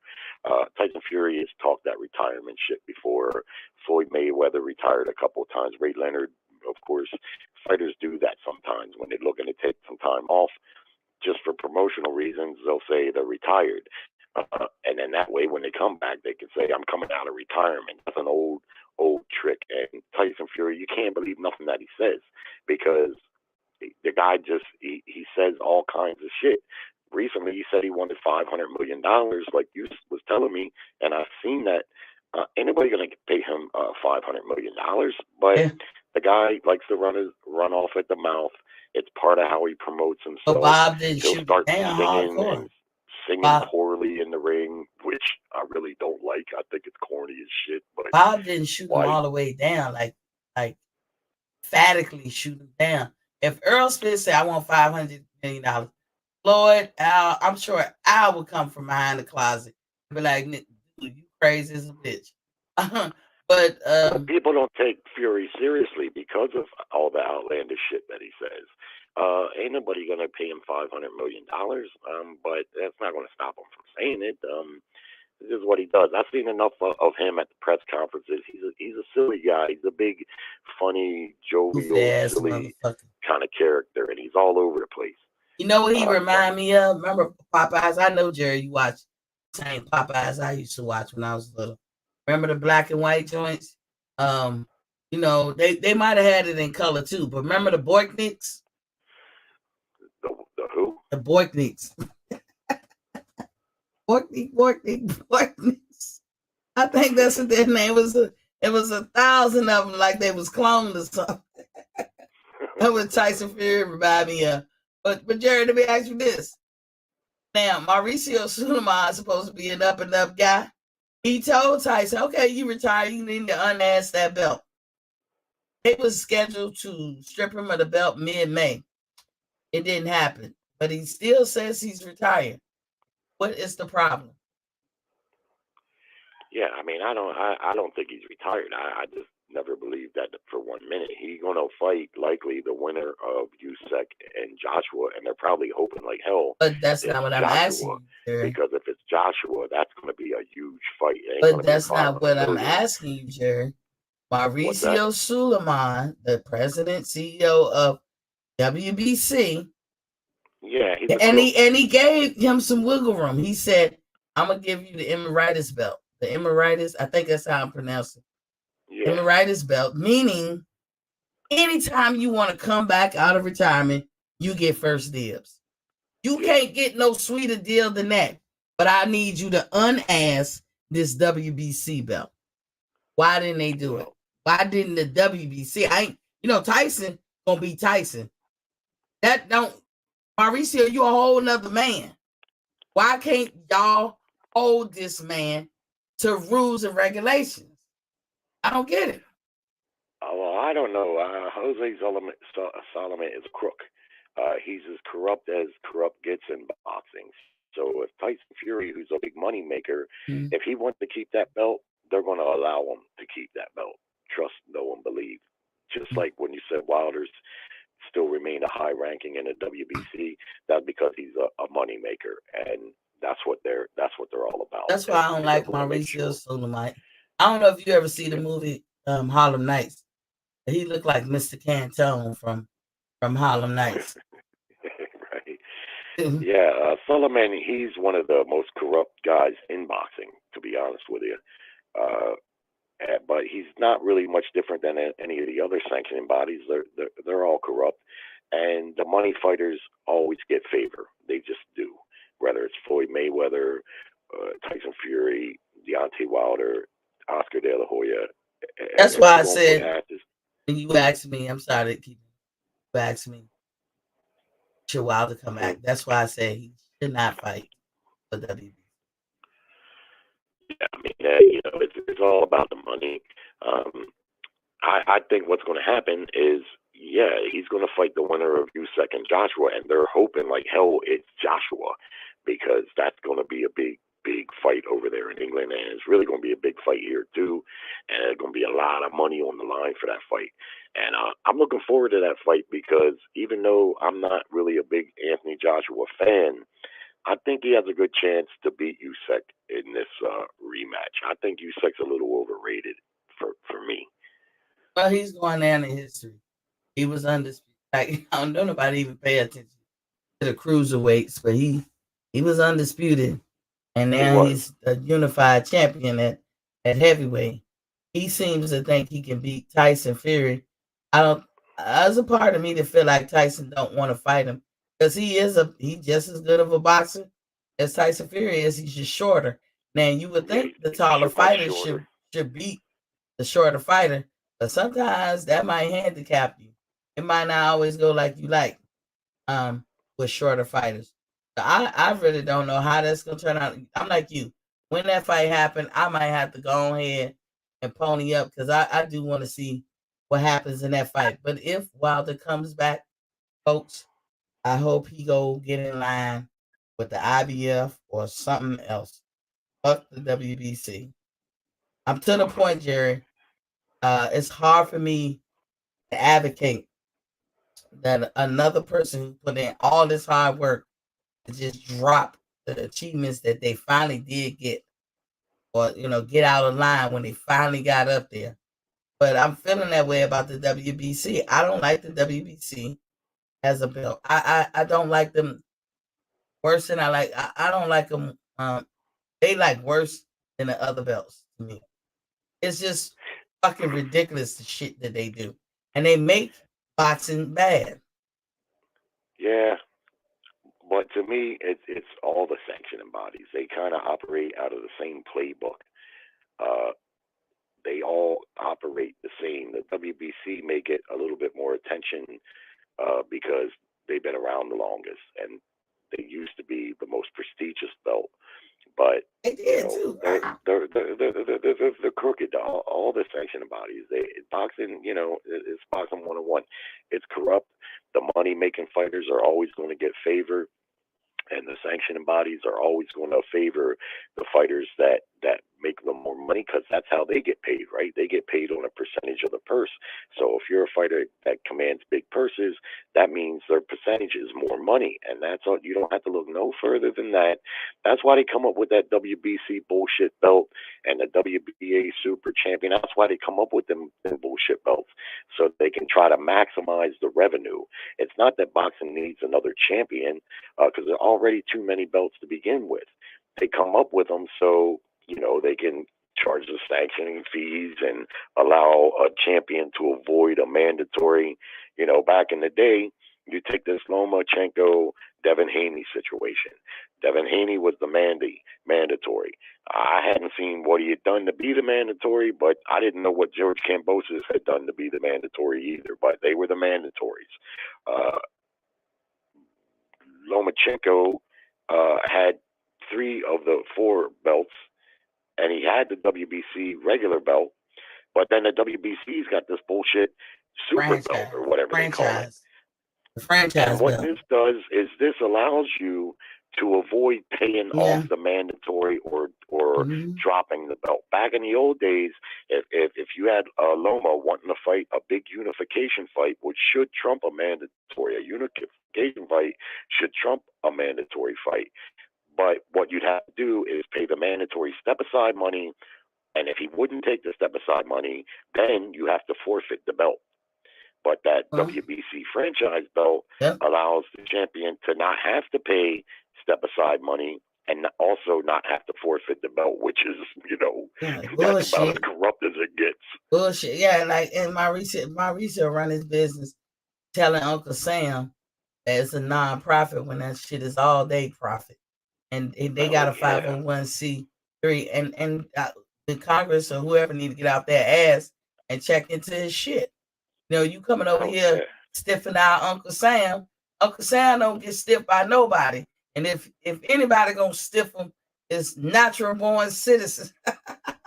Just talking shit. I'm just talking shit. You know yourself, Michael Vick, when he got in all that trouble with the dog fighting, a lot of people seen the story about the dog fighting. People love dogs, but what he really got in trouble for was tax evasion.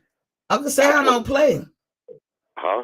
Uncle Sam don't play. I like to joke when people say it's 3 people I don't mess with: the I, the R, and the S. Yeah. Michael Vick was him and his rich football buddies and his rich buddies was betting big money on them dog fights. And that's what he got in trouble for, tax evasion. Yeah. The story read, of course, about the dog fighting because that's going to catch more headlines. But what really happened was that's what he got in trouble for and went to prison for. They don't like the dog fighting, which I'm a dog lover. I wouldn't like it either. But, that's been happening since the 19th century. Before that. It goes and it's way back, and it's not going to stop now. But if you're going to be that up in arms about the dog fight, be that up in arms about the cockfighting too. That shit still happens. So the roosters and all that. Yeah. So be upset about all that. Fights, I don't really like it. I can see, it's a European thing. It came from Europe. It's centuries old, actually, dog fighting. And so is rooster fighting. And in a lot of cultures, I know in a lot of Latin cultures, rooster fighting is as common as playing dice on the corner. Yeah, I don't like this. I don't like that because when the animal go on a losing streak. He's not valuable. All life is precious, even vegetation. In my eyes, it's living. If it's living, you should value it. You shouldn't think that your life is above any other living thing or whatever, no matter if it's vegetation or not. And I just can't stand it. For me, it's like I don't know. Like I don't know how people can sleep at night, like doing stuff like that. I personally can't stand it, but I mind my business. I stay in my lane because I know it's something that's been around forever. And it's not like I'm going to be able to convince people, don't do that. I used to go to the running of the bulls. I don't know if you ever went to that. I went to two of Yeah, I them. don't really dig that either. Yeah. Now that I'm You've been to that? older, I can see what I was missing as far as it's the same thing. You've been to that? Yeah, I've been to two of them. I used to live in That's Spain. crazy, dude. I used to live in Spain. And the Was you second running one, from them bulls? well, they tell us not to participate. But there was one time I was at one and we were sitting on these stairs. The stairway went up one way and it went up the other way. And I was sitting at closer to the bottom. That bull, if he was wore out. If he wanted to just charge up the stairs, we would have been fucked. That was at one time that I went. But for the most part, I don't tempt fate. But what I saw at the end, and I didn't even go to that big one like in Palermo or something. I went to a smaller one. What they do is they put these bulls in this hot ass box. Ain't no air getting into it. In Spain, where I was, it's like equivalent in the States would be Miami, but over there it was called Rota. So I'm down there. It wasn't done in Rota. And we had to go to cities over to get to it. I don't know where we was, but we went to it. And they put this bull in this tight ass box. He can't turn left, right real good. He can't move in. They let him just sweat it. He's mad already. And then they got these strings tied to his nuts. And they yanked the motherfuckers several times. He hot fire mad now. And then they open the door and he just run down. He will fuck everybody up in front of him. But then at the bottom of the hill, and it's cobblestones road. A road is made of cobblestones. At the bottom of the hill, people would jump out like they're crazy ass, and they would stab him. They put these daggers in the back behind his neck, and they stab him, and then they'll walk up to him. He's hot. He got hands coming from everywhere. You know what I'm saying? He already hot. You done yanked on his nuts. He mad, and then you have people come right up to his face, slice his throat. But they slowly killing him. I was like, oh shit, that shit is fucked up. And then why I went back the next year, I don't know. Maybe because I felt like, man, let me get my opportunities to see all this, man. I wanted to do everything. But I was like, after that second time, I said, man, damn well you shouldn't have took your ass up there.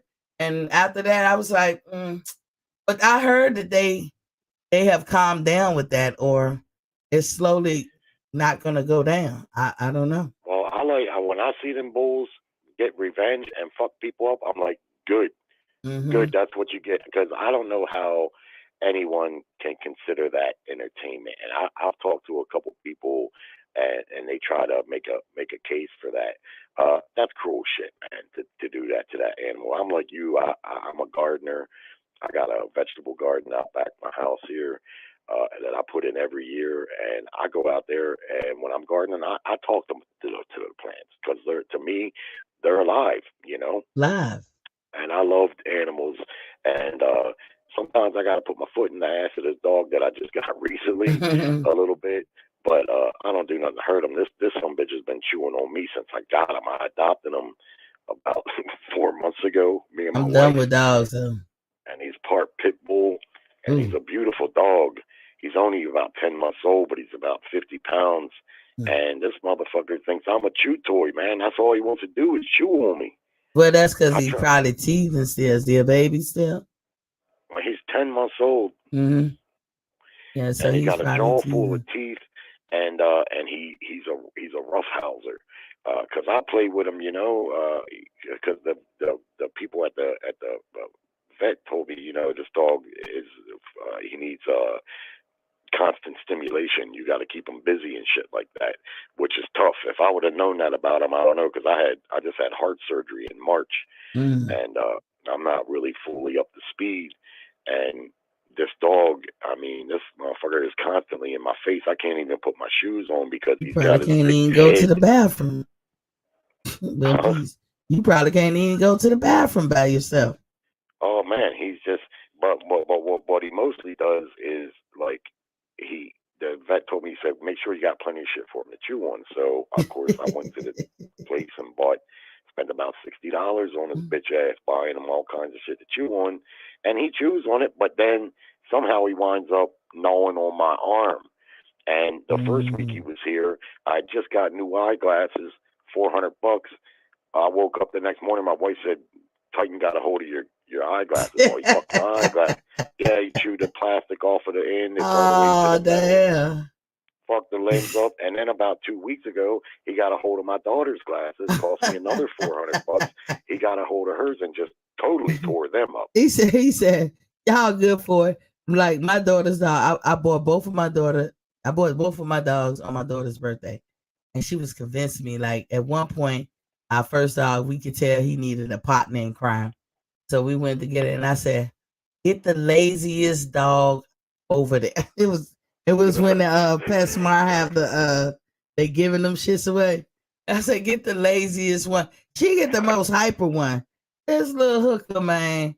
Lord have mercy. This thing dug holes in my backyard. It took me forever to get her to stop doing that. I used to tie her ass up. She chewed through like all the leashes. I bought like 12. Then I said, fuck it. I bought me a chain leash. But this is a terrier and a what you call it, Chihuahua mix, but she looked more terrier. I was like, and she not big. I'm like, how the fuck is she chewing through? But she's calm now. These two dogs are old. We talking. My daughter was like the first one when she was 6, the second one when she was like 9 or something. So they old now. My daughter 21. So I mean, the vet called them senior citizens. So I'm gonna let them live out their life with dignity, and we did right by them. But I will not be bringing them more dogs because the allergist said I'm highly allergic. Oh, you're allergic to dogs? Yes, and then I had got a cat that found out I'm allergic to cats worse than I am dogs. But we had to put my cat there at Pope, baby. His name was Simba. Now I'm a cat person more than I'm a dog person. But I can't have pets. I just can't. My wife's allergic to cats.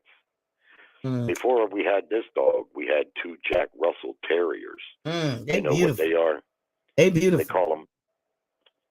call them miniature pit bulls because they're terriers, just like a pit bull, but they don't get big. They get maybe 20 pounds. We had a male and a female that they were brother and sister, and we named them Jack and Jill. And check this out.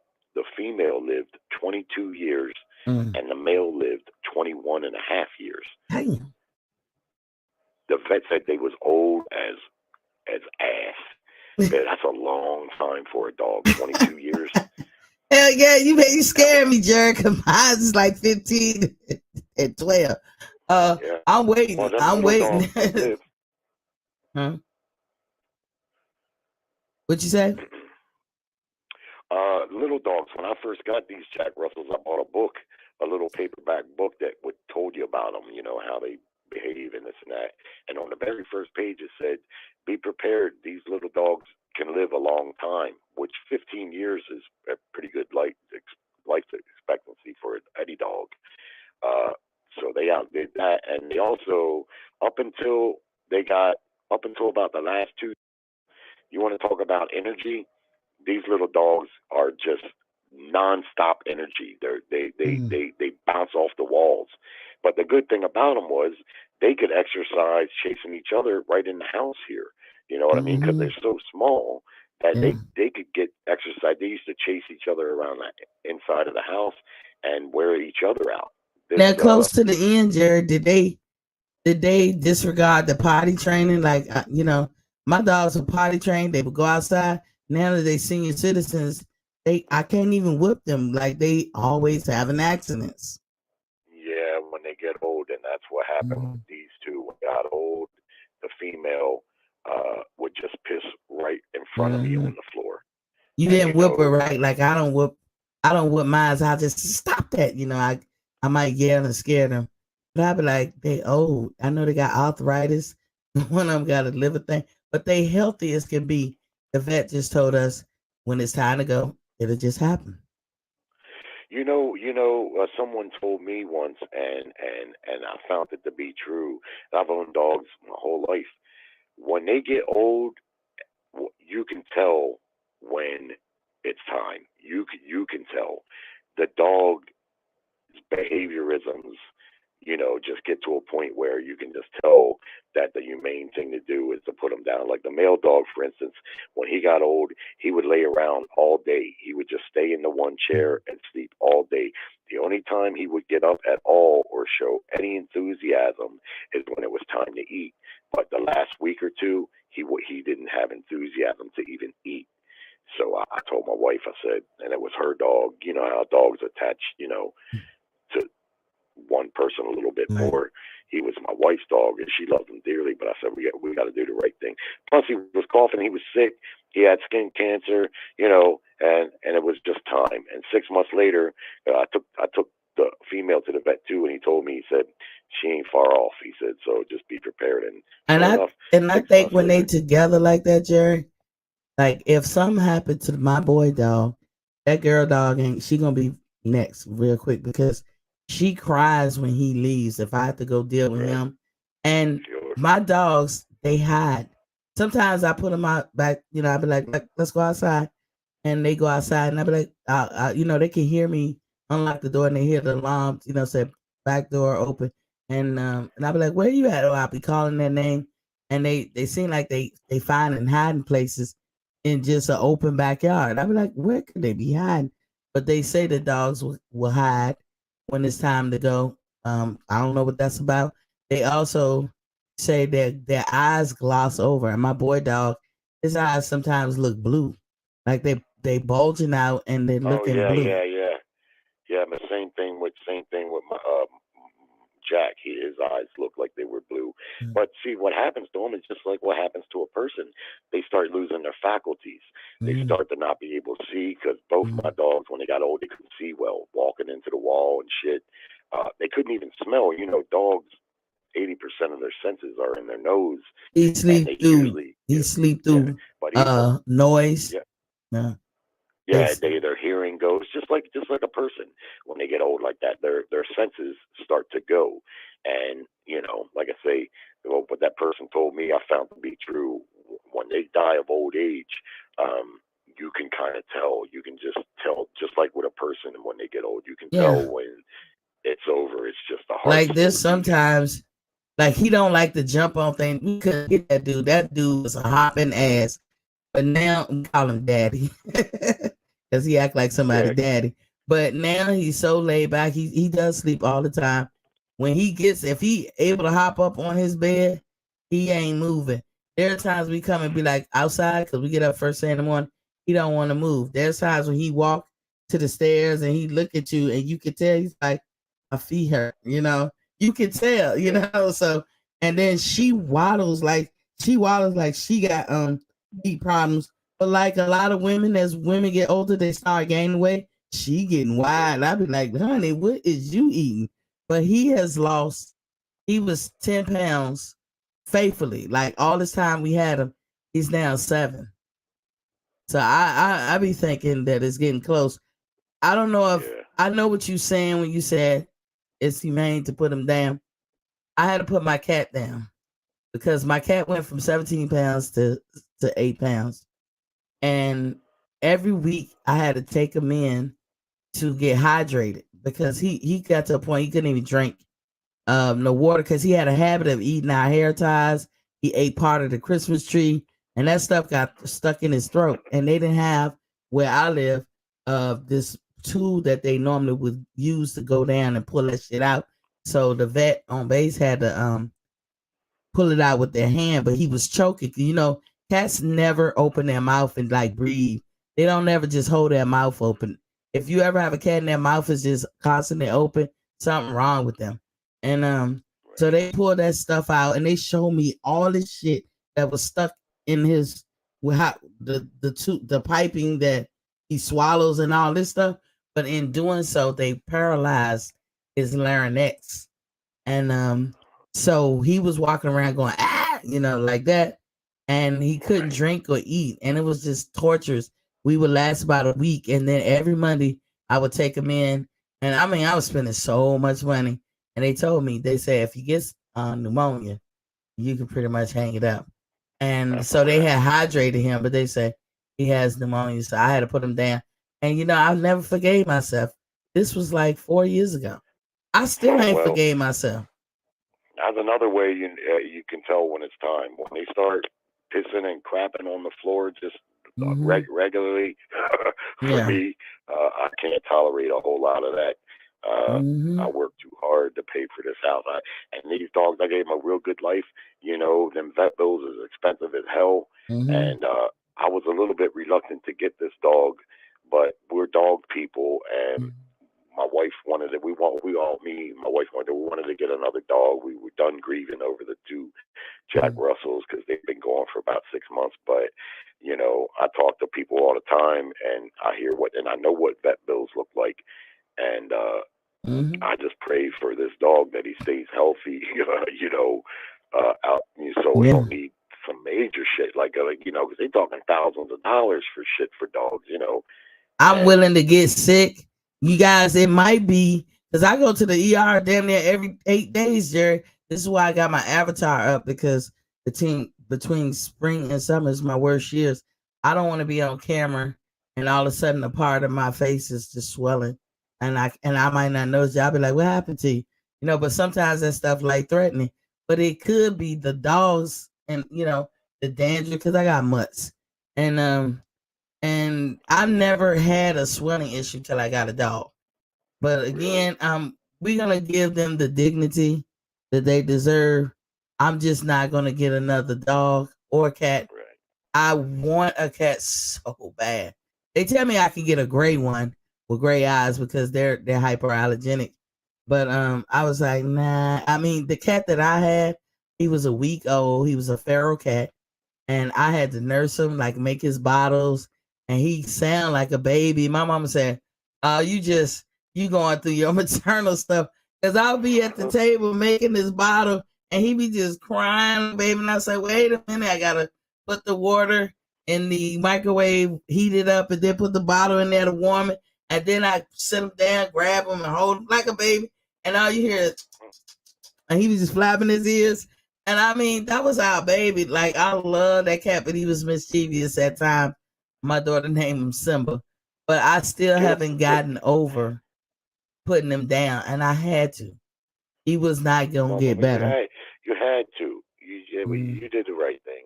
Well, maybe consider getting a bird. You ever fuck with a bird? People used to own birds. This could be nasty. But my teacher in 5th grade, she used to have 3 parrots, and she used to bring them to school. Rudy, Alexander, and it was a common name. Was it Dolly or something? I don't know.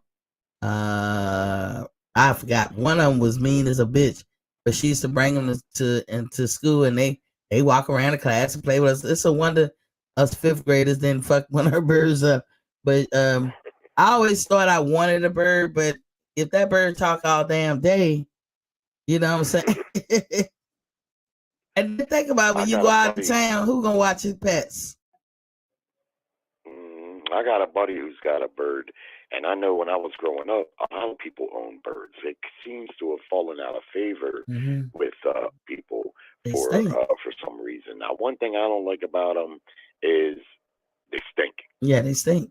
I hate to walk in someone's house and smell animal funk real hard. I'll turn around and walk right out. Be like, about face. I always think that I want to live on a farm, but the smell will probably run my ass up out of there. My mom would be like, you think you want to go? Because I think ghosts are so cute and how they be talking. You know what my favorite animal is, though? It's going to sound crazy. Gorillas. They are so beautiful. I'll be watching every day, and just to tell all of you guys, there is a whatever kind of cam. If it's a gorilla, it's a gorilla cam. If it's a panda, it's a panda cam. And damn near every zoo got some kind of cam that they showcase, you know, a certain animal. And when the pandemic started, I needed something to do. And I started watching YouTube really around when the pandemic first started. And I watched this gorilla family in Kyoto, Japan. And it's a dad and it's a mom and there's an older brother. And then when I started watching it was the baby. And they so much like us. And the baby moved like babies. Oh my God, I just want to scoop them up and hug them and just, you know, just be like, you know, just kiss on them. But they can be nasty too. Again, I think I'm a farm person, but I'm more Zsa Zsa Gabor. Because, you know, Well, like. what about a fish tank? They can stink That's too. another thing. A lot of people used to have fish tanks, They and stink. maybe some, you know, a lot of regular folks would have. Now, maybe the rich people, like you see on TV, they're making them big giant fish tanks. But I'm just talking about regular folks. I know we always had a fish tank growing up, and my aunts and them had fish tanks, but you don't see them that much anymore. Because you really, a lot of people are lazier, Jerry, I think, in this world. And they don't want to clean up behind shit. Like, you know, like when my dogs being seniors, they have accidents every day. And it's hard. I cannot get up every stain. They have ruined my carpet. And I'm not putting none down until, you know, they go. But because that would be just ass backwards to put it down now. Yeah. But people don't clean up behind themselves. You know, I like when it comes to something like that. I understand being lazy because hey, I got that market cornered too. You know, I can procrastinate and I can be lazy at times. But you know, when you talking about when you talking about living things, you don't be lazy. You go balls to walls. I don't care what it is. This is why I don't get plants. If I get plants, I get fake plants because I'm not good with. I don't have a green thumb, and their life means something to me too. And they probably be like, "Oh, Miss T, you probably one of them tree huggers." I just believe in and giving respect to living things. I don't care what it is. And so, you know, yeah, I'm maybe I am one of those types. I won't go to SeaWorld because I saw that documentary Blackfish. If anybody has ever seen that, y'all or haven't seen it, y'all should watch it because from a mother to a mother, man, we talking about a whale. But from a mother to a mother. Cool shit what they do to them. Yeah. I'll never go to SeaWorld. I went once. I'm glad for the experience. I got the t-shirt, been there, done that. But then I didn't see Blackfish until a few years ago. And they was talking about, you wonder why these killer whales is doing what they doing? I don't think that they were meant to be captive. Some animals are not meant to be captive. They're smarter than us. They're very smart. There's a couple animals like dogs and cats are domesticated, of course. You can domesticate a bird, but let's face it, God gave a bird wings so it could fly the entire sky. When you put them in a cage, you're basically imprisoning the bird. Yeah. And it's cute that he talks and shit like that, but really it's cruel, man. That bird is meant to fly the sky, not to be put into a prison cell. And the same thing with fish tank. Fish is meant to swim the ocean. Yeah. It's not meant to be put in a tiny little confined area. And but now I've always loved fish tanks. I've always been fascinated by them. And my wife and I, we had one. And I had it set up real good because I used to work at a pet store and I knew how to take care of the fish tank and how to take care of the fish. And I had a really nice 55-gallon tank. But I played music, live music. And oftentimes I'm practicing in my basement with my band. And I came upstairs one time when the band was still down there playing a little bit and the fish were going all kinds of crazy in the tank. And I realized, you know, because they felt the vibration of the bass drum, and it was really torture for those fish. The next day, I took the fish tank down. Because I said, you know what? Yeah, I took the fish back to the pet store, gave him back, and I just knew that I couldn't do it. Now, my buddy's got a bird. He's got a parrot, and every time I go see him, when I walk in, the bird says, "Hello." Hello, he talks, and it's funny, you know, it's amazing to see this bird speaking. It's like, how in the fuck, God? But if you nature, let the bird out, like my teacher did, she let them walk around. Like, I don't know if she clipped their wings, but like even with cats, they don't declaw. You'll find it hard pressed to find somebody to declaw your cats. My cat wasn't declawed, but I can't go get a full grown cat that's not declawed. For me, cats are finicky. You got to get them when they're young. Fuck that. I'm not getting no old cat. I ain't saying it's not good, because some people do it. Some of them old cats, like older dogs, they need a home. They need a loving environment. I can't do it because I'm not going to I didn't take my cat to get declawed, and he scratched the shit out of me. But what I would do is I would complain and be like, oh, and they get it. They'll stop. You know what I'm saying? But with fish tanks, going back to what you said, that was nice that you noticed that. And I'm glad you were able to see that. But like them orcas, they take their babies and send them over to another SeaWorld. And they said the mother went in the corner and screamed and shook. I was like, from one mother to a mother, I will never go to SeaWorld. And SeaWorld has been losing money. And they have implemented already the phase out of keeping orca whales. They've implemented that. And big ass whale like that in a pool. And they work the shit out of them. But what do you think?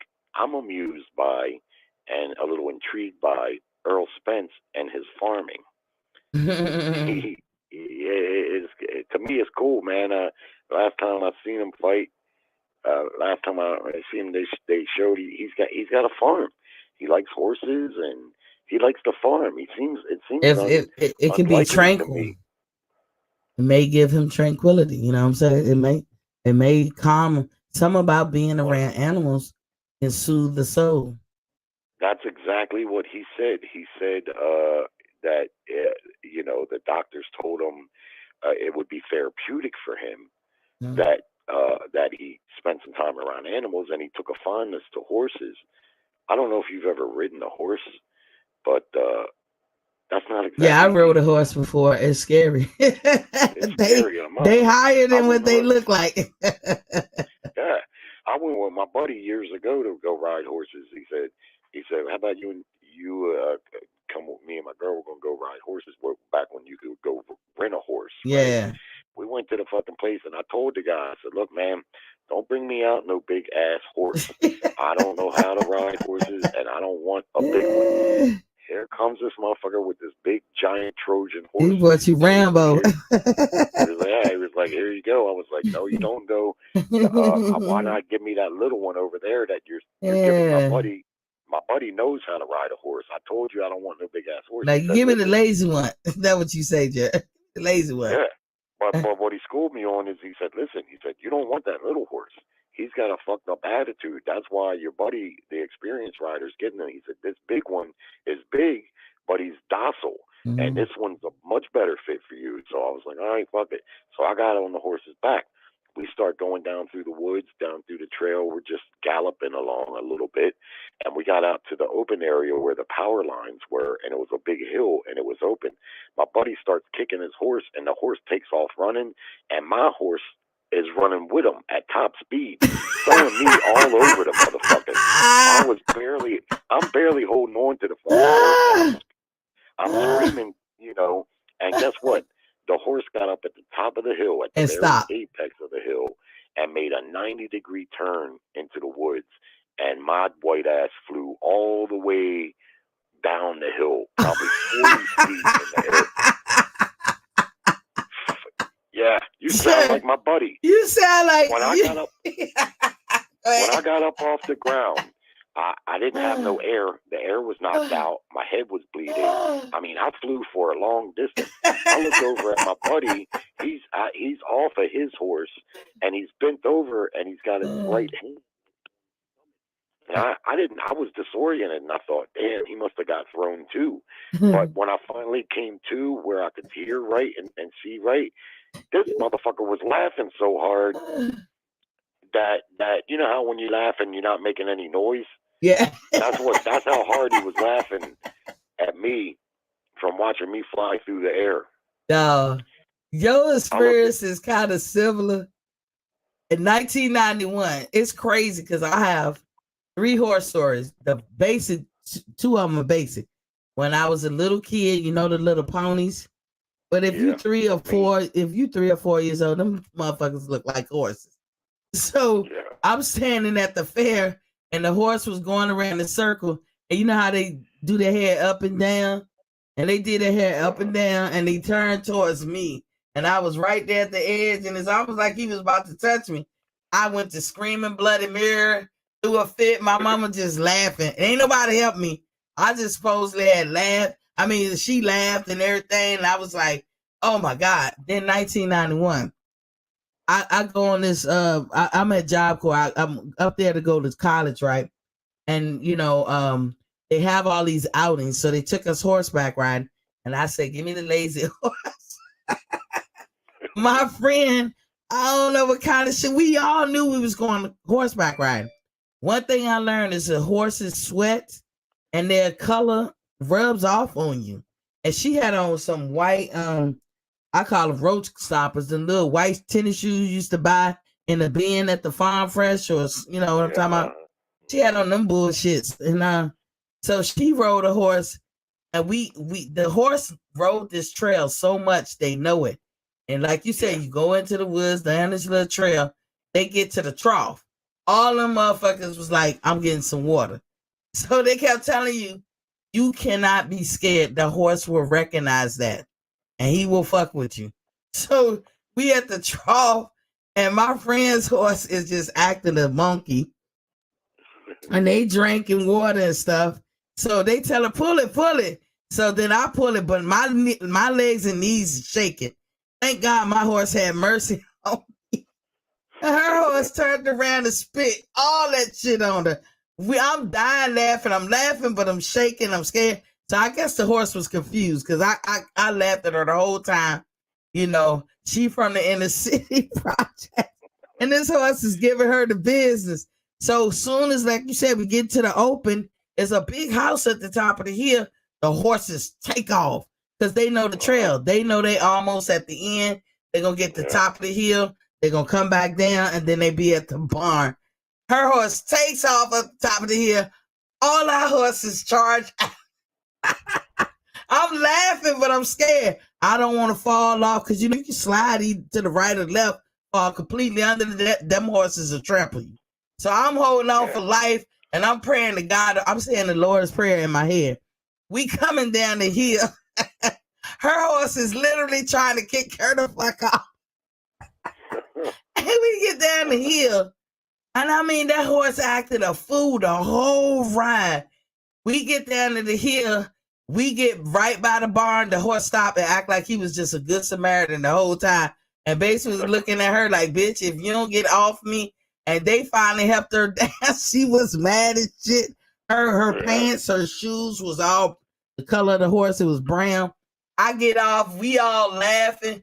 Her horse, as soon as she got off, he ran right into a stall. I was like, really? He just didn't want her on him. It was the funniest shit there. So I can understand. And she almost got thrown. Some people did. My horse was docile. It was kind of cool.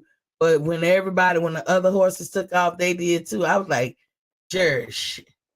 My legs was killing me. You don't know how to ride that big son bitch. The guy told me, he said, you got to let this horse know that you're the boss. Mm-hmm. And I said, yeah, but this motherfucker's 1,400 pounds of ripped muscle. I'm pretty sure that he's the boss if he wants to be. You know what I mean? But I didn't have experience. I ain't never got back on another horse. I wish I'd have kept going. They are majestic creatures. I met a Clydesdale too at Busch Gardens. The Clydesdale can ride that horse. I've seen him doing tricks and shit, making the horse stand up, and you know that you got to know what you're doing when you ride a horse. That's what I learned. You know how you learn. I don't know. You know, you might have to start with an old glue bag. It's like any animal. It's like any animal. If you show fear, they know it. They know, just like how humans to humans, we can tell when somebody's scared of us, but we're intelligent beings. But when the animal kingdom, which we are part of, but I'm saying other than us, when you show fear, like you could pee on yourself, like tinkle even. You could tinkle when you scared. People do, and them animals can smell that shit. They just know. They know who to fuck with and who not to. Of course, they got acute senses, and no question about it. That horse tried to bite me too. Yeah, they would do that too. He did that to her. Yeah, this big motherfucker with his big ass teeth reaching around trying to bite my leg. And when he I spit said, all that, you know what? Go ahead, Jerry. I got back to the thing. The guy said, all right, that'll be $16. I said, you better get the fuck out of here. I got a big ass knot on my head. I'm still dizzy from the horse throwing me, man. I had to walk back here. I ain't paying shit. But I would love to still go horseback riding, but I want to go to a farm where they got that shit together. I always say if I hit the lottery, then I will probably buy a ranch and a horse and have a horse stable. Not necessarily that I will buy a lot of horses, but when you have that kind of setup, other people have horses and you can board them. You know what I'm saying? Yeah, and then you know something like that. I do like goats, but I believe that they stink. Stink? Yeah, I believe that my mama said they stink really, really bad. Yeah, I mean, like you said, most of the livestock stinks.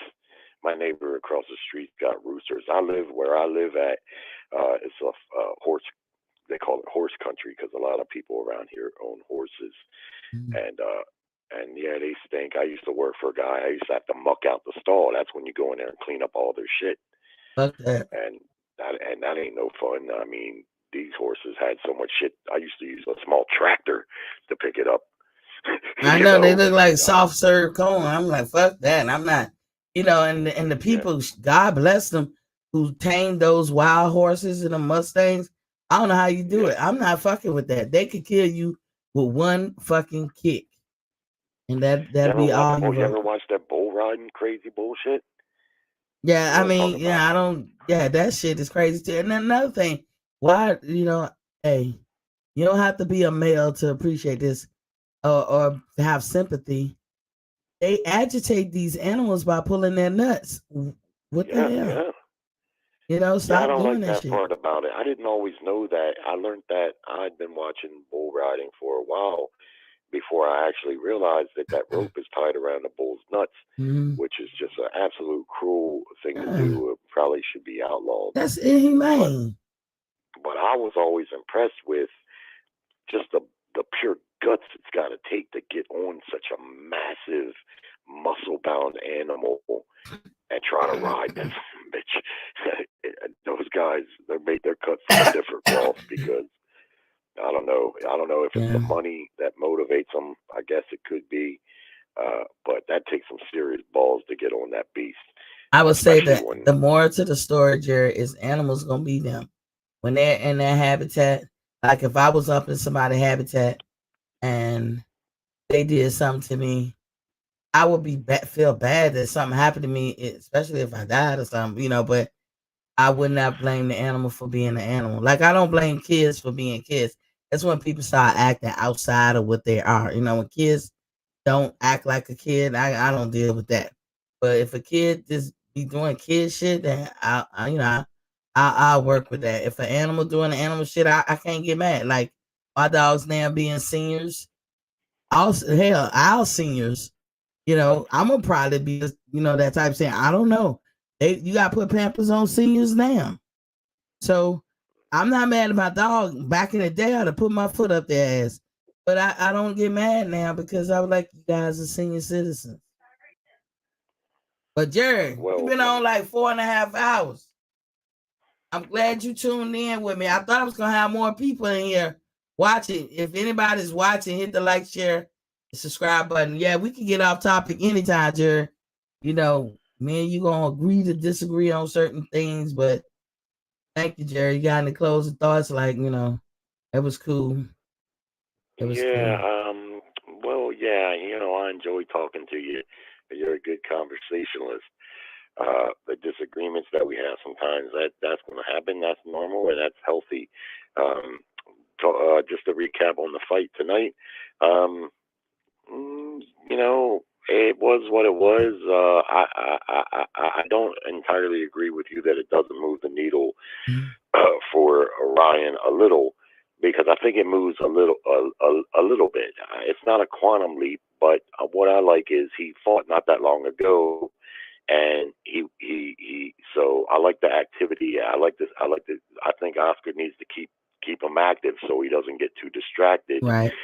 If you're going to be a fighter, it's like you said, you don't play boxing, and they gotta keep him fighting. So what I'd like to see is, I think, okay, that was a decent victory tonight. Nothing to get overhyped out about, but a little bit better opponent than the last guy. Fortuna may have been his best opponent to this point on paper. I think it's his best. Yeah.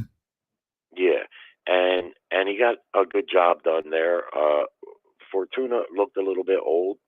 Yeah, I will say that 35, that's kind of old for a fighter that small, a lightweight. I want to see him keep him busy. I don't know if the Tank Davis fight should be next. I just don't know with Ryan right now. He could be ready for it, but I just don't know. I'd like to see him a couple more fights before a Tank Davis fight. Maybe next summer would be a good one. And then lastly, what's the next big fight coming up? Oh, hold on. Let me see. Jeremy, you the only one on the channel. I just checked it. That's funny. Okay, let me update. We gotta find a way to get you some more subscribers. Right. Look, Jerry, if I don't know, how would I do it? You got a P.O. box? I don't know. I was thinking about advertising in certain newspapers that I know that still exist. But also having like a sticker that people can put on that car, not like a vinyl sticker, something like when you're done with it, you can pull it off and it doesn't rip your paint or nothing. Because I'm real particular about those things. So I was like, shit, I'll send out some vinyl stickers that people go put it on that car. The next fight is on July 23rd, Gonzalez versus Dogbay. Oh, that's gonna be a good one. That's on ESPN Plus at 9 p.m. Is it Chocolatito? I don't know. Then it's Garcia versus Benavidez, July 30th. I want to see that too. That's at 9 p.m. on Showtime. That right there should be a real good fight, from a style matchup, right down to the fact that Danny needs a win, and so does Benavidez. They both gonna be hungry for a win in that fight. I was watching them talk the other day. They got a lot of respect for each other, but they seem eager to fight each other. Danny moving up in weight. A lot of people might say, well, why is he moving up? He wasn't that big of a welterweight, but Danny, listening to what he was saying, he believes that he's going to be better at 54. He thinks that cutting to 47 was hurting him.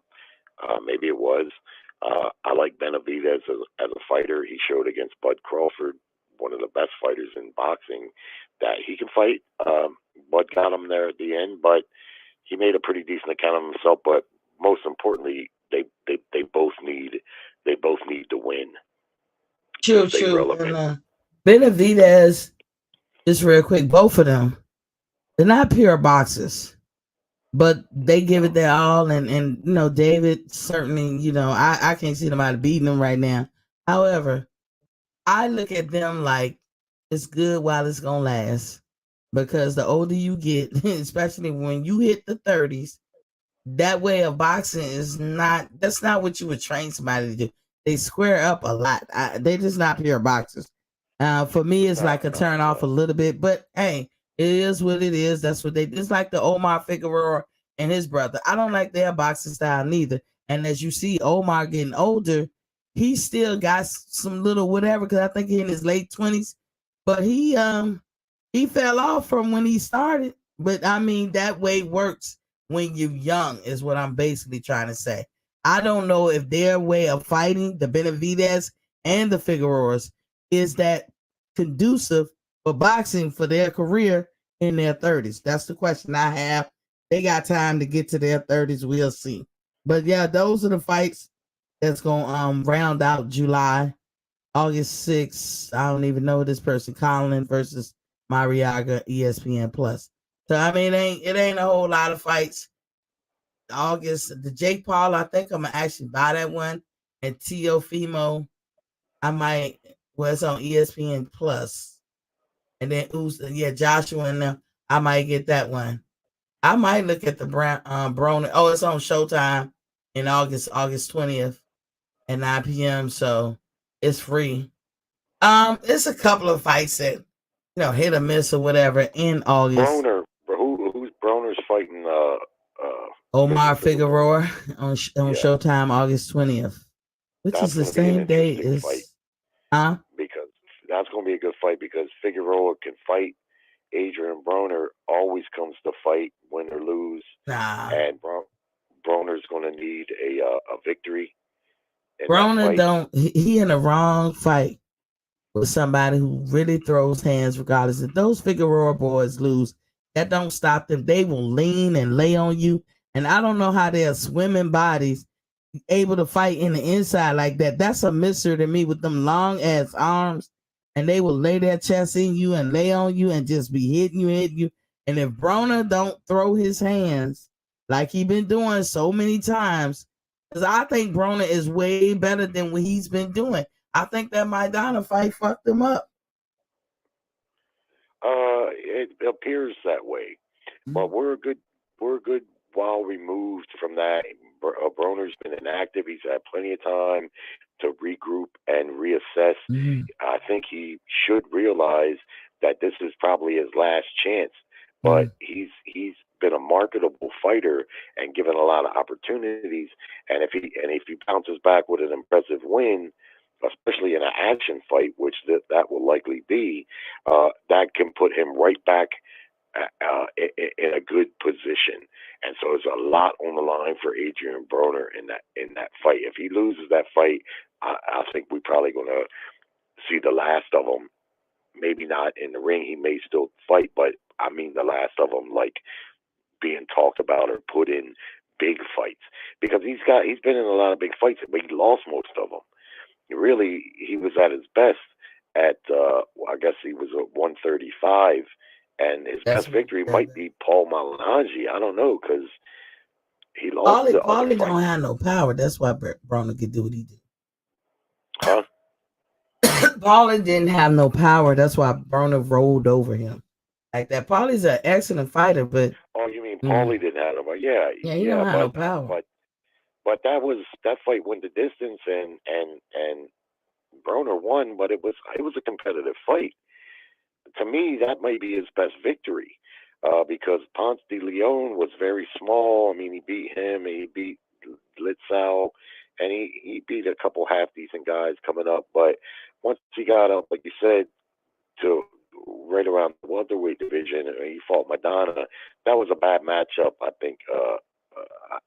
I think, I don't know if I would have made that fight for him at that time, because Maidana's a very rough dude, and he's kind of big. He's at 147. He's kind of big, and he's strong, and he's wild. And that was a bad matchup. If I was looking out for Broner's career at that time, I probably would have steered him away from that fight. But then he went on to lose to several fights. He got the Pacquiao fight, and he lost that, and then he just like went on a losing streak. And you got to wonder, is this guy not as good as what we thought, or is he just not focused on boxing? And it's hard to say which one it is. Maybe he's just not as good as what we thought, or maybe it is that he's partying too much. But he's got a chance to ratify and rectify all of that. So I'm kind of looking forward to his comeback to see what he can do. And he ain't coming back for no soft touch either. Like you said, those Figueroa boys, just like the Benavidez brothers, they come to fight. They're not cakewalk. You're not going to just get in there and cakewalk with those Figueroas. They come to fight. So I got to give him props for that too. He coming back and taking on a pretty good fighter. We'll see. I'm gonna go ahead and close the show out, Jerry. Thank you for hanging in there with me. You and me was kicking it. I'll see you Monday. I don't know what we're gonna be talking about. I have a lot of questions in my inbox about my health part that I talk about. but I'm not doing the show tomorrow. I normally do a health show on Sunday, but I'm not because I've said everything, nothing really to repeat. So that's why I come on my show and I say, if anybody interested in getting healthy, I'll let you girl. Now as I tell everybody, just every time I say this, I am damaged goods. I think it's been my purpose to be sharing my testimony. I walked into a lot of stuff blindsided and I just didn't know. I had a condition that a doctor never told my mother, never told me. The whole time I'm in the Navy, never told me. And, I found out late and they knew, they had to know. And I don't want other people to go through what I went through. So this is why I do the health show and talk about getting healthy. But everybody always asks me for help with losing weight. But inadvertently, I found that I research food is what I do. I put them together. I know how to mix them together or put a recipe together so that it can do what you say you want it to do. I'm not a doctor. It's just I had to save my own life. So in the process of doing it for myself, I've learned some things or two. So if y'all want help with that, boxingfanstalk@gmail.com. Hit me up. I do charge you for my services. I ain't breaking the pockets. I'm just charging you for my services because I tailor make it individually to you. And I will see y'all Monday. Thank you, Jared, for chiming in and kicking it with us, sister. Cool. God bless now. I'll talk to you Monday. All right, King.